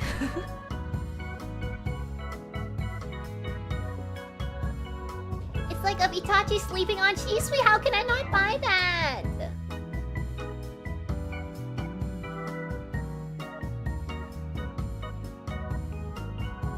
Come on. Look, chat! Look at this! Oh my god, my two favorite characters in Naruto. I can't. Of course I'm gonna buy this. I don't know how, but I will. I love them so much. They're like the epitome of like, you know, really pure people being kind of like in order to do something that protects people, they have to be evil. Or not evil, but like they have to be like, they have to look like they're the villain. Like, I can't. They're so... They don't care about themselves at all. They really gave up themselves for like, you know, something that they really want to protect. Like, they didn't think about themselves at all. I cannot with these characters. Like, how can you do this to me? I know. 6'9"? That's his birthday. I can't. Look, it's like there's merch of Shisui. That's crazy. Shisui. Nobody knows who Shisui is. I say Shisui and this fucking like people who just started watching Naruto or like, you know, they're on like season 5 or something, like, who the fuck is Shisui? Like, fuck you, fake fan. Guys, Shisui is this guy in the picture on the left where Itachi's... I can't believe Itachi's leaning on him and sleeping on him. I can't. They can't be like this. I love them so much. They're just... I look up to them so much, even though they're not real and they're just characters and they're like anime. I don't care. Like, people need to be like them more. They're so selfless. But they're like so... They like take on way too much responsibility. They barely got to live their life. Like, Itachi didn't even get to the age of 30. But he like died early so that Sasuke could like have a family. I can't. He loves his little brother so much, even though he killed everyone in the village, but like traumatized his brother. But you know, the intention is there. Sometimes when you're young and you don't know what you need to do to make everything good, you do very drastic decisions like kill your whole clan and traumatize your little brother. So, you know, it's a little bit of a stretch, but like, that's dumb. Well, you don't know how that feels because you're not a cool ninja in the middle of the ninja war. I still love Itachi, I don't care. Common mistake. Stop making fun of him. He really tried. I'm sure if you guys were in his position, you would do the same thing. Didn't think you have a toxic husband. Like, I'm be honest, Itachi really like, that was like his one toxic trait. The killing the clan thing. Okay? If he didn't do that, like, he'd be perfect. He's a 10, but he killed his whole clan, so... Okay? The only red flag. And I will bear that red flag just for him. He bared that for the entire village of Konoha, guys! He did that! He stopped a war! And also, honestly, guys, if you want to blame anybody, fucking blame Danzo. Okay? If you guys don't know who I'm talking about, then spoiler alert, but like, the the real person you need to blame is fucking Danzo. Not only is this guy ugly as fuck, but this guy is so evil. And he keeps stealing eyes. Like, why do you need so much fucking eyeballs? And you know what's funny? Like, you only have 2 slots for your eyeballs. So this guy just steals eyes and he just puts them like anywhere. He's like, oh, I'm just gonna insert it in my arm. Like, bro, is the definition of enough is not enough. Like, go away, Danzo. Like, who are you? I hate Danzo so much. He like ruined everything. He like ruined the future of Shisui, that a character that nobody knows about because of Danzo. Like, people know Danzo more than Shisui. That's crazy. That's crazy to me. Like, fuck you, Danzo. Danzo is so evil. I hate Danzo. Like, he's the reason why Shisui couldn't live a long life. And Itachi. Fuck you, Danzo. I'm so glad that Sasuke, when he killed Danzo, I was like, fucking finally. Fuck you, Danzo. I hate Danzo. Right? Like, who the F is Danzo? You spelled Danzo wrong. It's not Donzo, it's Danzo.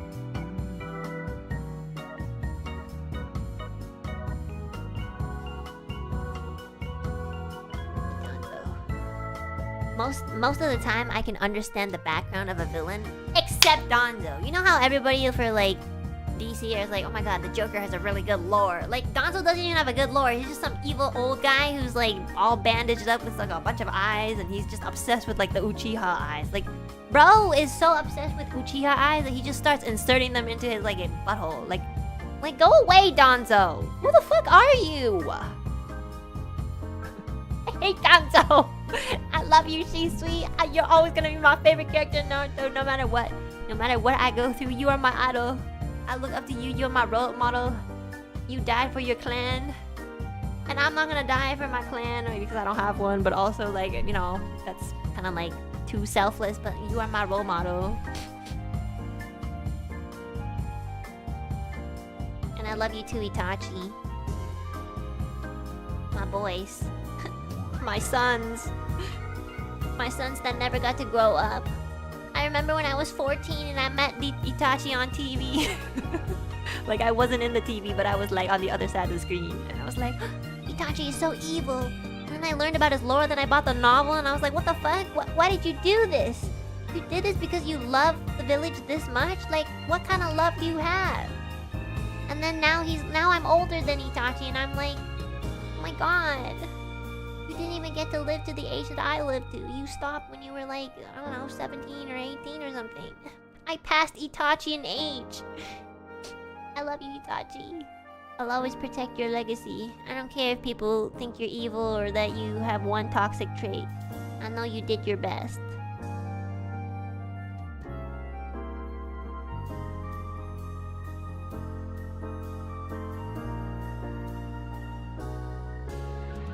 The super chat reading done. Reminder to do gratitude list. Hey guys, there's always time to talk about Naruto.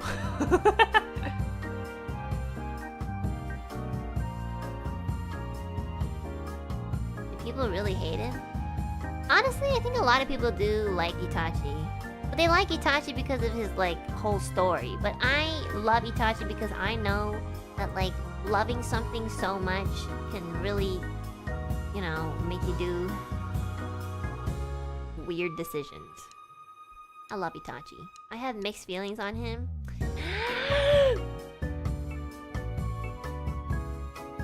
We could talk about it another stream. Okay. Anyways, I'll talk about this another stream. Happy birthday, my king, Itachi Uchiha. 69, everybody. 69. I love you. I love you so much. I have the novel. Your brother doesn't deserve you, but it's okay. He's such a good kid.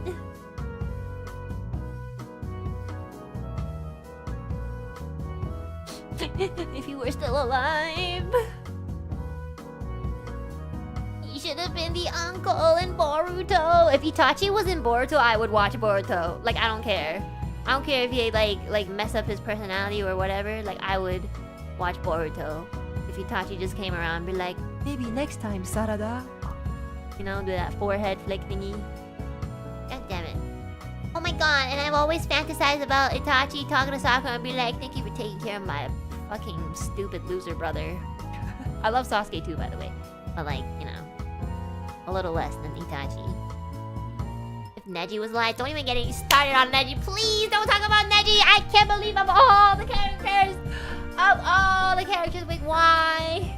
Why Neji? Like, oh my god, you really, Kishimoto, you are killing me. I had to stop reading Naruto for like 3 months after Neji. After Neji. What the fuck is Orochimaru still around? Like, why does he get to be a mom or a dad and Neji doesn't? Like, that's not fair. That literally is what life is, but that's not fair because it's the anime world. I love Neji so much. Why did Neji die? I don't get it. It's been like 7 years and I still don't understand. Kishimoto, why? Why? What's wrong with you, you sadistic fuck? I love you, Neji.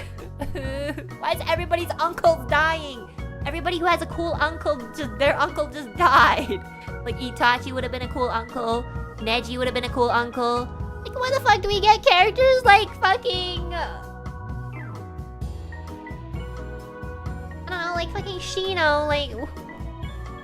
What are you doing, Shino? You used to be so cool. God damn it. Chat, please don't mention any other Naruto character.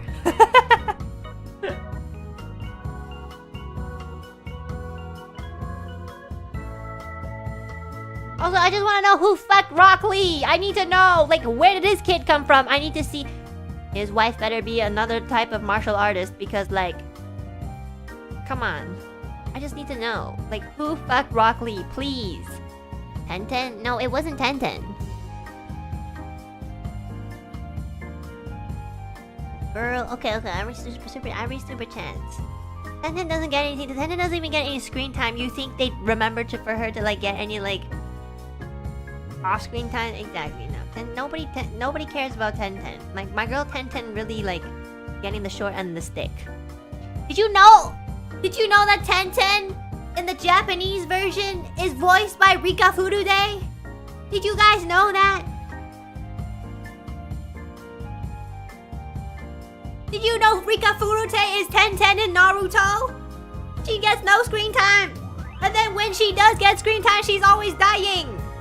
I'm talking about Rika Furude. You know? So, she either gets no screen time, or when she does get screen time, she dies. That's so unfair. They doing my voice actress dirty. God damn it.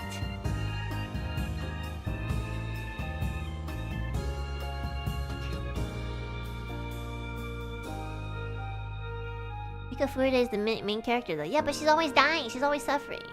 Imagine voicing a character where a character doesn't even exist in half the anime, and then the other character you voice, she's always dying. So you're just making voices like, you know, like, the fuck? No!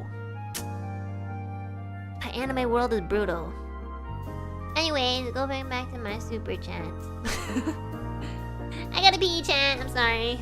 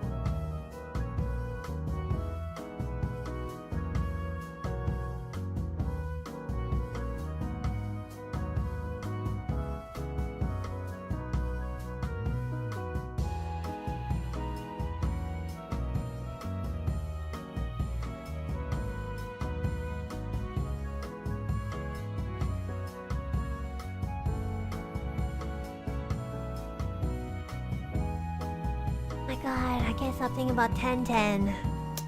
You're so cool. Okay, anyways. Why would you send another Naruto Super? Where? Speaking of dying, remember might die? Oh my god! Yes, I do. Oh my god. Yeah, I do.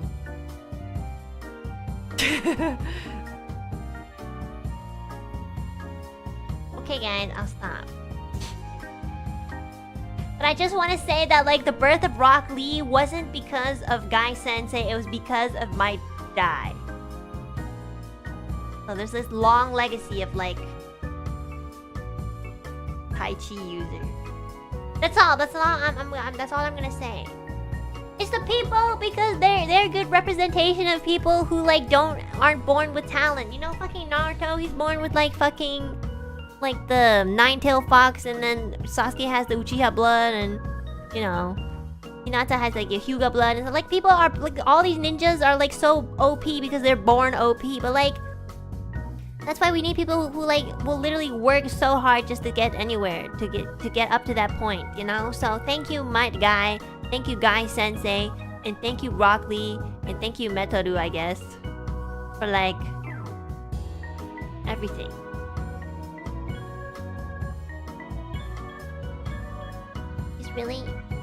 He's really a role model for me too. Rock Lee. I think Rock Lee is such a good character, guys. I can't.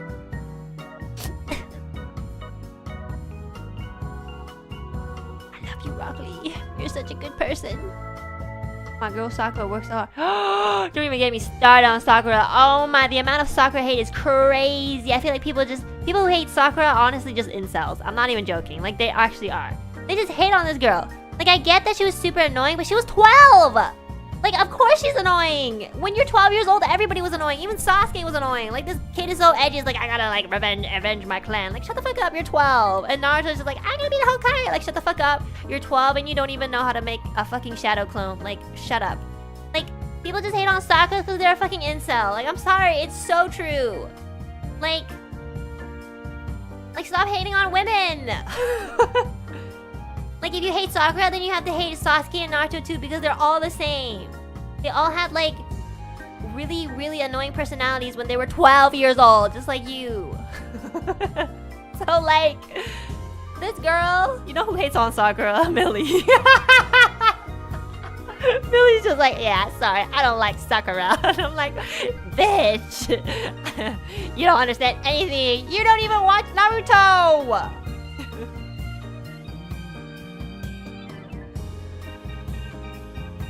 Sakura works so hard. I mean, was like, yeah, why does she still like Sasuke? Like, who else is Sasuke gonna like back? You think any other woman in the fucking Konoha village is gonna go to Sasuke and be like, oh yeah, sure, I'd fuck you? Like, no! The only person that would make sense would be Sakura and Naruto. But, like, you know, yeah. No, you leave Ino out of this, you fake fan. Ino deserves the love that she gets, and Sai gave it to her. The first time Sai ever met Ino, he was like, you're so beautiful. And Ino deserves that. You know? She's always been such a hype woman for, like, all the other girls, and just, like, even though she's a little, like, you know, a little bit of a tough love kind of girl, like, she still supported Sakura, and so Sakura wasn't really, like, Sakura needed a lot of support from Ino, and she's always done that, okay? So, like, Ino needs support too. She's not gonna get that support from Sasuke. Sasuke needs so much support. Sasuke needs to support himself.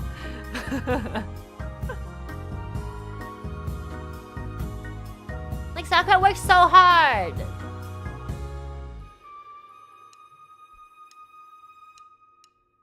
Sakura needs therapy. I know. Sakura was like so good, you know, to the very, she's like, I learned how to do this. I'm a medical ninja. I'm super fucking strong. Blah blah blah blah blah. And some people are like, oh my god, but like Sasuke tried to kill you. Like, they all tried to kill each other. Naruto tried to kill Sasuke. Sasuke tried to kill Naruto. But why is it so weird that Sasuke tried to kill Sakura? Like, he's just trying to kill everybody. Like, Sasuke was in that, like, phase. Okay, it's not a phase. But, like, he tried to kill everyone. He was just in that mentality. Okay? Like, it's fair. Like, you know, and there's still people who love Sasuke. You know, Kakashi still loves Sasuke. Naruto still loves Sasuke. Sakura loves Sasuke. Why is that wrong? Why that wrong, guys? Tell me why that wrong. If you think it's ridiculous that, like, Sakura still loves Sasuke, then you have to also think that it's ridiculous that Naruto still loves Sasuke too. Fucking insult, I swear to God. We're saying on your ass. You didn't marry him, Enna. That's because they don't understand. That's because at that time, they are married. They're like Hokage married. Like Sasuke is the Hokage in the shadow and Naruto is the Hokage in the light. They are married. It's just a different type of marriage. Fake fans. You are all fake fans. You are all fake. I know everything about Naruto. Don't touch me. I even watched the fillers. I read the manga and the novel. Fake fans. Fake fans. Naruto is a bad husband to Hinata? How the fuck would you know? You don't even have a boyfriend or a girlfriend. Shut the fuck up, guys. You guys are all like, oh my god, he's a bad husband and shit like that. Try being a parent. Fuck you guys. You can only say that if you're half as good of a parent as they are, okay? So like... people who have not become parents can't say that someone else is a bad parent unless that parent is just like a terrible person. That's different, okay? They trying. Naruto tried. He a Hokage.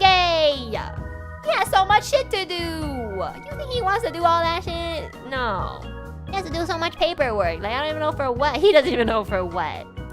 Damn. Can't believe Enna is defending Sasusaku. I love my Team 7. I don't care. I don't care if it's Sasanaru, Narusasu, Sasusaku, Narusaku. I don't care. My Team 7, my children, I will defend them until the end. I say my children, but they're older than me. It's weird. Okay, wow. I love them. Leave them alone. They work so hard. You guys are all haters. Fuck the internet. Fuck those people in the Naruto clip comments where they're like, oh my god, I don't understand why Sasuke isn't like killed or like exterminated. Like, fuck you, bitch. He's the last of the Uchiha clan. He also undid the Tsukiyomi. Like, that means something. Y'all never had a mentally ill best friend who needed a lot of help? Like, fuck you guys. The fuck? You can remember that one episode where Naruto hyperventilated because everybody kind of almost gave up on Sasuke, and he was just like, no, no, you know, that's how much he loves Sasuke.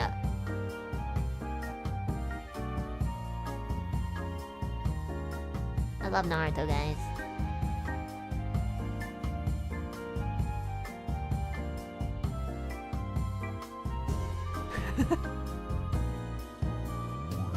I am the mentally ill best friend that needs help, but I still don't fuck with Sasuke. Sasuke doesn't even fuck with Sasuke! He hates himself! That's why he's just like, let me die, Naruto. And Naruto's like, shut the fuck up! And he's like, yeah, but I should just die. Like, Sasuke hates himself so much. So you are Sasuke! You are! He is so mentally ill, he hates himself, he doesn't even want to live. He's like, oh shit, like I did all this shit, I shouldn't be alive. Like, see, he had to like walk away for like a couple years just to like, you know, repent for his sins. Like, that's how ashamed he is about himself. No way, oh my god. Exactly, you are Sasuke. You should change your name.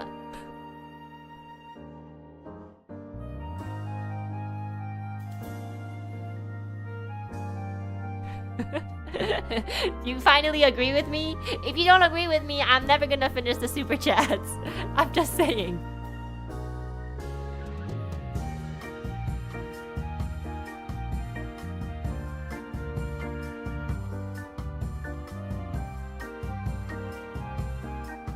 Let's all agree, who cares about that? I never watched Naruto, but I agree with you. Why y'all in this conversation if you guys have not even watched all the fillers? If you have not watched all the fillers and all episodes of Naruto, Naruto Shippuden, and all the Naruto movies and read the novels and the manga, you got no right. You got no right, guys. You got no right.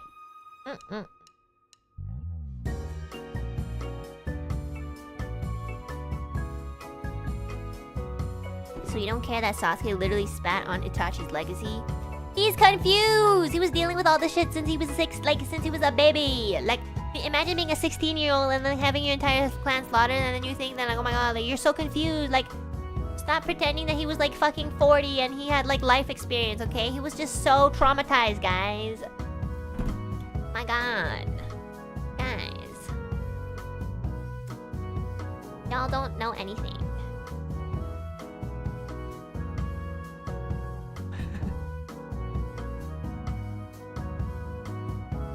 Read the manga, guys. Read the manga. It has a comeback for every argument because I fucking watched and read the entire series. Like, I understand these characters. They grew up with me and I raised them. Sort of.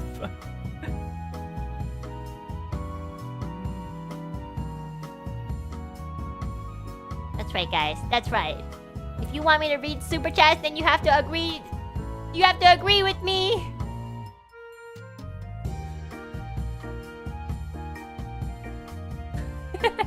I don't see how you raise them. I raise them by understanding them as characters.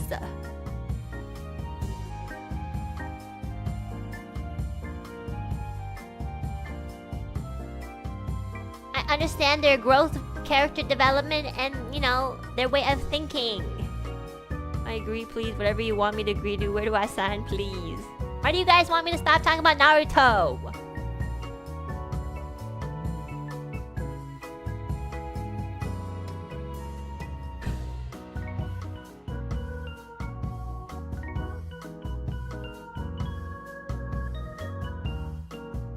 We have stuff to do. Well, I don't care. You can just leave and do the stuff. I don't care if you have stuff to do. You can leave anytime you want. I'm not holding you captive. I don't agree. Keep going. Maybe if you didn't have so much stuff to do, you'd actually watch Naruto properly and, like, empathize with the fucking characters.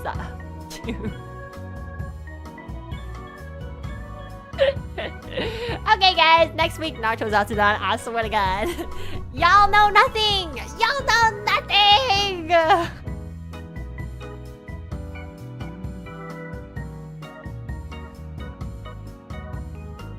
Anyways.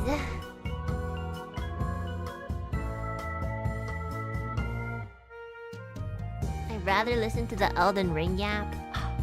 That's like saying... Anyways, this is a name. Thank you so much for the soup, but don't worry about getting stuck at the boss. Okay, well, we're back to the Elden Ring. Are you happy now?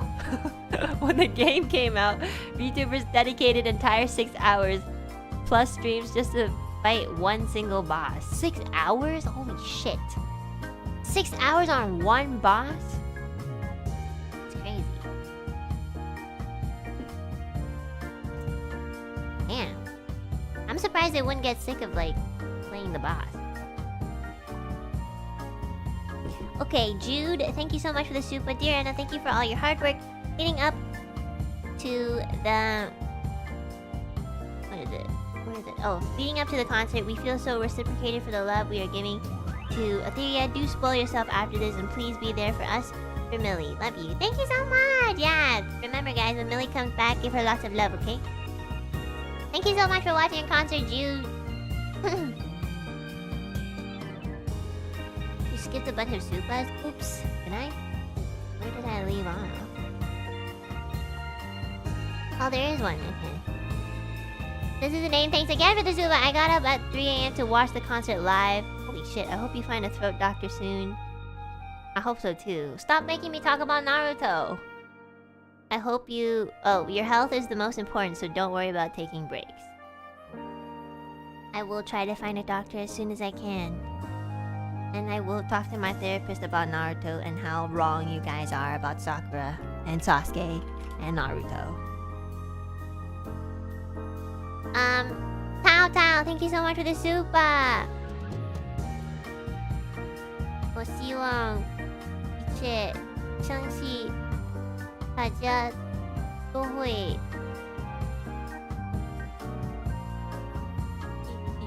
大家都会否极 What does that mean?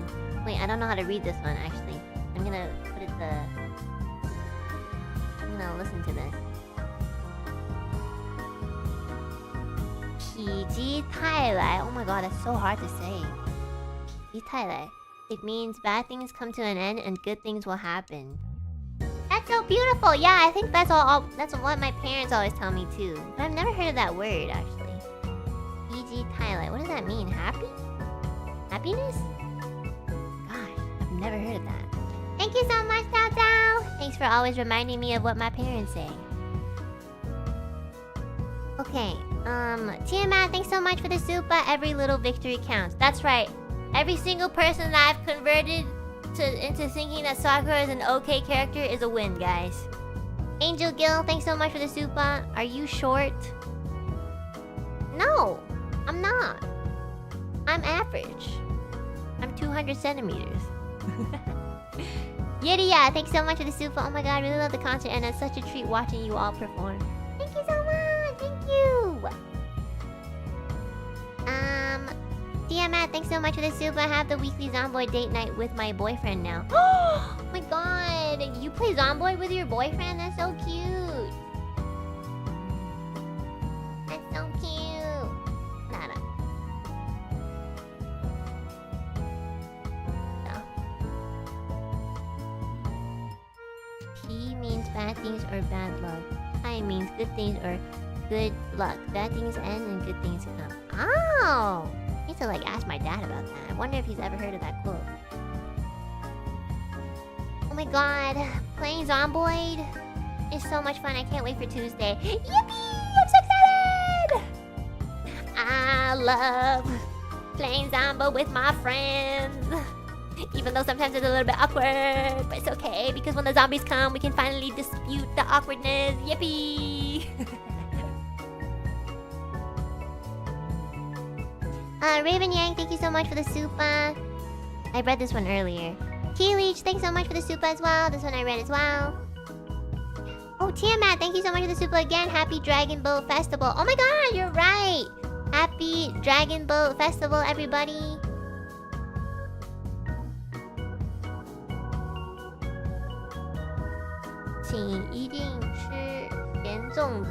Oh my god, you're right. We should all eat salty, sticky rice today. Chocho! That's like the tradition. Oh my god, you're so right. I should. That's a good excuse to eat zongzi. I love zongzi. Tata, thanks again for the super.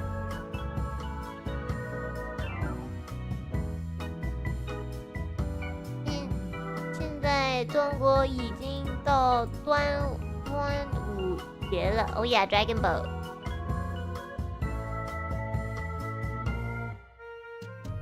真的记得吃粽子，希望你度过快乐的一天啊 ！Thank you, 谢谢 Happy Dragon Boat Festival, everybody. So the tradition is to eat like a salty, like it's called sticky rice, I think in English. In Chinese, it's called 粽子. So we want to eat that for this festival. And my favorite one is like the one with like, it's either chicken or pork inside with like mushrooms. Yeah, it's so good. I like the salty ones. I like the salty zong. I don't really like the sweet zongs. Like, I don't really like sweet stuff that much. Yeah, that ones are so good. The savory ones are so good. But yeah, happy Dragon Ball Festival, everybody! Please enjoy it with your family. Eat good sticky rice. And if you do eat sticky rice, take a picture of it so I can see it. Pinkerton, thanks so much for the flesh soup. And Nicola, thanks for the water tax. Christian, Joaquin, thanks so much for the super. What an amazing 3D concert. Loved every second of it. Ethyria never looked so beautiful. Thank you, ladies, for all your hard work. Much platonic love. Thank you so much. Oh my gosh, thank you for calling us ladies. I really like it when people call us ladies or like girls. Thank you, girls. Thank you, ladies. I feel like we're so we like, you know. Yes. I don't know how to explain it. I just like it. Thank Thank you, Christian! Voitan, thanks again for the super. If you get more than one NIJISANJI Ian trying to give you advice during Elden stream, tell them to duel each other over the privilege. I feel like you're a little bit... I feel like the only other person more excited about Elden Ring is you. Like, everyone's like, oh my god, happy Dragon Ball Festival. Oh my god, congratulations on the 3D. This guy's still on about Elden Ring. Okay, I feel that. God damn it. I've spent way too much time talking on this stream. I'm taking away time playing Elden Ring offline. Guys, stop talking to me. Stop making me talk about Naruto. Stop making me talk about Elden Ring. Stop making me talk about everything. I just wanna play Elden Ring. No, please go on, especially about Naruto. Okay. Tiamat, thanks so much for the super. Oh my god, I read this earlier too. Nikolai, thanks so much for the super, for the water tax. Thank you, part 3. That's good. That means I drank a lot of water. What if Rock Lee was in the world of Elden Ring? That'd be so fucking cool, but it'll be like... That'll definitely be like an Elden Ring veteran to go character because like you'll have no weapons and you only have your fists. Stop. Why? It's my stream. I can talk about anything I want to. Merkel D, thanks so much for the super. I know you and the rest of Ethyria for nearly 3 years now. And I am happy to found, love, and support you girls. As my Oshis, you 3 were amazing. Thank you so much. Thank you so much for supporting us for that long. I really appreciate it. And I hope you guys can stick around for more to come. Because, you know, Ethyria does not know how to take a break, like for real. Like, we all are dying. But we die for you guys. White guy, Growl, thank you so much for the super. The reason why we have no mouth is because we are perfect the way we are, and we are forced to not object to that. That's right, Sakura haters. Shut the fuck up, you have no mouths. I need to get Elira and Millie on a Zatsudan so we can talk about Naruto, but they have to watch more Naruto. I don't want to spoil it for them. God damn it. A Kinky Cadaver, thanks so much for the super. Just wanted to say congrats on the concert. I'm working on digging fence holes and pulling old fences today, so I don't have a ton of time to listen. Oh my gosh, that sounds like so much work. I hope you can take a good break afterwards. Please be careful, and thank you again for dropping by. Pinkerton and the Bomb, thank you guys for the flesh super. Thank you, Nicola, for the P-tax once again. And thank you, Gil, for the P-tax as well. Maydux, thanks for triggering my Naruto brain rot. Neon, thank you so much for the super. Every second you keep talking about Naruto, do a push-up. No. Obsessed Streamer, thank you so much for the super. Excuse all of you, Sakura got there without being a descendant of some clan. She worked hard. Thank you! Thank you! Thank you, thank you. Can I pin a super chat? Even though it's not in the chat, like, it's in here. I would pin it if I knew how. Thank you so much. You're my favorite. Keeley, thanks so much for the super. That's for another chat, guys. Anyways, about Naruto. Guys. This is just me or Enna closer to the screen. I feel like I had to zoom myself in so you guys could hear me and see me better.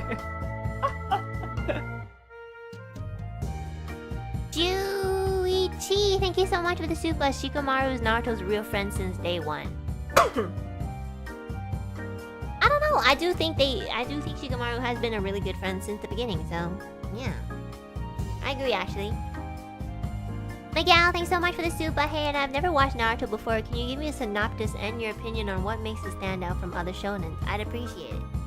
I don't know. I think like shonen anime. I'll stop talking about Naruto. Just reconnect me, please. Okay, I'm sorry. Just reconnect me. I won't talk about Naruto anymore. Jesus Christ.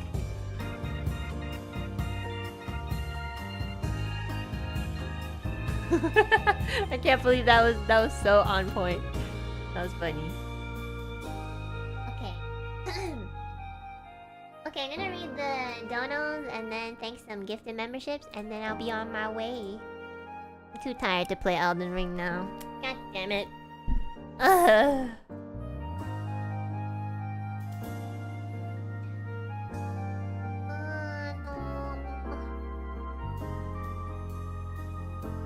We're like almost 5 hours in. Oh my god. I wanted to keep it to like 3 hours. Oh well. CK, thank you so much for the dono. Thank you, thank you. Sabrina, thanks so much for the dono. Thank you for the amazing concert. Enna, your performance is incredible and you sound so heavenly. Hope you know that your singing and streams always bring so much joy and happiness to me, and I'm sure to many people as well. Thank you for everything you do. Thank you so much, Sabrina. Thank you for your nice message, and I'll keep doing my best, so I hope you stick around. Disco Mooney, thanks so much for the dono. I love the 3D concert. Thank you for your hard work. Spirit Bird and Calamity. Thank you, prayer hand emoji. I knew it was gonna be good, but you guys exceeded my expectations. Thank you so much! Yeah, I had a lot of fun duetting with Reimu and doing her air guitar moment too. I don't mean this in a rude way at all, but have you considered seeing a professional to get tested for ADHD? Yeah, I've considered it, but it's not really that important. I don't think it really affects me in my daily life, I'm not gonna lie. Why, do you think I might have it because of my tangents? Because I can't stick to one subject or something? It's possible, but maybe I'm doing it on purpose. Maybe I just really want to talk about Naruto and Elden Ring at the same time. Is that... No, it's your over-obsessiveness of Naruto? Really? Well, I don't know, I just love Naruto.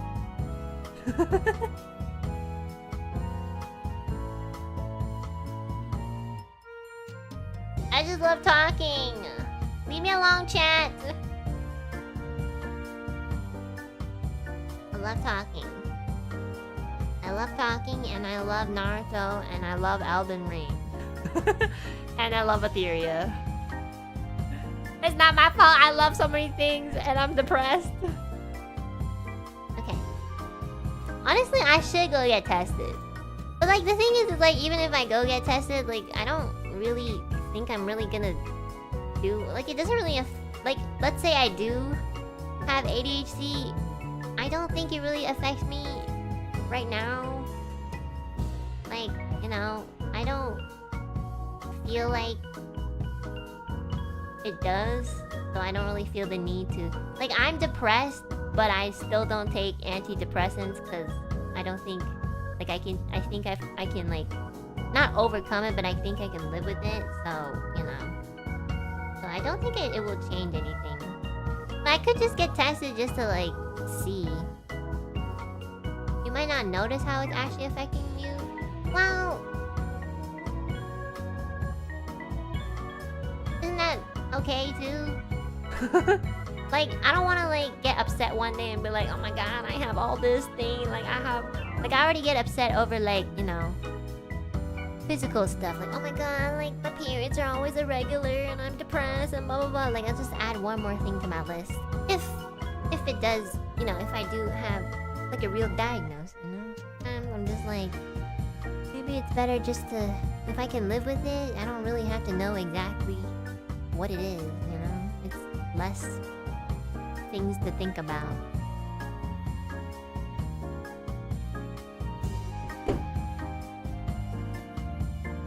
There's like an issue with wanting to do things but somehow not being able to, then that might be a big hint.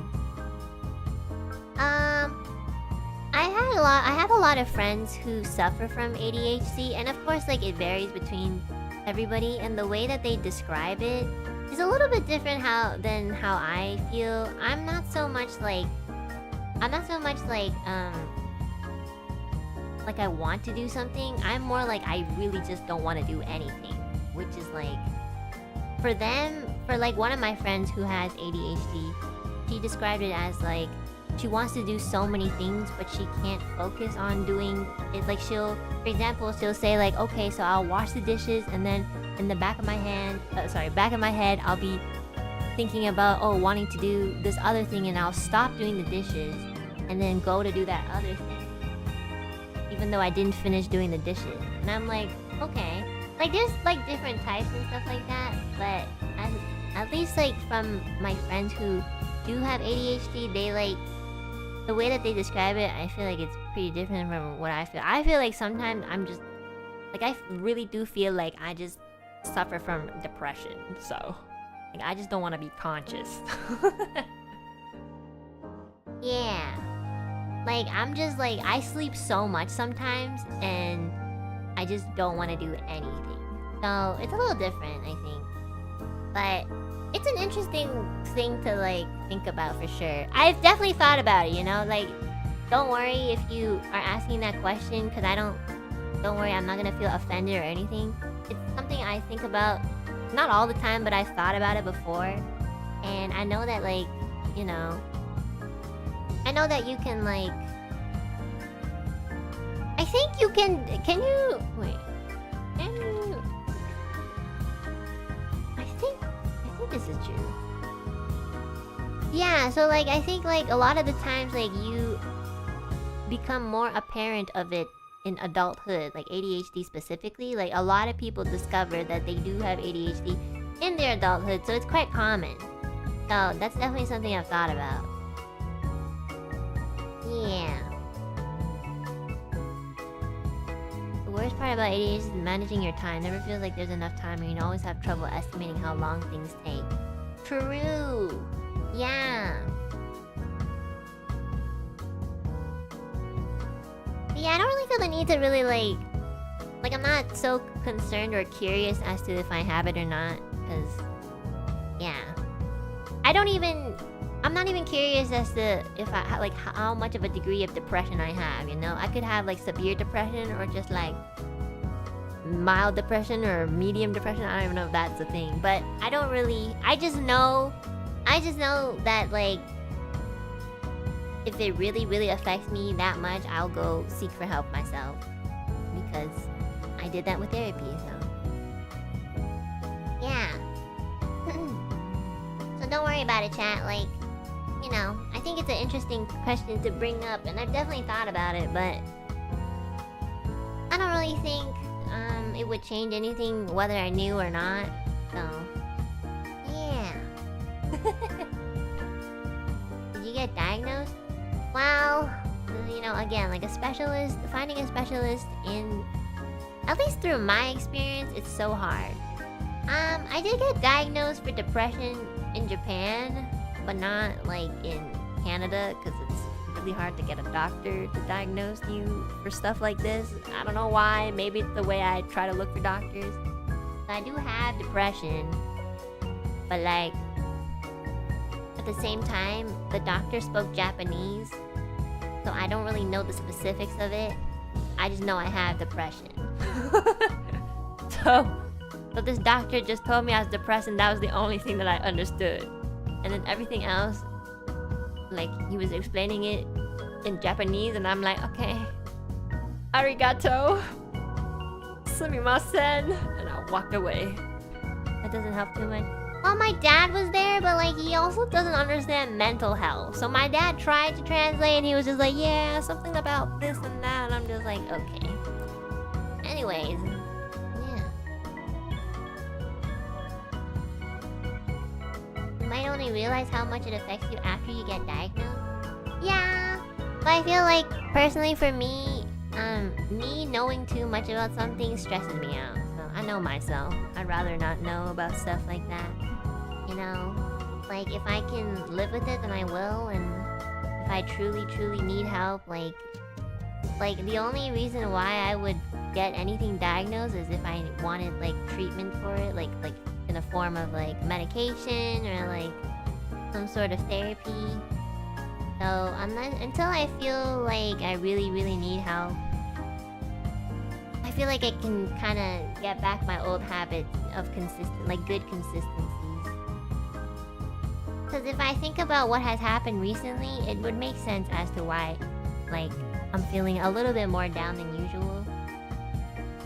So I have to kind of like remember all those factors too, you know?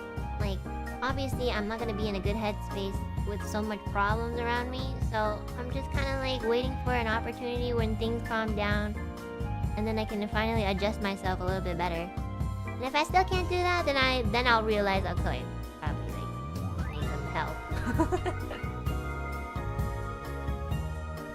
I've definitely been doing like a lot of like, you know, thinking and a lot of just reflecting. So I don't want you guys to worry about me too much. Like, I have a pretty good intuition on when I really do need help, which is why I reached out for therapy. You know, I finally did it.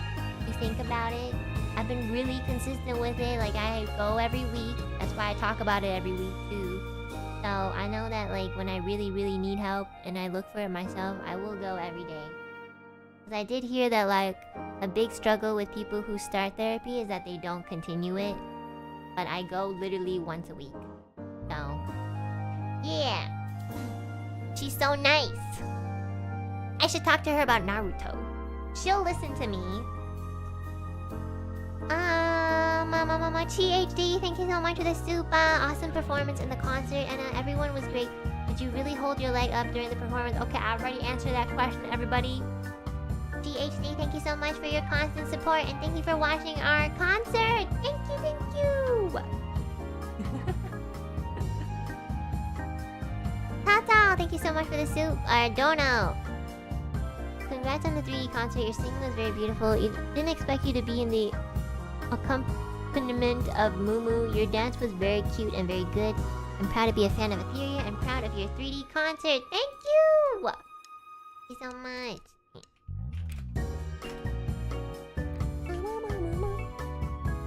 谢谢你们为我们准备那么多惊喜，我们会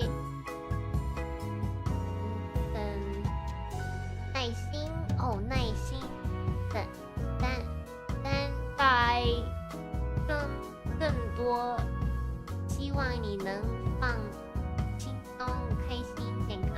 爱你 Thank you so much. 谢谢 Love you guys. Love the Chojo Bros. Love all my Chinese speaking Alouettes. You guys are awesome. Thanks for giving me so much love in, you know, a language that feels really familiar to me, so I feel more at home. So thank you guys.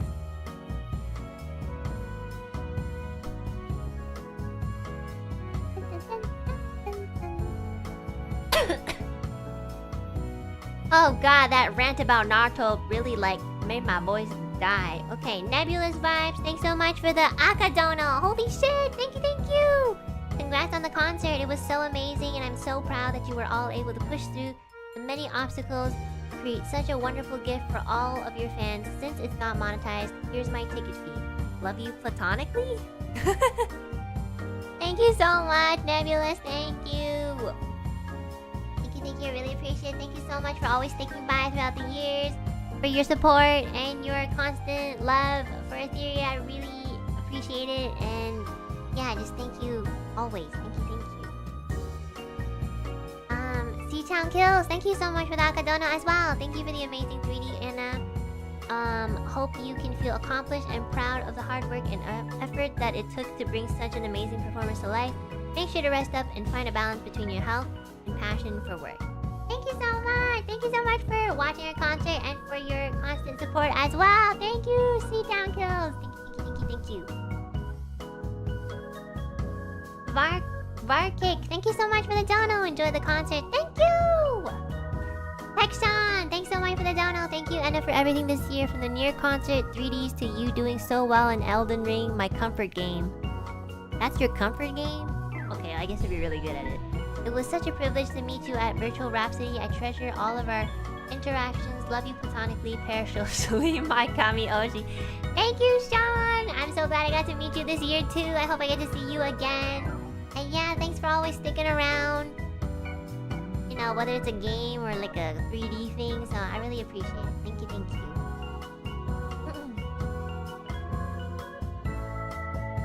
On antidepressants, the worst common side effect is killing your sex drive, so you won't really be affected. Don't worry.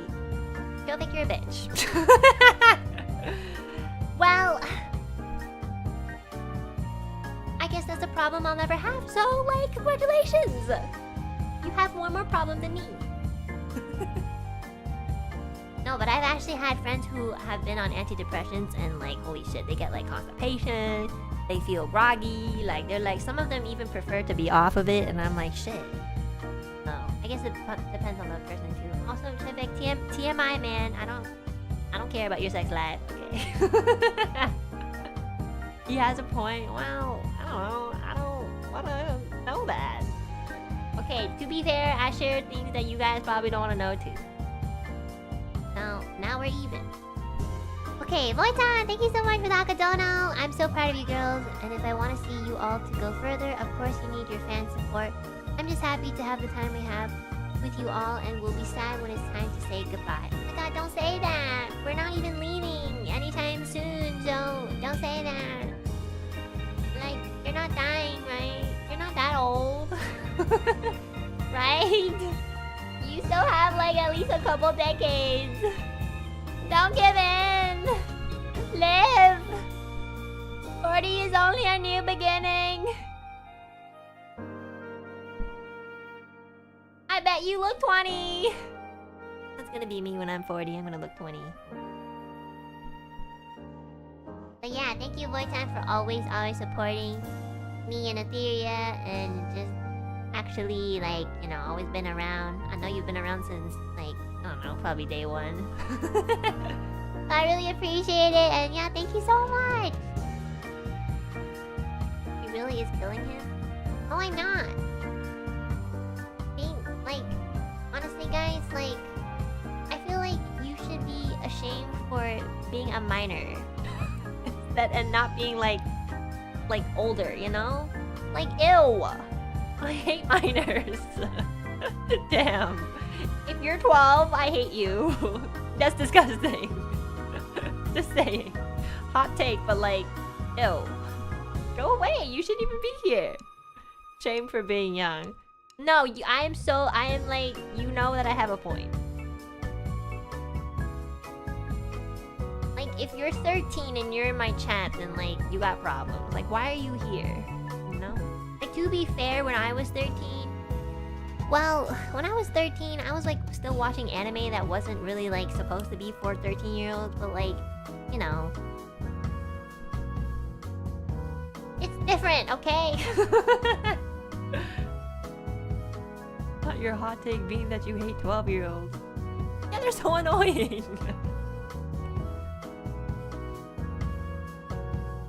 It's okay, you'll get out of it one day in a couple years. Won't hate you forever.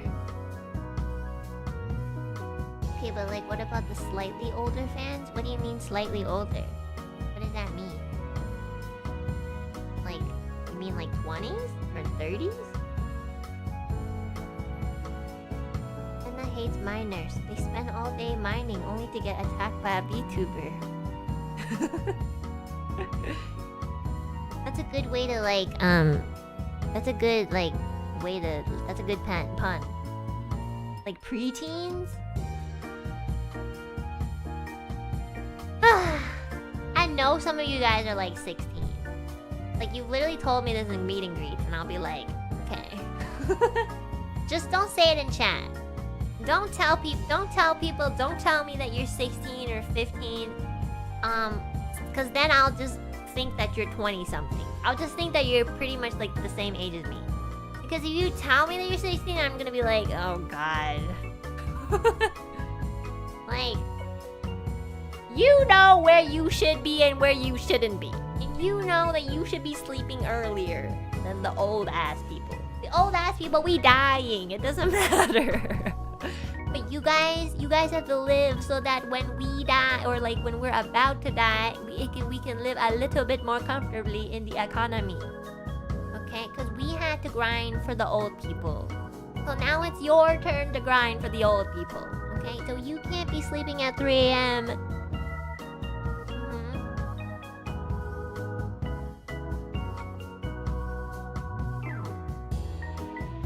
No, seriously, if you're like a minor and stuff like that, just like keep your age to yourself. Because I know like on the internet, like minors like go around and like, you know, go into like places where they really shouldn't be, because, you know, that's just the internet. But like, you just remember to, like, even if you're not a minor, just keep this in mind. Just keep your private info to yourself. Like, you know, just don't share too much about yourself. Especially if you're young. And don't post pictures of yourself if you're a minor. Like, if you're like 30 or 20, you're like, okay, fine. Like, you're a responsible adult and you know what you're doing. But when you're like really young and you're dumb, like, don't do shit. Just don't do anything. Just go to school and then go to bed. Don't do anything. Okay? That's my rule. Okay? Don't watch VTubers. Don't go on YouTube. Just go to school, eat dinner, and go to bed. That's all you should be doing. Like, and then one day you'll blink and you'll be like 25 or something, and then you can start surfing the internet, okay? That's kind of boring though. Exactly. Your first 25 years of your life should be boring. Like, why you gotta have such an exciting life? Like, you're either gonna get super traumatized or you're just gonna get like really narcissistic, okay? Just keep it basic, okay?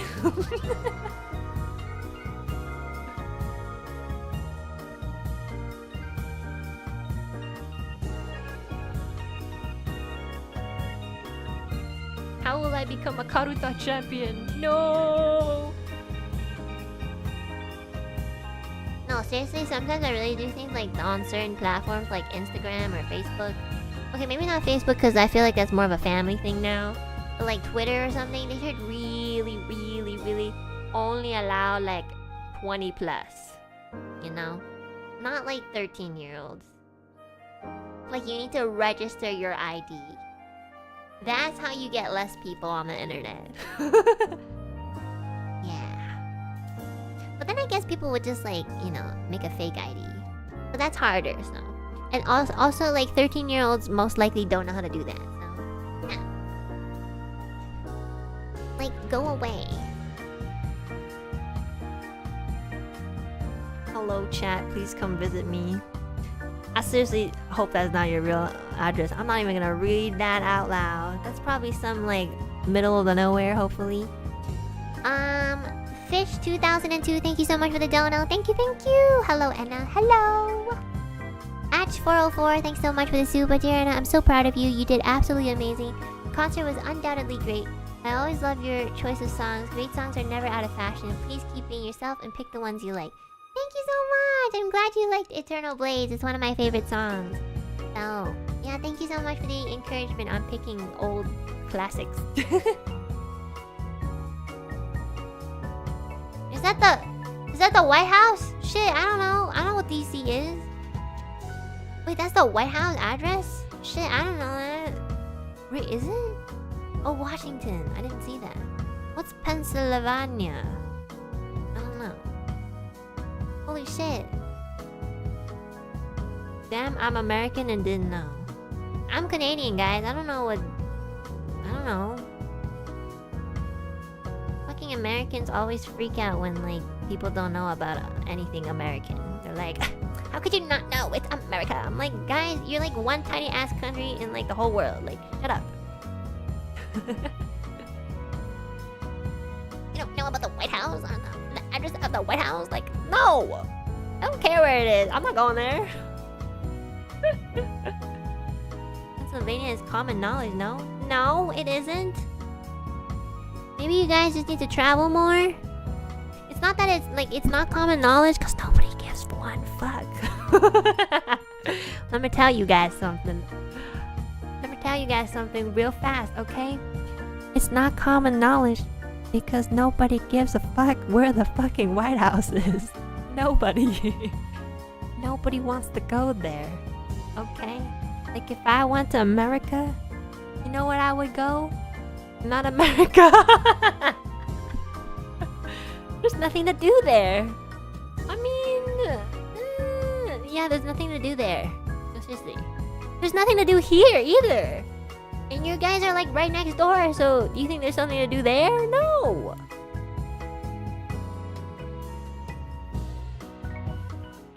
It's about Enna has options selected this time. If it's about America, she brings up she's Canadian. If she's Canadian, she says Canada is too big. But am I not right though? Canada's huge and it's like 90% land. Like, why would I know anything about 90% of emptiness? Like, am I not wrong? Like, am I wrong? Just tell me I'm wrong.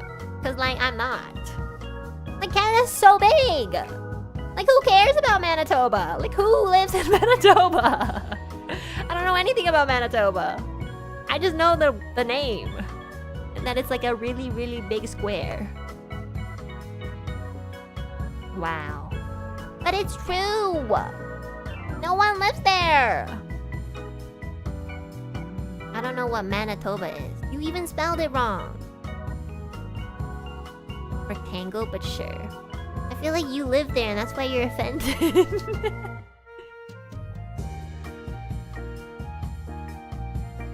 Manitobans probably live there. Is that what they call it? Manitobans? That one Manitoban peep. Is that really what it's called? Like, if you live in Manitoba, it's Manitoban? That's pretty funny. Manitoba sounds like a weak Pokemon. How dare you say that about Canada? I just want you guys to know that I'm equally your enemy and equally your friend. So I'll stand up for you, but I'll also fight you too. Okay? So I'm really fair in a really weird way. Okay? Also, Canada would be such a strong Pokemon. Just saying. Everybody loves Canada. Because we don't have anything.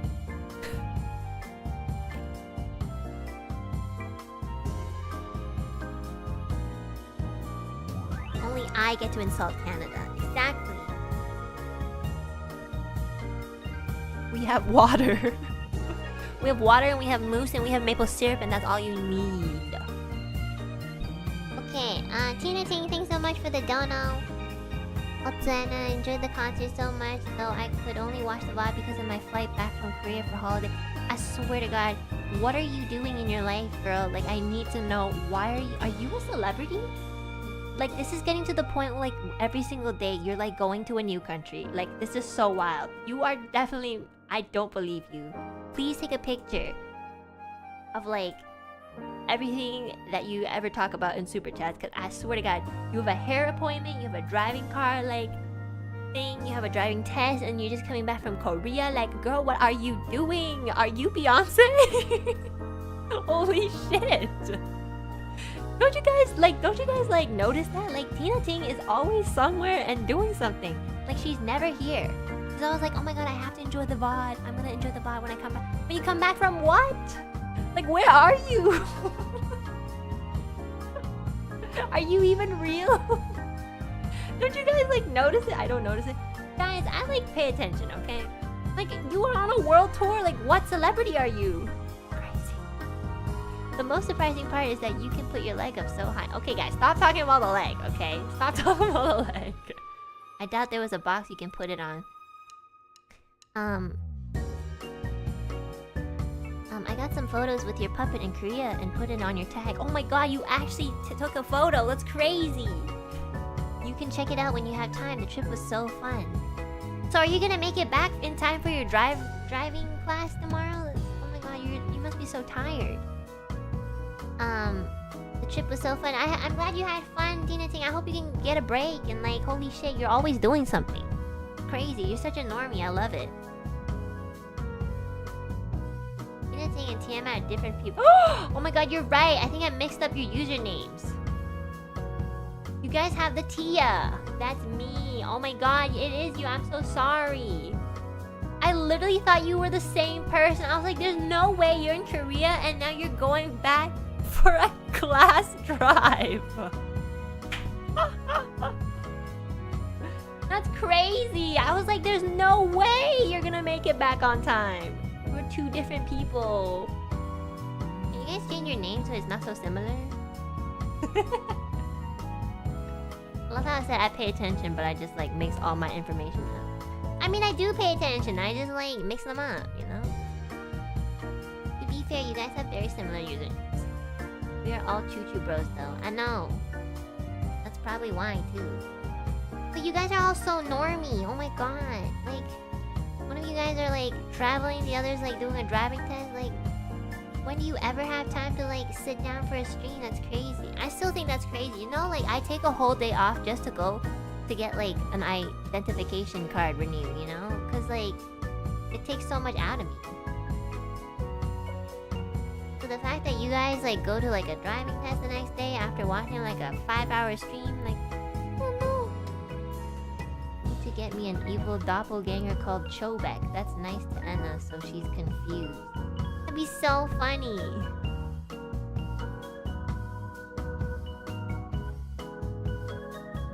When is it? 5 hours? Oh shit, we already passed the 5-hour mark. Chat, stop talking. Okay. I'm so sorry I mixed you up, but I love you all. And please take breaks. Especially after traveling. Atch404, thank you so much for the super. I liked Addiction a lot. There's a choreography by... I don't know how to read his name.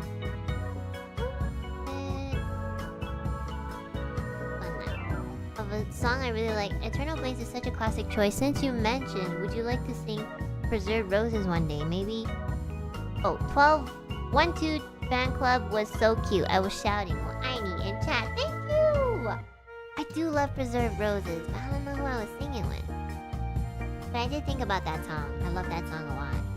Yeah, I'll have to check out the choreography. That sounds cool.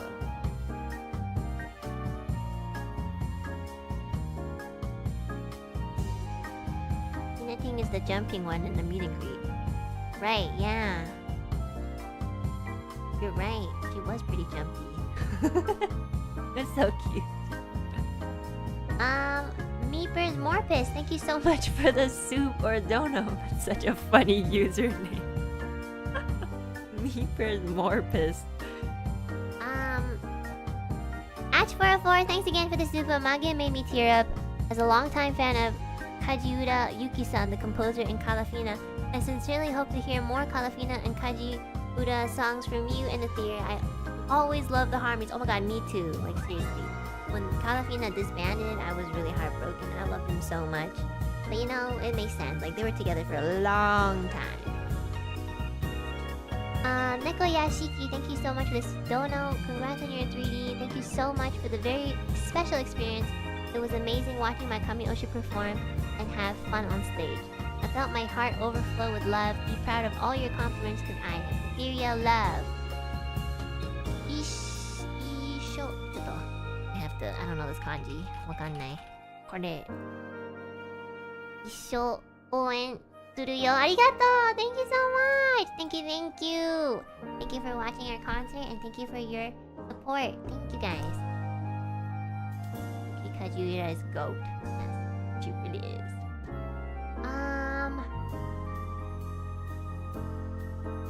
Okay, we're almost there, guys. Atch404, thanks again for the super! I miss your karaoke so much, but your well-being always comes first. Please remember to hydrate, eat, and sleep. Prioritize your health, and please don't feel sorry or apologize for it. Love you platonically. One of the most important things is that you're working on your mental health. It's a miraculous accomplishment, virtual hug, and pat on your back. You're doing incredible. Please trust someone who has been struggling with depression for years. I know a lot of you guys are. A lot of people do. Like, a lot. Oh, babe. LOL. I need.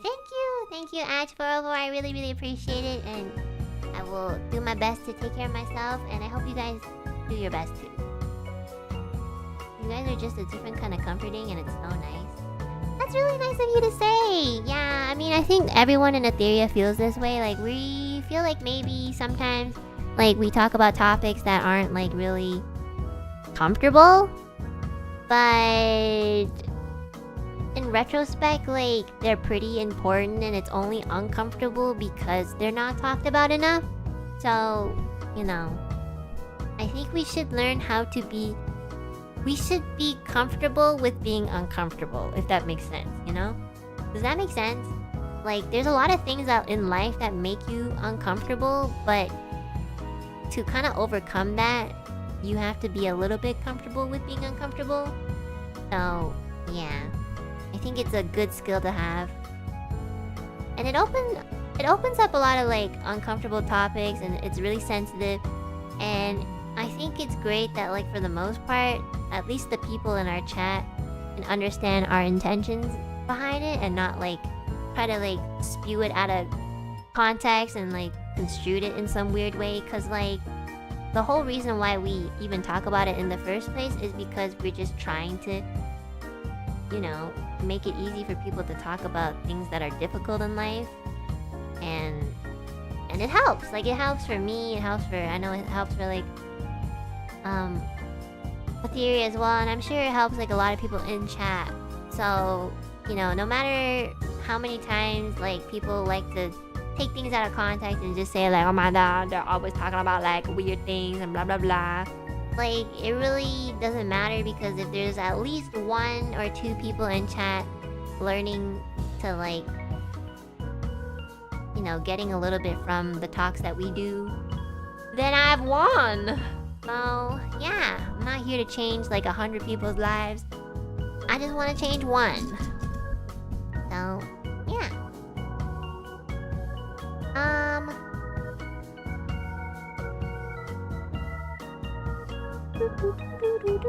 Nicola, thanks so much for the dono! Hello, Enna. I feel bad for not being around as much. Other things in life, whether it was interests or work or such, have made me watch less, but I want to more again. I just want to know that you really do make my days better. My Kamiyoshi, love you lots. You never have to apologize! I feel like I do that too. But like, we don't have to apologize for things that we can't control, and also, you know, you have supported me so much, so even if you do watch me less or whatever, like, I'll never forget you. So you've made your mark, and I don't want you to feel bad about it, because that's such a good thing that you've done. So thank you for always supporting me, and yeah, don't ever feel bad about that. Please do what you want to do and just be happy. Udon Mian, thank you so much for this dono. So lucky we can go through up together in my most difficult time. My lover passed away. Oh no, I'm so sorry. And at my lowest point at my job, I almost lost the motivation to live. But now I'm gradually recovering and getting the life I want. And then I gotta translate this because I don't know what this says.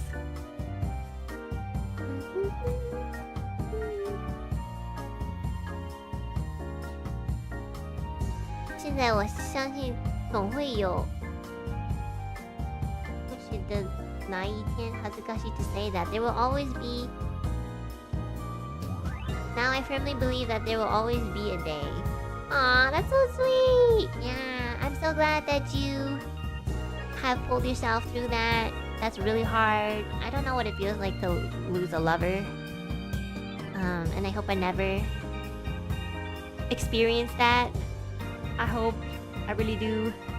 But yeah, I can only imagine, and I'm really sorry to hear that. But I'm really, really, really glad that you're here with us today and doing your best to like recover and heal from that. So yeah, thank you for sharing. Sen, thank you so much for the donut. Otsu Ethyria, you have no awkwardness in front of the camera. Happy to see all the hard work finally revealed. Thank you. Thank you for not seeing that. I'm glad that somebody thinks I'm not awkward. Mo Fang Kuai, thank you so much for the dono. Thank you, thank you. Kitten Cube?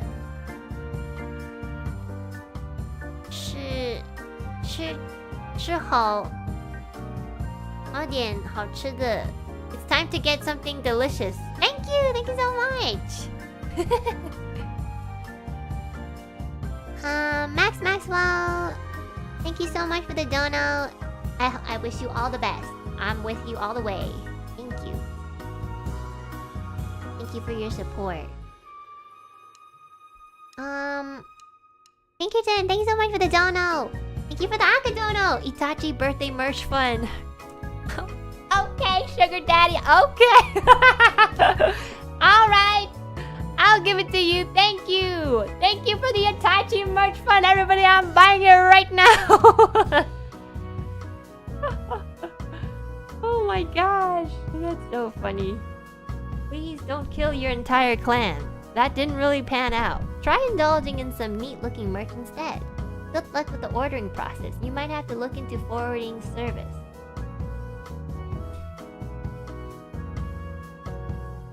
I'm buying it right now. Buy a figure? Honestly?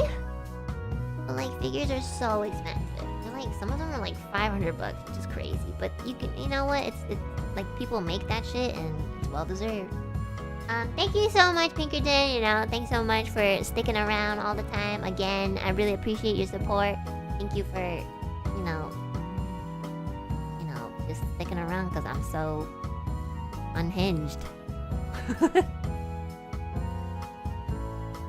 And it goes in circles with topics, just like Ethyria on stage. Oh my god, you are so mean. That is so true.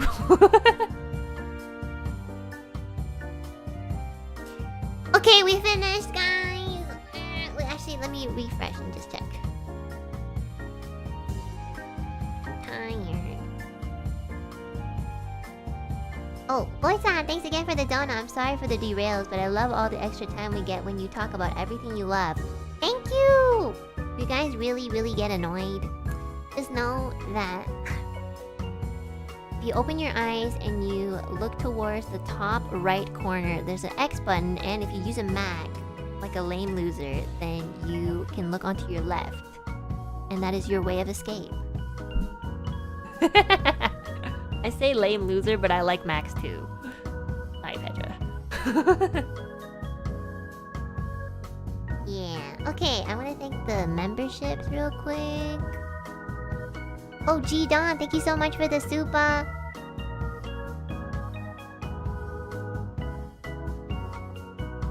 Oh, Kinky Dapper, thank you for the super as well. Just got back from lunch. My local pub now has a sign on their door that says no guns allowed indoors. Okay. Anyways, I think a good burger with jalapenos on it can help improve the gloomiest of days. Thank you for your tip. I will try that, and I will definitely go to a bar that has no guns. Actually, I don't even go to bars. I've never been to a bar before, or a pub. I'm too afraid, and it's not really my scene, but one day if I do, I'll definitely make sure that they don't allow guns on the indoors. Pinkerton, thanks so much for the super. Nicola says she loves you. Thank you! Thank you very much. Are you guys, like, friends? I always get so surprised when other people, like, are friends with each other. I think it's so interesting and exciting. Jovial! Thank you so much for the super. Have a good stream and a congrats on your 3D concert. It was awesome. If you can get it, try some nonya dumplings. They contain sweet and salty pork. What is that? Nonya? Nonya. Oh, sorry. Nonya dumplings. Is it what I think it is? Oh, the glutinous rice dumpling.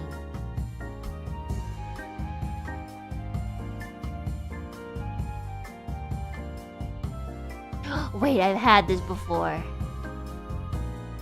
It's so sweet.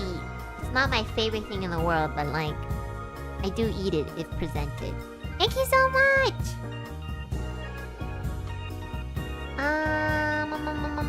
I think that's it for Super Chat. Although I can't donate frequently and only rely on other Alipeeps gift subs, just want you to know that you helped me during the lowest of my life. Aww, thank you so much for letting me know and sharing that, Sky. I really appreciate it, and I hope it's been a lot better. I really do. Thank you so much, and don't worry. Don't worry, guys. Like, I don't want people to ever apologize for not, like, donating. Please don't. Like, put yourself first. I know, like, some people here, like, live in, like, places where the currency is so low. It's crazy. So, like, please make sure you put yourself first. I think it's so important. Don't feel frustrated that you can't, like, donate, because there's so many other ways to support your favorite streamer. Like, just watching them. Just, like, being a part of a conversation. Being patient about, like, each other. And, like, whatever I have to say is already so much support than anything else. So, yeah. And just remember, at least coming from me, the biggest thing I want is when I leave, a bunch of people around the world will remember a lot of what we talk about and realize that, like, you know, life isn't too bad and we can do it, and just be happy, guys. That's all I want. Like, we only have this, I don't even know if we have, like, a life after a life, but, like, just make sure you guys are happy and just live your life satisfactory. That's all. Salty Zero, thanks so much for the super. Love your Zatsu. Thank you. I need to shut the fuck up. I'm tired.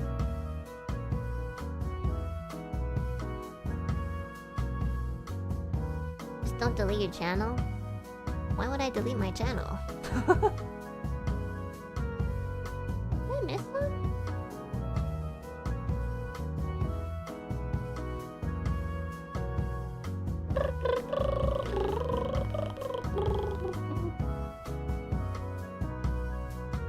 couple I did? Where?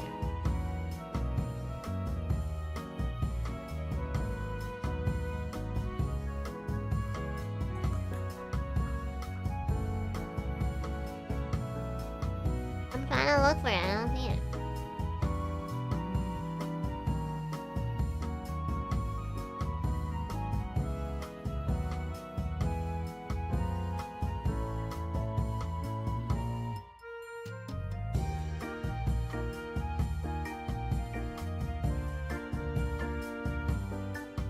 Sorry, I'm trying to find it.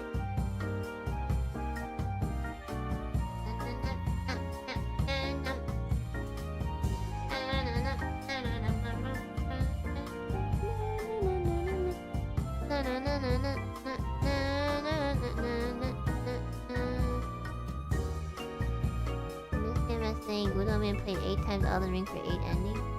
I read that one because I remember saying it out loud.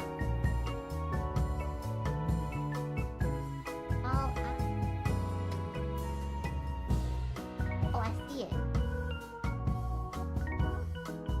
I promise you, if I croak while you're still actively streaming, I'll specify in my will to have some send you a sayonara dono. Don't say that! Old people are not allowed to joke about dying.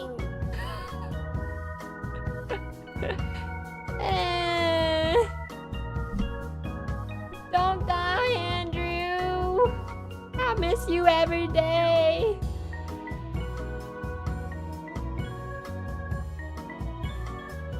My grandma used to joke about dying. I'm like, bruh.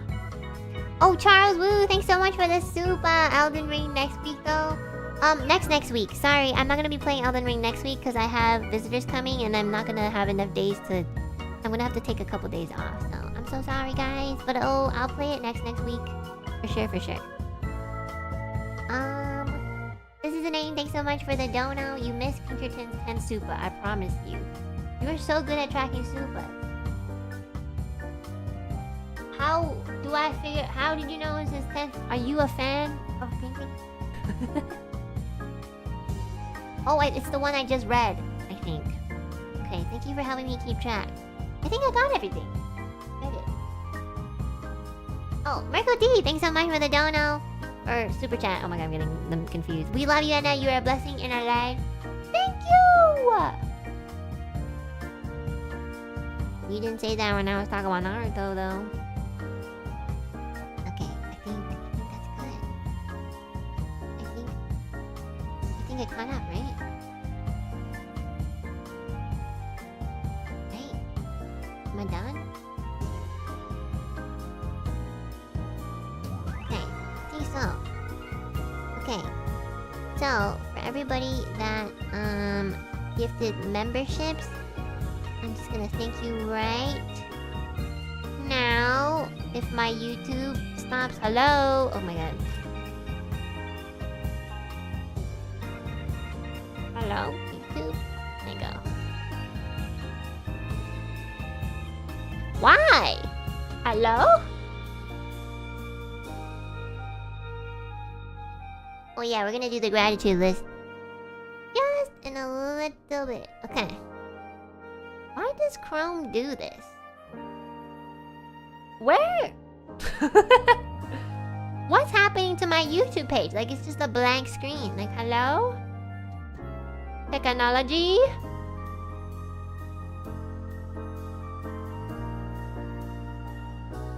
There we go.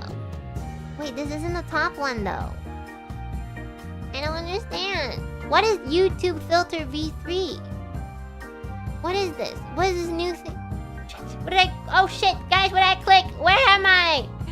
Oh no, what did I click? Oh no, I don't understand. What is this new thing? What is this new?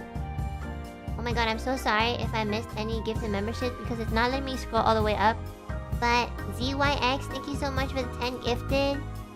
Hajime Tsuki, thank you so much for the 5. Demi, thanks for the 5 as well.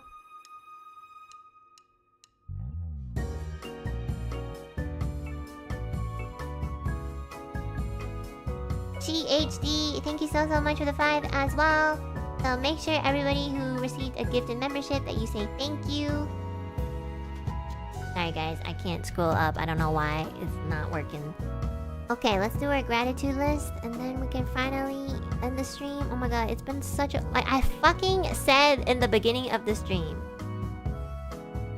that, like, I wasn't gonna do a long Zatadan anymore. But it's now gonna be approaching 6 hours. You're missing a lot. I know! I can't go up. I don't know why. My viewer activity is not letting me go up all the way. I'm so sorry. Wakanai. Fuck. Okay. Why does YouTube keep changing layout? I don't know! I hate it when things change. I'm old and I can't keep track. Now, let us do one thing we're grateful of today. Gratitude list. Let's have it by default here.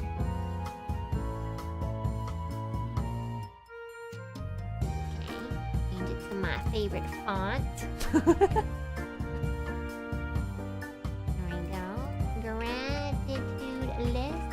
I'm gonna give you guys 3 and you guys can just give me 1 in chat.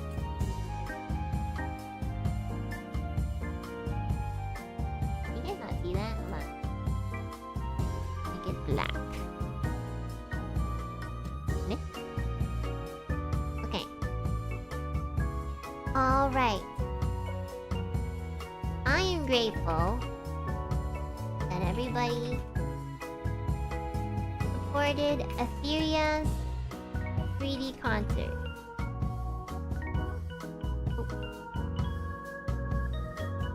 Grateful that we got to talk about all my favorite things today.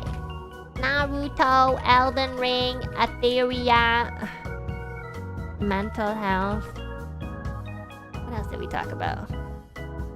Naruto. I'm grateful we finally escaped the Naruto tag. Hey! I'm grateful it's easy to bait Enna into tangents. Thank you for ending your Naruto rants. Guys, y'all, you gotta do a serious gratitude list. That's not serious. You're supposed to be serious.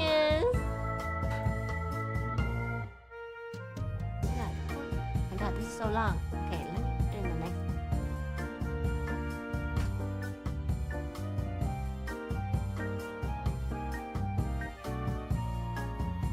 Why is it so long? Okay. Okay, there you go.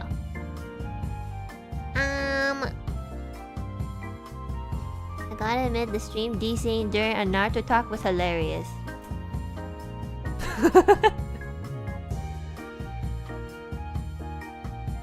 Celebrated my birthday today and got a beautiful amount of gifts. Oh, nice! Happy birthday again! Listening to Enna's series talk, it really reminds me of the important stuff that gets overlooked. Yippee! That makes me happy to hear. Grateful to have found Alopecia the mold with in a fun way during your streams. Honestly, that is fun. What am I grateful for the 3rd? Like, I just started my day, so it's a little hard. Like...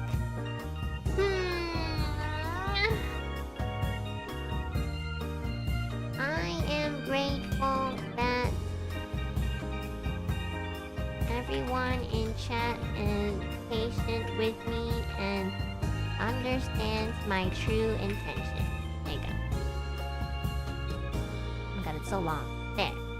I do really appreciate that. I get a little insecure or like a little scared that you guys might take it the wrong way, but for the most part, you guys more or less get what I'm trying to say, so that's good. I'm not really good with words, so it's easy for people to misunderstand, or if you just hate me, then it's easy to, you know, make it into something a lot more weird than it actually is, but I do appreciate everyone in chat.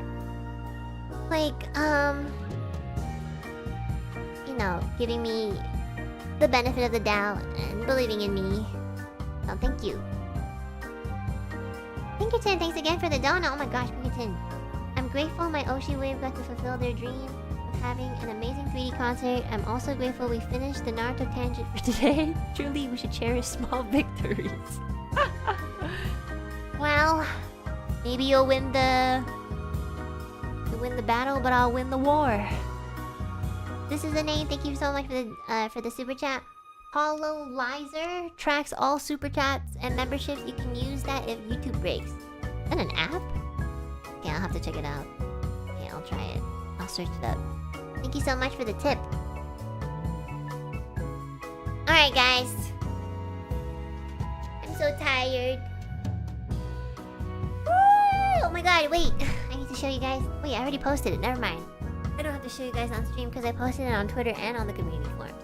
I drew something for Ethyria to commemorate. Well, maybe I can show it again.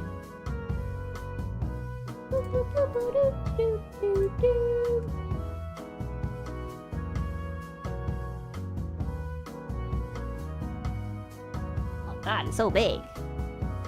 Ta-da! Took me like a whole day. I know. I didn't even draw the bodies and it took so long. But like, this is for Ethyria and for everyone. So this is, I don't know what I was doing, I'm gonna be honest. But like, it says Arigato, Daisuki, Shei, Salamat, Happy Pride. Gracias. I tried to like incorporate like all the languages that Ethyria spoke. As best as I could. Love for Babu. Don't forget to give Babu lots of love when she's ready to come back. Don't forget to give Mumu lots of love because she deserves it. I love you guys platonically. Ethyria forever. Thank you to Alu Peeps, Families, and Phantoms. You guys are awesome. Love you guys platonically. XOXO. I don't know. I wrote you are my dream because like you guys are my dream. Thanks for making my dreams come true and being my dream. I'm just gonna say it like that so it sounds less like, you know, sentimental. And yeah, so thank you. Thank you for your support, everybody. Thanks for the long Zatsu. We haven't done one of those in a while. I'm tired and my throat hurts now. Thanks a lot, everyone. Thank you for doing the gratitude list with me. And I'll post my schedule for next week soon. But again, like I'm gonna have to take a couple days off because I have some friends visiting. And I think it'll be a good time to like just take a little bit of a rest. And then yeah, look forward to Zomboid because that's happening still next week. And yeah, Elden Ring, I'm gonna have to postpone that for like next week. I'm so sorry. I'm excited to play it too, but I